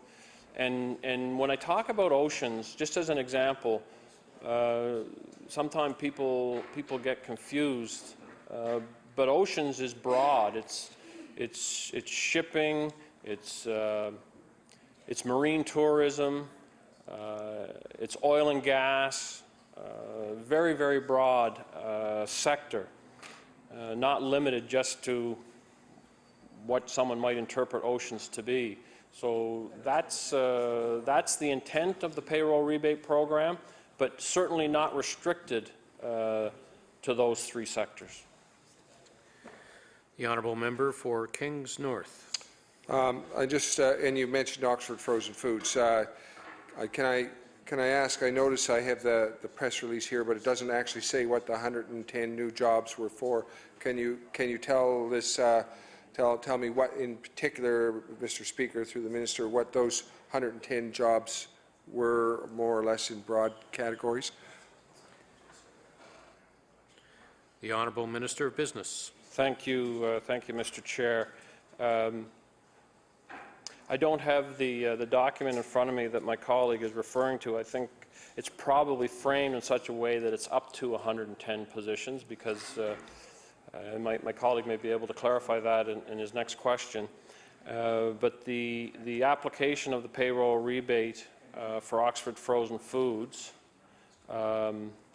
is both a transition and I believe an addition to the facility to process another product. So they found a market for a particular product.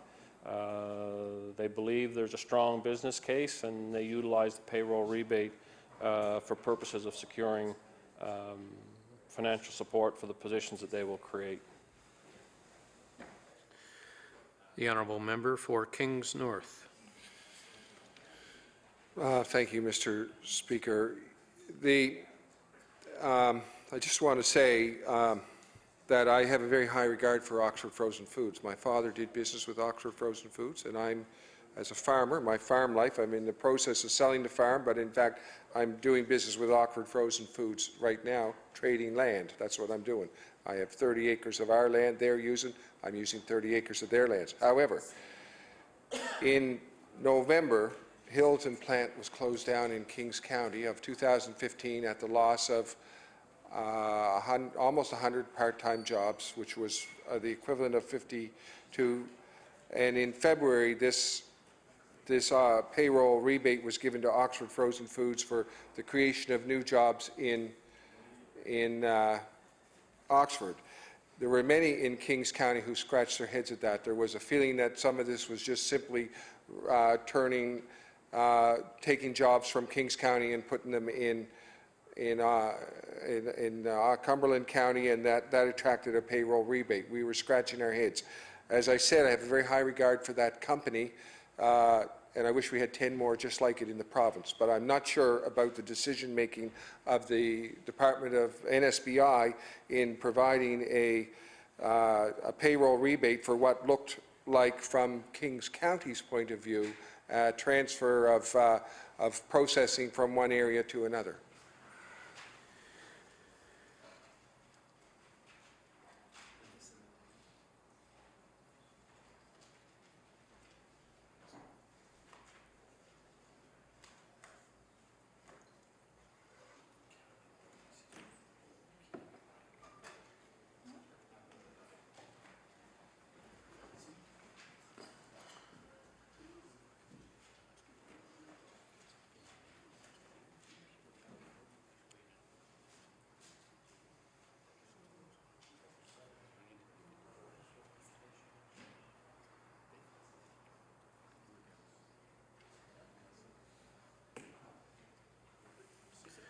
The Honourable Minister of Business.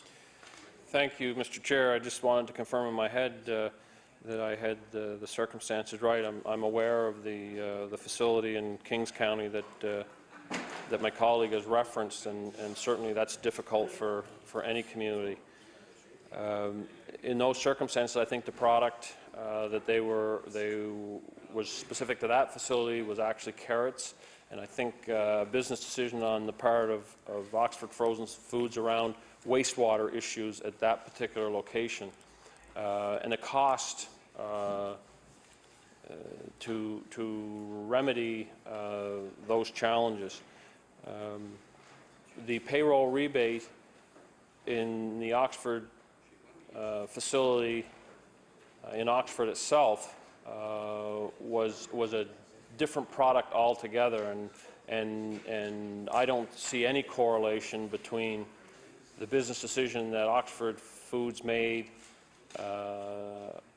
in Oxford by use of the payroll rebate and the unfortunate circumstances that the community experienced with that facility that my colleague has referenced. Order, please. The time has expired for the 1-hour allotment for the Progressive Conservative Caucus. We will now move back to the New Democratic Caucus, and I will recognize the Honourable Member for Churl, Bible Hill, Millbrook, Salmon River. Thank you very much, Mr. Chair. I'm going to ask a few questions about tourism. I was concerned when the tourism department was actually deleted, economic and rural development and tourism, because I think it is so important to the province. And so at this point in time, my first question is, what is the plan basically to try and bring tourists to Nova Scotia, more tourists? Do you have radio, TV ads, print ads, online ads? What is the major plan to try and get people here as soon as possible? Thank you.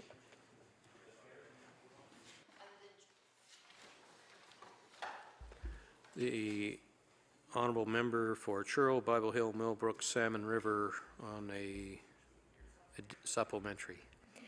While you're looking up some of those figures, I was going to say, in separation from Mr. Trump winning the election in the United States, what do we have? What have we got up our sleeves? Thank you.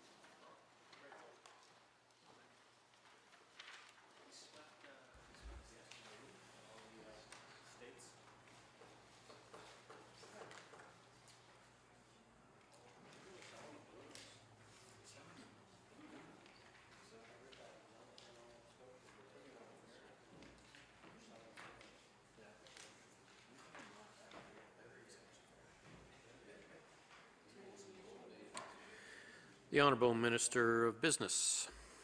Thank you, Mr. Chair, and I appreciate the question, and it does give us an opportunity to speak about the work and the objectives of Tourism Nova Scotia.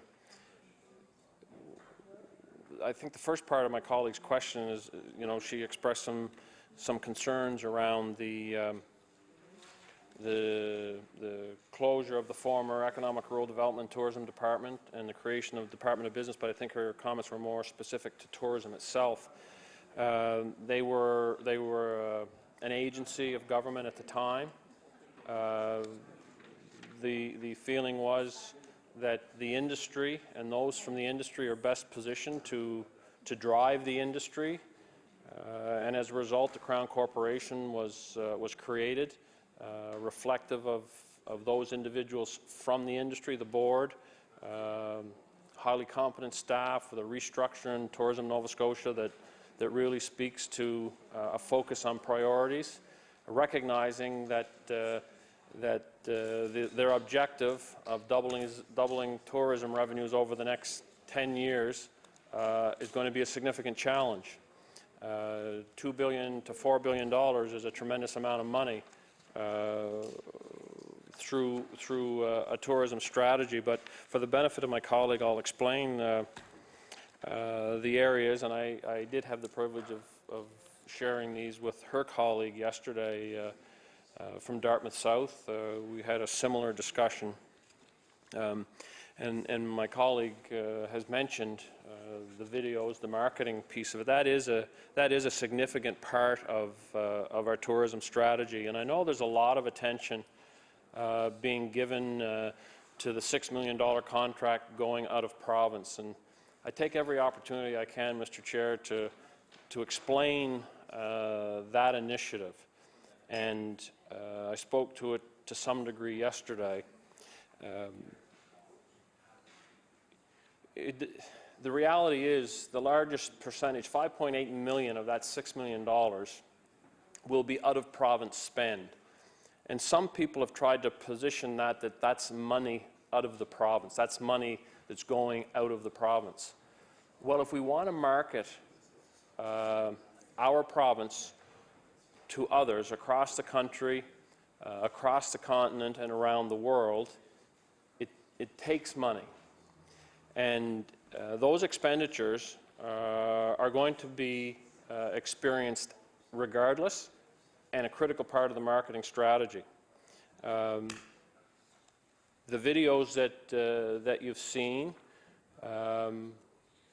and we recognize that there has been some criticism of those videos, but here's the reality. Research is showing that the videos are having a positive effect on the interest that those from outside Nova Scotia are having. We've seen a 20% increase in visits to our website over the same period last year. And we anticipate that some of that will correlate into actual visitors. Last year, Tourism Nova Scotia partnered with Destination Canada on a pilot project around marketing into the northeastern U.S.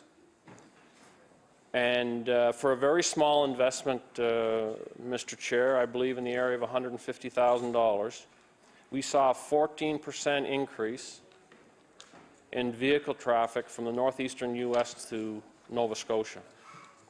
That was a significant difference. What we realized this year, Mr. Chair, is that every other province is competing now for the same money, for the same tourists. They want those visitors in their provinces as well. So we're not competing internally with anyone else in the province. We're actually competing with the world for visitors.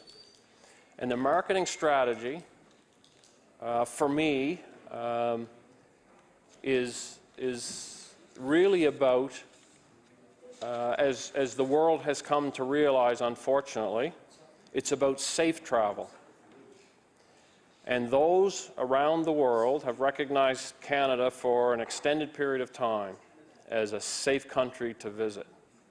And our visitors to the south, or from the south, have seen the same culture and hospitality and safety of the country, but particularly Nova Scotia. And the research that our staff and employees have done in Tourism Nova Scotia identifies specific areas that we want to target. Ontario, Quebec, and the northeastern U.S. That's where the marketing strategy is focused. That's where we're seeing the results. And we anticipate, Mr. Chair, another very successful tourism season. And we believe the investment that we have made in marketing, the investment that the board and employees at Tourism Nova Scotia have made in marketing will be one of the most significant contributing factors in our ability to draw first-time visitors,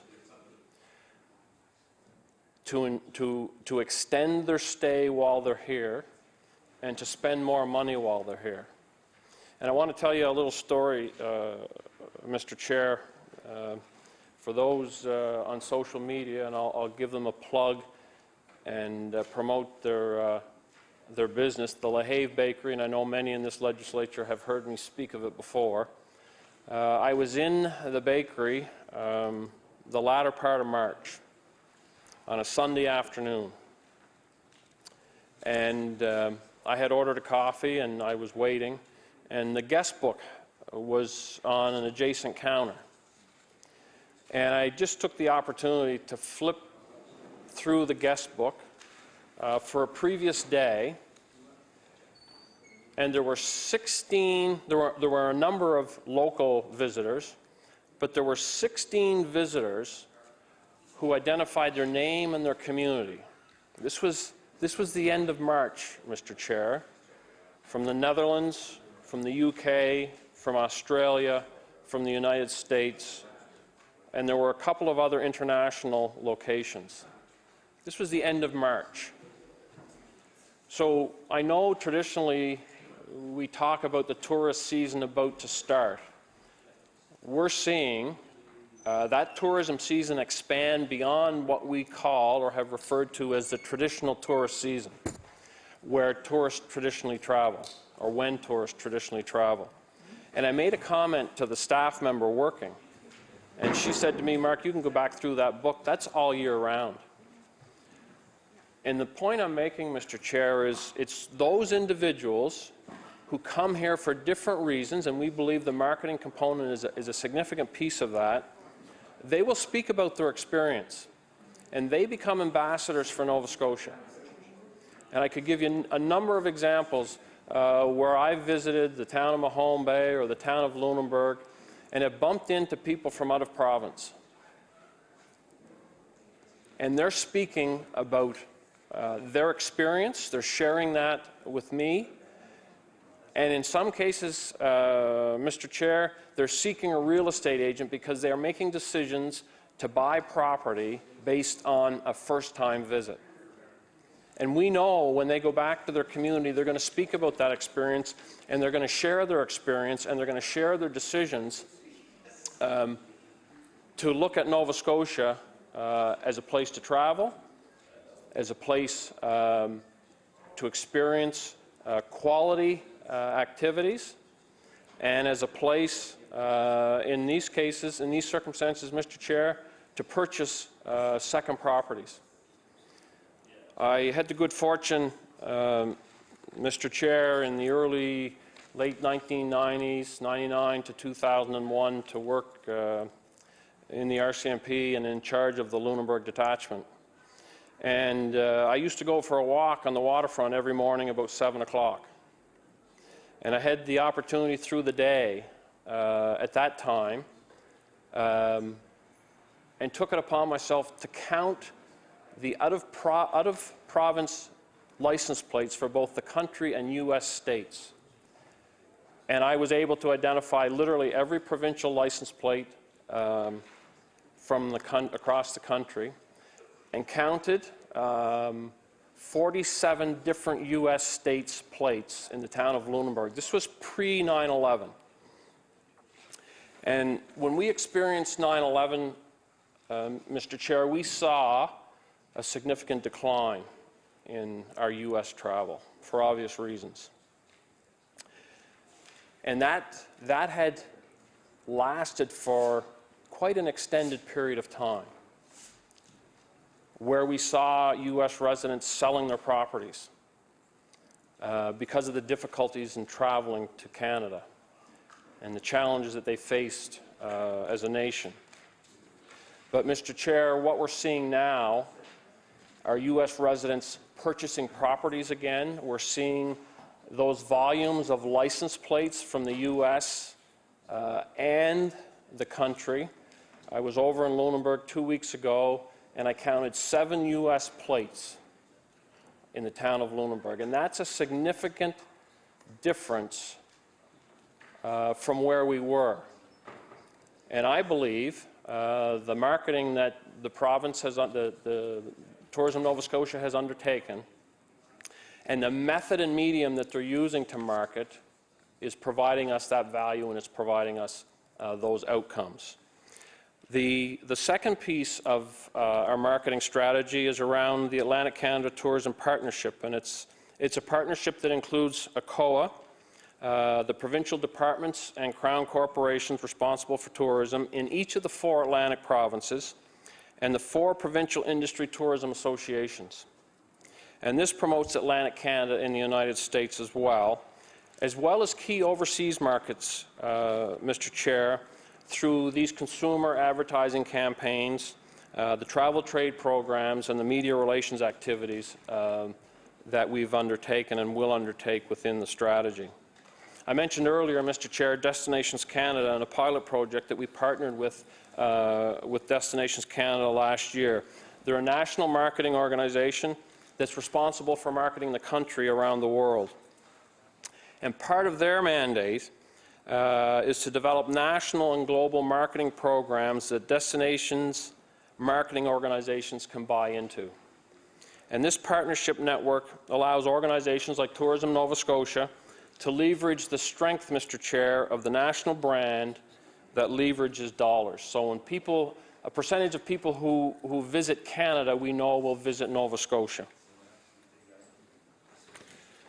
Currently, Mr. Chair, Tourism Nova Scotia is partnering with Destinations Canada in the Millennial Agreement, the Millennial segment, U.S. through the Connecting Canadian program, as well as Germany, the United Kingdom, and China. The literature programs, Mr. Chair, comprise the trail maps, the visitor guides, and our annual Doers and Dreamers Guide that are produced annually in both French and English. Now, Mr. Chair, we've reduced the number of copies of the Doers and Dreamers Guide, and we've done that because of the significant transition to online use and online access to our website. And people are traveling, Mr. Chair, and they're using their mobile devices to do their travel plans. I had the good fortune when I was still in the RCMP seconded to the European Union and spent a year in Europe from July of 2010 to July of 2011. And quite literally traveled during that 12 months to 26 countries in the U.S. and in Europe. And I planned every single trip on my mobile device. I would literally sit down on a Tuesday evening and plan my travel for the following weekend. I did it from wherever I was, if I was at a restaurant or back in my apartment or in my office, able to make those plans from my device. So when I hear about the transition and people using electronics and web-based platforms and mobile devices for purposes of planning their travel, I understand it. And there's great value in the electronic planning of travel.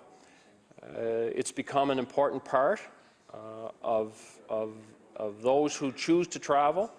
It's inherent to the marketing strategy and people's ability to make those plans in a very expeditious and, in their view, a very cost-effective way. So that's the reason we've reduced the production of the Doers and Dreamers Guide. Still available because we recognize, Mr. Chair, there's still a percentage of the population that like the hard copies. I don't know if anyone else in the legislature has experienced it, but I use the travel component of my dashboard, set my map and go where I'm going if I'm not sure of the address. And often I end up on a dirt road and it's not where I'm supposed to be. So I do keep a provincial map in the door of my car for that reason, that I can revert to the hard copy. But as technology improves and the mapping system improves, I hope I reach 100% confidence in that. But my point is, there's still individuals who use hard copy and electronics. We acknowledge that, we recognize that, and we'll continue with that in mind, recognizing that as we go forward, there will be a continued transition to the digital platform. Trade and sales is comprised on all the business-to-business support and contacts, and it includes in-market representations in the United Kingdom and Germany, support for gateway partnerships for air access, and other programs, travel trade partnerships, which represent all the joint marketing arrangements with tour operators in the United Kingdom, Germany, and the United States. And the last one is around media relations, Mr. Chair, and its dedicated focus of forging relationships with travel media writers, bloggers, influencers to pitch editorial stories about Nova Scotia that will translate into travel stories featuring Nova Scotia in travel media, whether it be magazine, newspaper, blogs, social media, other mediums of communication. In 2015, the media relations activity yielded $16,585,000 in media value and $754 million in reader circulation.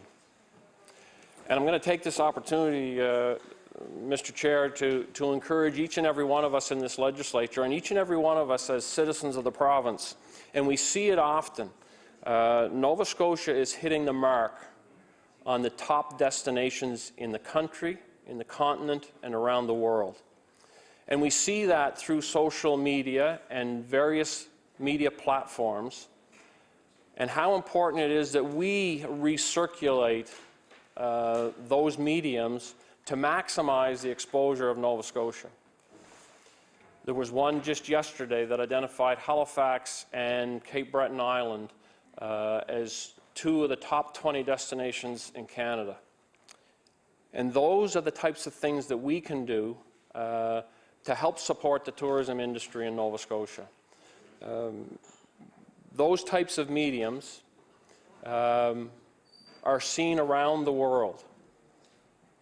And the economic growth of those opportunities, and I'll use Cabot Links in Inverness, built on an old mining property. The economic growth that community in Cape Breton Island is experiencing because of that investment, and the recognition that golf course, those golf courses, including Cabot Cliffs, are getting is international and it's global. And when they come to Nova Scotia, they're having an experience that they haven't had in visiting your traditional golf course, to the point that world business leaders are buying properties in Inverness and they're building homes in Inverness. They're creating jobs in Inverness. And that's one particular business initiative that's tied to the tourism industry that is captured and has been captured and will be captured in the future, Mr. Chair, through these mediums that I've referenced in our tourism strategy. And I know I took a little longer than my colleague would have liked to explain that strategy, but I think it's incumbent upon all of us to be familiar with the strategy, to be willing to communicate the strategy, and when we see those mediums, whatever they may be, that we ourselves are recirculating, and I believe inherently drawing attention and visitors to Nova Scotia. The Honourable Member for Churl, Bible Hill, Millbrook, Salmon River. Thank you, Mr. Chair. So I'm sorry, but in that long description, which was very interesting, and I'm glad to hear, how many tourists did you say have actually come to Nova Scotia as a result of the work of the Marketing by Tourism Nova Scotia?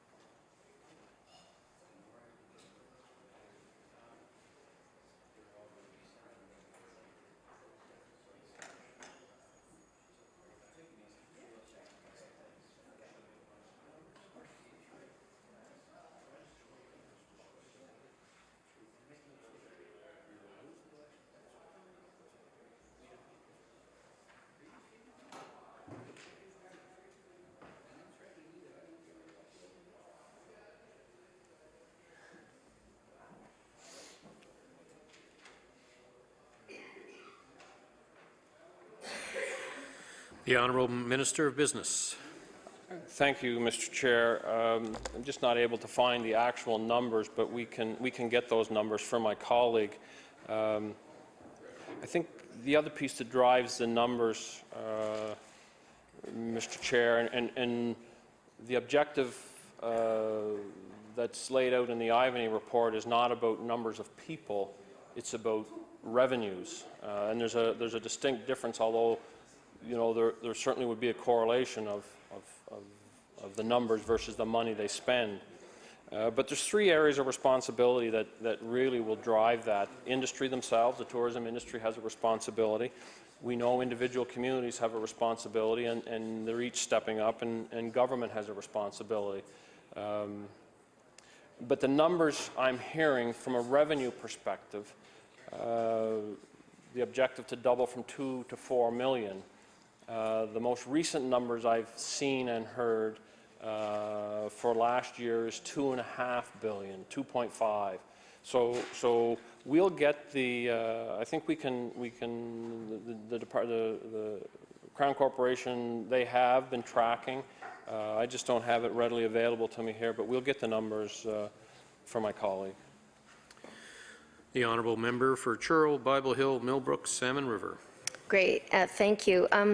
I would also add that there are other things that also draw people to Nova Scotia or to anywhere for tourism, and that would be clean air, clean water, good environment. I know I'm hearing from a lot of people from China that it's becoming more and more difficult to even see a blue sky in Beijing because it's so clouded with smog every day. And when they come to Nova Scotia, they are thrilled that this place is so pristine. And they're not used to that. And so it's like a paradise. So I would suggest that we really pay attention to that as well. And also, push to keep our environment nice and clean and healthy here in Nova Scotia in order to not only keep our health on par for our own people, but also to attract others from around the world. Another great opportunity for tourism is, in fact, heritage.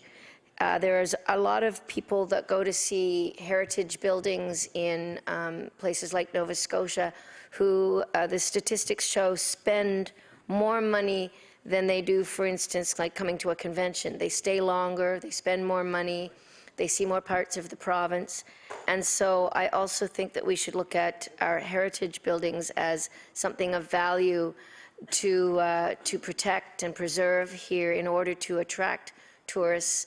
They don't really come to Nova Scotia to see skyscrapers. So I think that's something else that perhaps the minister could take a look at and keep in mind going forward, and perhaps influence his colleagues that this is also something that's very important.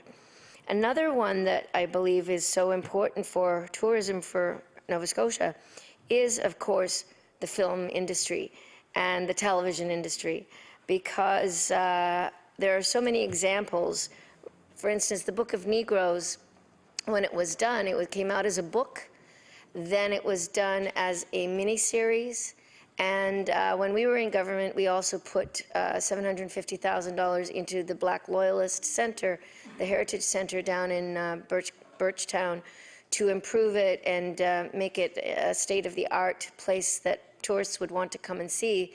So our strategy was to tie in the creative economy, the arts of all sorts, the book, being able to read the book, being able to see the beautiful vistas in the TV series. And that TV series, a friend of mine helped to produce that, and they put $13 million into the economy down there in Birchtown and Shelburne area. And then we watched as they won awards, and the TV series was sold around the world. And many people came to see where that story took place, and our tourism improved in that area last summer. So I think that is a really good example of why we should be investing in film and television as well. Another example would be in Truro. Right now, we have the Trailer Park Boys in Bible Hill, in a trailer park there, and tons of people come there when it's shooting to see the Trailer Park Boys in action, and they get hotels and motels and spend a lot of money in the town. Not only does the production do it, but these tourists that are fascinated with the show. Another example is in Tatamagouche, when they shot a live-action, real TV show called The Week the Women Went. And it was very popular. And that summer, the following summer, wow, the tourism in Tatamagouche just went skyrocketing because everybody wanted to come and see what happened in this little town where they'd seen the lives of all of these people. And, you know, it's just a great example, you know, and one thing I think we need to keep in mind here in this House is not everything is said to be political. It's said because we believe in it, because we actually have value for the things that we talk about. And having been somebody in the industry of film, television, animation, live theater for 33 years, and having lived in North America, right across the continent, in the States, right across the United States, right across Canada, in Europe, in Australia, I've seen how that industry really kickstarts economies and puts money time and time again into the economy and attracts tourism. For instance, when I lived in British Columbia, the reason I moved to British Columbia in the first place was because that was where the film and television tax credits were really good, and business was booming. So I went out there. First of all, I got a little apartment, and then I bought a condo. I ended up living there for 12 years, and I went to visit Molly's Reach and did a tour of all the beachcomber places, because that was part of my childhood. And you couldn't believe how many bus tours would go to see, the places and locations where a show that had played 20 years ago was shot. So again, I have to, I feel it's my duty as somebody who believes in this industry so much to just remind the minister that in his portfolio, tourism is tied in with that industry, and it's almost like free advertising. You know, when we do a show that's shot here and people see it around the world, they want to come and see that place. It's like Ireland. There's so many great Irish movies and TV series that you see and you go, oh my goodness, I want to go there. Newfoundland, the Republic of Doyle, same thing. So, I mean, I think this is something that we really need to take a look at. One more thing that I believe in as well, which has taken off, is ecotourism. And I know that there is a museum in the Mi'kmaq up in Debert where they have found artifacts that are 11,000 years old, First Nations artifacts. And Don Julian has been trying to get a big museum going there for some time now. We put some money in it, but it's going to need more in order to attract people to come to see the beautiful forests that they want to put back, to show people the way that First Nations used to live, and also to house these artifacts, which there's even like a bone flute that's made out of the bone of elk or something like this, that's 11,000 years old, and they're saying that they think it might be one of the oldest instruments that we have actually in the world. So things like this are very important. Up on the North Shore, where I have my little summer place, of course it's fossils, and that's also something that kids love. Up in Tatamagouche, in the Creamery Square, there is the museum where it's state-of-the-art. You can go in, push one button, and you see where one level of dinosaurs crossed these tracks at a certain particular point in time, and then press another button, and then a million years later you see the type of dinosaur in the little tracks, almost done the same way because the water was in the same area. And then when there became a dry spell, the tracks from another creature, another million years later, go somewhere else. So these sort of things, kids love this sort of stuff, and so do their parents. and then you can go around the corner and press another button, and out comes a hologram, an actor dressed in like a workman's outfit with a hat and a tin pail, and he comes in out and he tells you the story about the creamery and about life back in the old days when he was around. So these sort of things are thinking outside of the box, and I'm telling you, they really do attract lots of people. I would like to ask one more thing here about tourism regarding gambling revenue. So when asked, like apparently gambling revenue did spike this year, and the Minister of Health attributed this to tourism, but the Nova Scotia Lottery Corp does not track that as a factor of revenue generators. So I'm just wondering, does Tourism Nova Scotia follow this?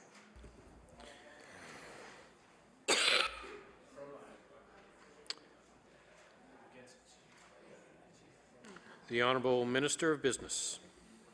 Thank you, Mr. Chair. No, Tourism Nova Scotia wouldn't track, and I don't know if you actually could isolate those tourists, those travelers, and the gambling experience they would have in the province. But to your question, tourism wouldn't track those numbers. The Honourable Member for Churl, Bible Hill, Millbrook, Salmon River. Thank you. So how much emphasis does Tourism Nova Scotia place on gambling in Nova Scotia? The Honourable Minister of Business. Thank you, Mr. Chair. In all of the discussions I've had with my colleagues in Tourism Nova Scotia and discussions I've had with the Chair of the Board and members of the Board, individually and collectively, and all of the correspondence that I've read and reviewed relative to our tourism strategy and the objectives of tourism in Nova Scotia, I have not seen anywhere an inclusion or reference to gambling or the contributions that gambling would make to the tourism revenues. The Honourable Member for Churl, Bible Hill, Millbrook, Salmon River. Thank you. So there are no ads that are run then about the casino or advertising the casino anywhere? The Honourable Minister of Business. Thank you, Mr. Chair. No, haven't seen anything of that nature or heard anything of that nature. The Honourable Member for Churl, Bible Hill, Millbrook, Salmon River. Thank you very much. I'd like to ask the Minister, many of the other provinces where the film industry is doing very well, obviously a lot of it is attributed to film tax credits. Some of it is also contributed to by having sound stages. So in Alberta and Ontario, for instance, and Vancouver and British Columbia, they have sound stages. And I have been talking to the industry for some time about their need for a soundstage here in Nova Scotia, hopefully one closer to Halifax than the last one, which was way out was. And, and they've said that a soundstage would in fact really be helpful to attracting businesses here, or more shows, because you can shoot all year round, and you can basically turn it into anything you want. You know, you could turn it into a German village from the 1800s if you wanted to. Has the minister had at all any conversations with industry yet about a soundstage? The Honourable Minister of Business. Thank you, Mr. Chair. Yes, actually, I have been part of discussions, but not with the industry, actually with private sector, the private sector community, and because it is a topic that continues to come up, and there's been multiple discussions. Some of my colleagues have engaged me about opportunities that they see in Metro, and I've had discussions with my MP and opportunities that she sees in South Shore St. Margaret's. but not specifically with the industry. What I'm looking forward to in the discussions and dialogue that I've had with the industry last fall, November, so we had some discussions late in the summer, early fall, and in November we announced $475,000 to support Screen Nova Scotia and inclusive, the broad industry. And that was broken down into 4 components. There was funding for an executive director, and I know they've just recently hired and staffed that position.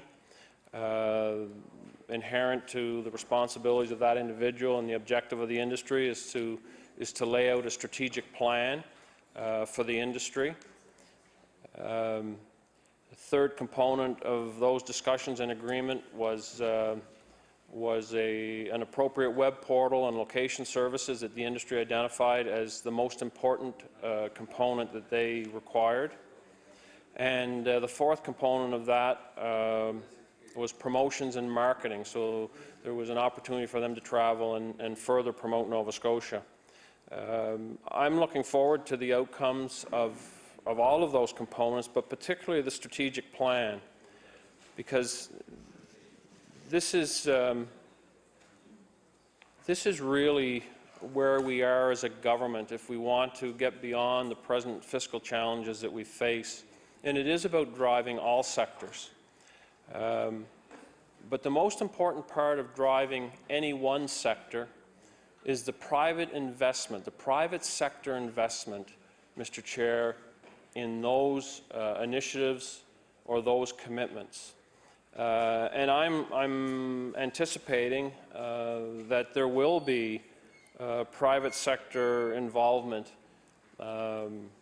with the industry and in the strategic plan, because I think that's an important part of any one sector,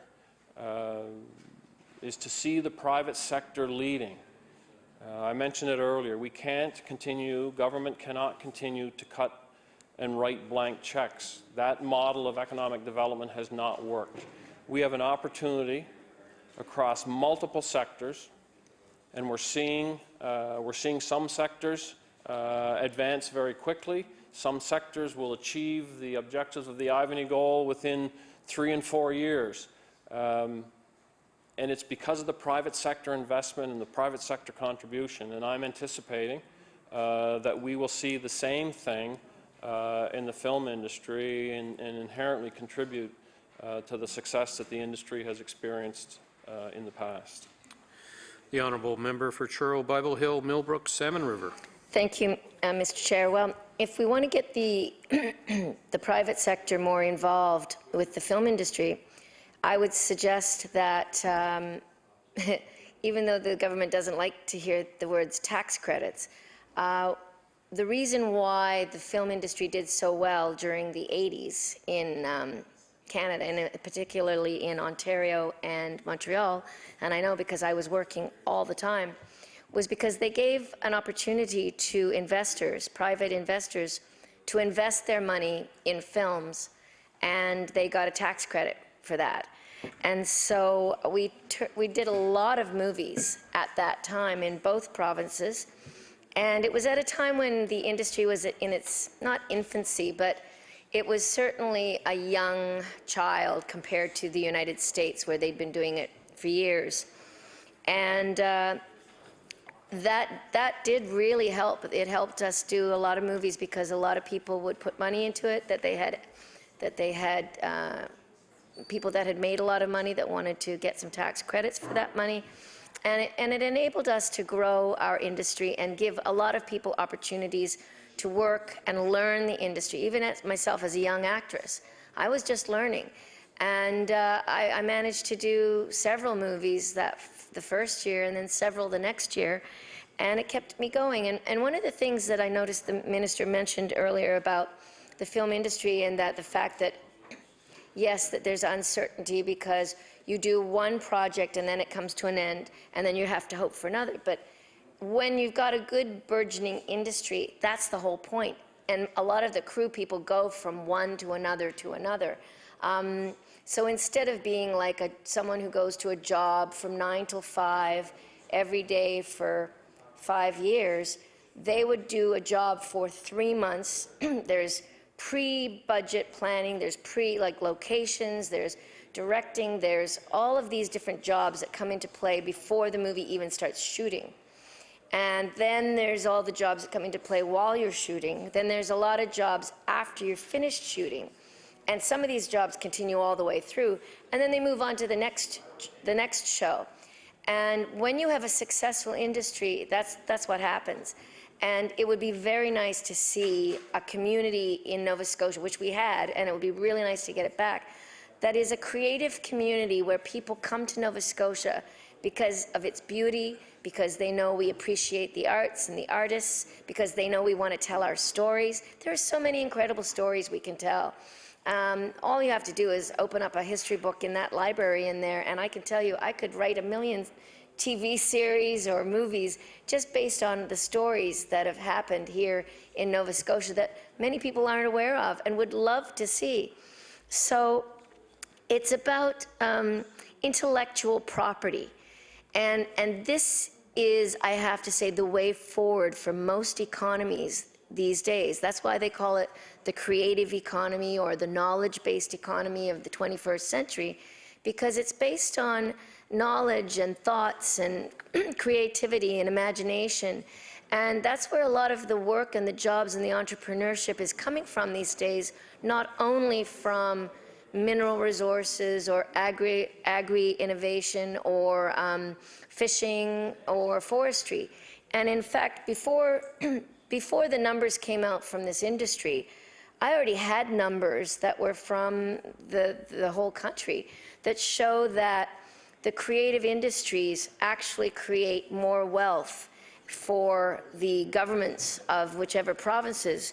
They create more GDP investment than the agriculture, forestry, fishing, forestry industries put together. And one of the things we have to admit, I think, is that there's just so much talent here in Nova Scotia.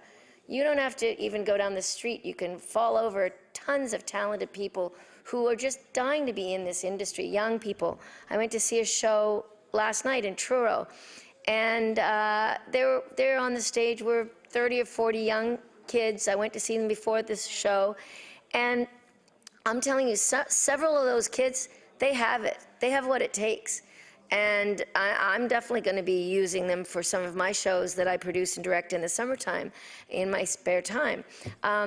But I also was reminded that 4 years before I'd been to see a show there, and some of the kids that I noticed in that show had gone forward and had been in some of my shows and other shows, and a number of them have gone on to Toronto and to Montreal, to the National Theatre School of Canada, to Ryerson, to York University, and points further west and in the States, who are really, really talented and will definitely have a career in the arts. And these are the types of people that we want. We want these young, bright people to be here, to contribute to the economy, to have jobs. So that if they go off to school to learn their craft, they come back and they have jobs to go to. Unfortunately for me, when I was 16 years old and wanted to be an actor, I went off to Toronto to York University, and I had to stay because there was nothing. There was nothing here. There was a few theaters, but no film or television industry worth speaking of. And in order to make any money, you really have to get into film and television. That's how you make the money, and that gives you money then to be able to put money into your own shows. You create your own shows, you write your own shows, you produce your own shows, you hire other people, or you can wait and do a really good play with a theater company, because you don't really tend to make that much money in theater. And so that's why this industry is so tied into the arts, period, and in general. And that's why I think it's really important that we focus on that going forward, and that we tell people, not only is Nova Scotia open for business, but we value artists. We value these people who are creative and imaginative with talent. Because really, where does anything start? It starts as a seed in the mind. It starts as a seed in the mind, a picture that we see in our minds, and then we create that. And everything in our lives is based on that. Everything you do, these cell phones, the same thing. I remember doing an animation series in New York for PBS. Order, please. You're not permitted to be using props in the Legislative Assembly. The honourable member for Churl, Bible Hill, Millbrook, Salmon River. Thank you. Sometimes I wonder if the speaker, if the chairs interrupt us because we're on a big flow and we want to get our passions going, and then they stop us. It's like, what? And where was I? Anyway, thank you, Mr. Chair. No, I was going to say that a few years ago, before I went into politics, I was doing a series for PBS in New York, and they came to us one day. We'd been doing it for about 2 years, and then it was time to renegotiate our contracts. And I always I was the negotiator for the team, and they came to us and they said, okay, we want you to sign a contract this time, and it's for universal rights to use your voices for eternity throughout the universe. And I was like, what are they talking about? And then the next thing they wanted us to do was to sign, they wanted us to say that they could use our voices for this show on any device, not just television, but any device. And I said, well, like, what kind of devices are you talking about? And they said, well, you know, watches and phones and, you know, things like that. I said, watches and phones? You're going to watch a cartoon series on a watch and a phone? I mean, what are we doing, going into, like, Get Smart or something, Maxwell Smart here? They're going to be watching it on their shoes next. Well, here we are, several years later, and there they are on these smartphones and on watches. I saw a watch. You can watch shows on that watch. I mean, it's amazing what they'll think of. And again, who created that? Who came up with those ideas? Creative people. How much is it worth? Billions of dollars. Billions. And that's why in Hollywood, for instance, show business, it's called show business because it's a business. That town would not be what it is without show business. New York wouldn't be the same without show business. Chicago wouldn't be the same without show business. Stratford, Ontario wouldn't be the same without show business. Charlottetown, PEI wouldn't be the same without Anne of Green Gables. How did it start? A book. How did the character start? As a seed in the author's imagination. She wrote one book, never suspecting how successful it would be. It took the world by storm. Next thing she knows, they want more books. So in the end, she wrote about 7 or 8 books. I know, I read them all when I was 12, 13, 14, 15, and so did my mother. So it goes through generations. And then the next thing you know, several years later, what do we have?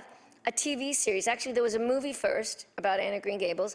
Then it was a TV series seen all around the world. People wanted to come and see, you know, where Cavendish is and where the Lake of Shining Waters and the White Way of Delight and all of these incredible places that the author talks about and that they then see on television.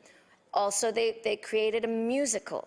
Anne of Green Gables, the musical. It's the longest running musical in Canadian history. I know one of my first gigs was to understudy Anne in Anne of Green Gables when I was 17 years old. That was one of my first professional jobs. And it was fantastic. All these young people descend upon PEI for about 5 or 6 months, and they create shows that make joy. People come from Japan, as you know. Anne of Green Gables is huge in Japan, so it's full of Japanese tourists. So we can do the same here. We have all kinds of stories that could take off, that could create a fire in somebody's imagination. And I personally think that is the way forward for Nova Scotia. And I really think that it's good that the minister has been talking to people in the industry. I have heard that they really like the minister, that he treats them with respect, and that they've had some very, very good conversations. And I would hope that that will continue, and I would really hope that the minister will try and champion this industry because it will make his job a whole lot easier. There's also development funding is something that is so important. the Film and Creative Industries Nova Scotia had development funding, and that's something that we really need to keep putting money into for our young people here. And the other thing I'm curious about too is if we are going to, if the minister has an idea of helping Screen Nova Scotia to grow, is this going to take the place of, like, for instance, Film Ontario or the agency that we did have in place, which is now no longer there? $475,000, to be honest, doesn't go very far. That will pay for the executive director's salary for a couple of years. But really, you know, to promote and market, as the minister knows himself, in a budget, a large portion of that budget goes to marketing and advertising, and to be able to get people to actually come and shoot things here in Nova Scotia, we do need to get need to get out to, like, Los Angeles, New York, and all these places to try and get them to come here. Also, I think that any of the films that we are doing here, we need to really praise them and hold them up to the world as a shining example of great filmmaking and great work. And I know that Bruce MacDonald was the director for 70-something, and I had done a movie with him myself, and he's one of Canada's most well-known directors, and that film will be going to TIFF, the Toronto International Film Festival. It will be coming to the Atlantic Film Festival, and they're hoping to get it to Berlin as well. And, you know, and that was shot all in and around here in Halifax. So I think with that, I'm going to leave it, and I believe that there are other questions from the colleague from the Conservative Party. Thank you. We will now move to the Progressive Conservative Caucus for up to 1 hour of questions. I will now recognize the honourable member.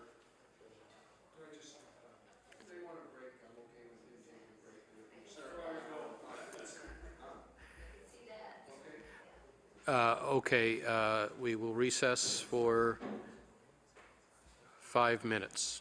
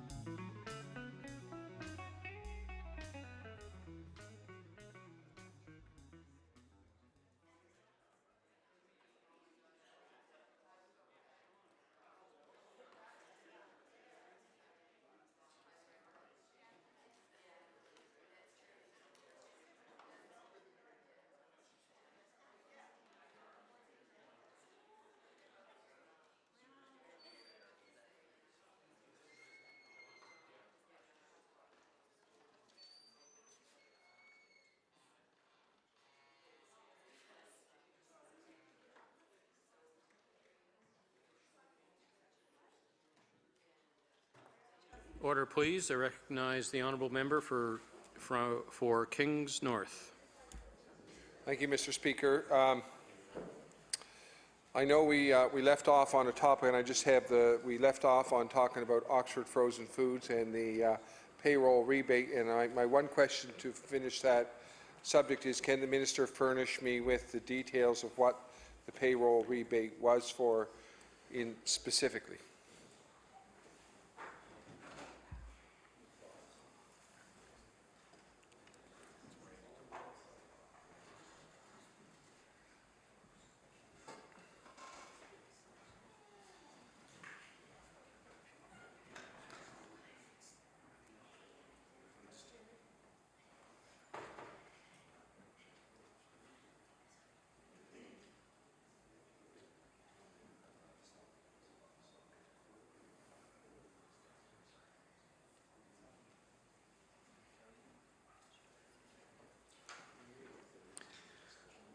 The Honourable Minister of Business. Thank you, Mr. Speaker. I do want to share that as we committed with the Accountability Act, Mr. Chair, that all of those payroll rebates now issued are posted on the NSBI website. So it is about being open and transparent so Nova Scotians can see. But I do want to go into some of the details for the benefit of my colleague. Oxford Frozen Foods, which is a well-known, obviously, Nova Scotia food producer and processor, and I know my colleague is very familiar with them. I think one of the most important components over and above their manufacturing role is the fact that they're an exporter. And two of the objectives, Mr. Speaker, in the Ivany report and in the playbook really speak about export growth and the economic opportunities that provides. So the details of Oxford Frozen Foods, as I indicated earlier, and I thought it was, they have the potential to create up to a maximum of 110 new jobs under the payroll rebate agreement, and that's based on the maximum growth forecast of the 5-year payroll rebate agreement. So it's a 5-year period. NSBI estimates Oxford Frozen Foods could spend about $18.7 million in salaries. In addition to the economic benefits to that community and the broader community in that geography of the province, associated with the $18.7 million in wages, the new employees are expected to pay provincial personal sales tax of about $1.887 million. That will result in Oxford Frozen Foods earning up to $1.486 in rebate. So that's a net to the province of about $400,000. So I explained earlier that the payroll rebates generate that tax revenue that is always more than the value of the rebate. A couple of pieces I do want to add, Mr. Chair,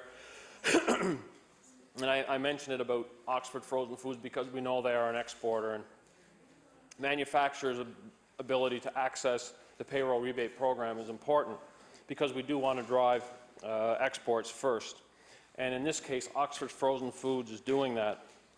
The business development incentive will encourage that company's growth into a broader global market to happen here, right here in Nova Scotia.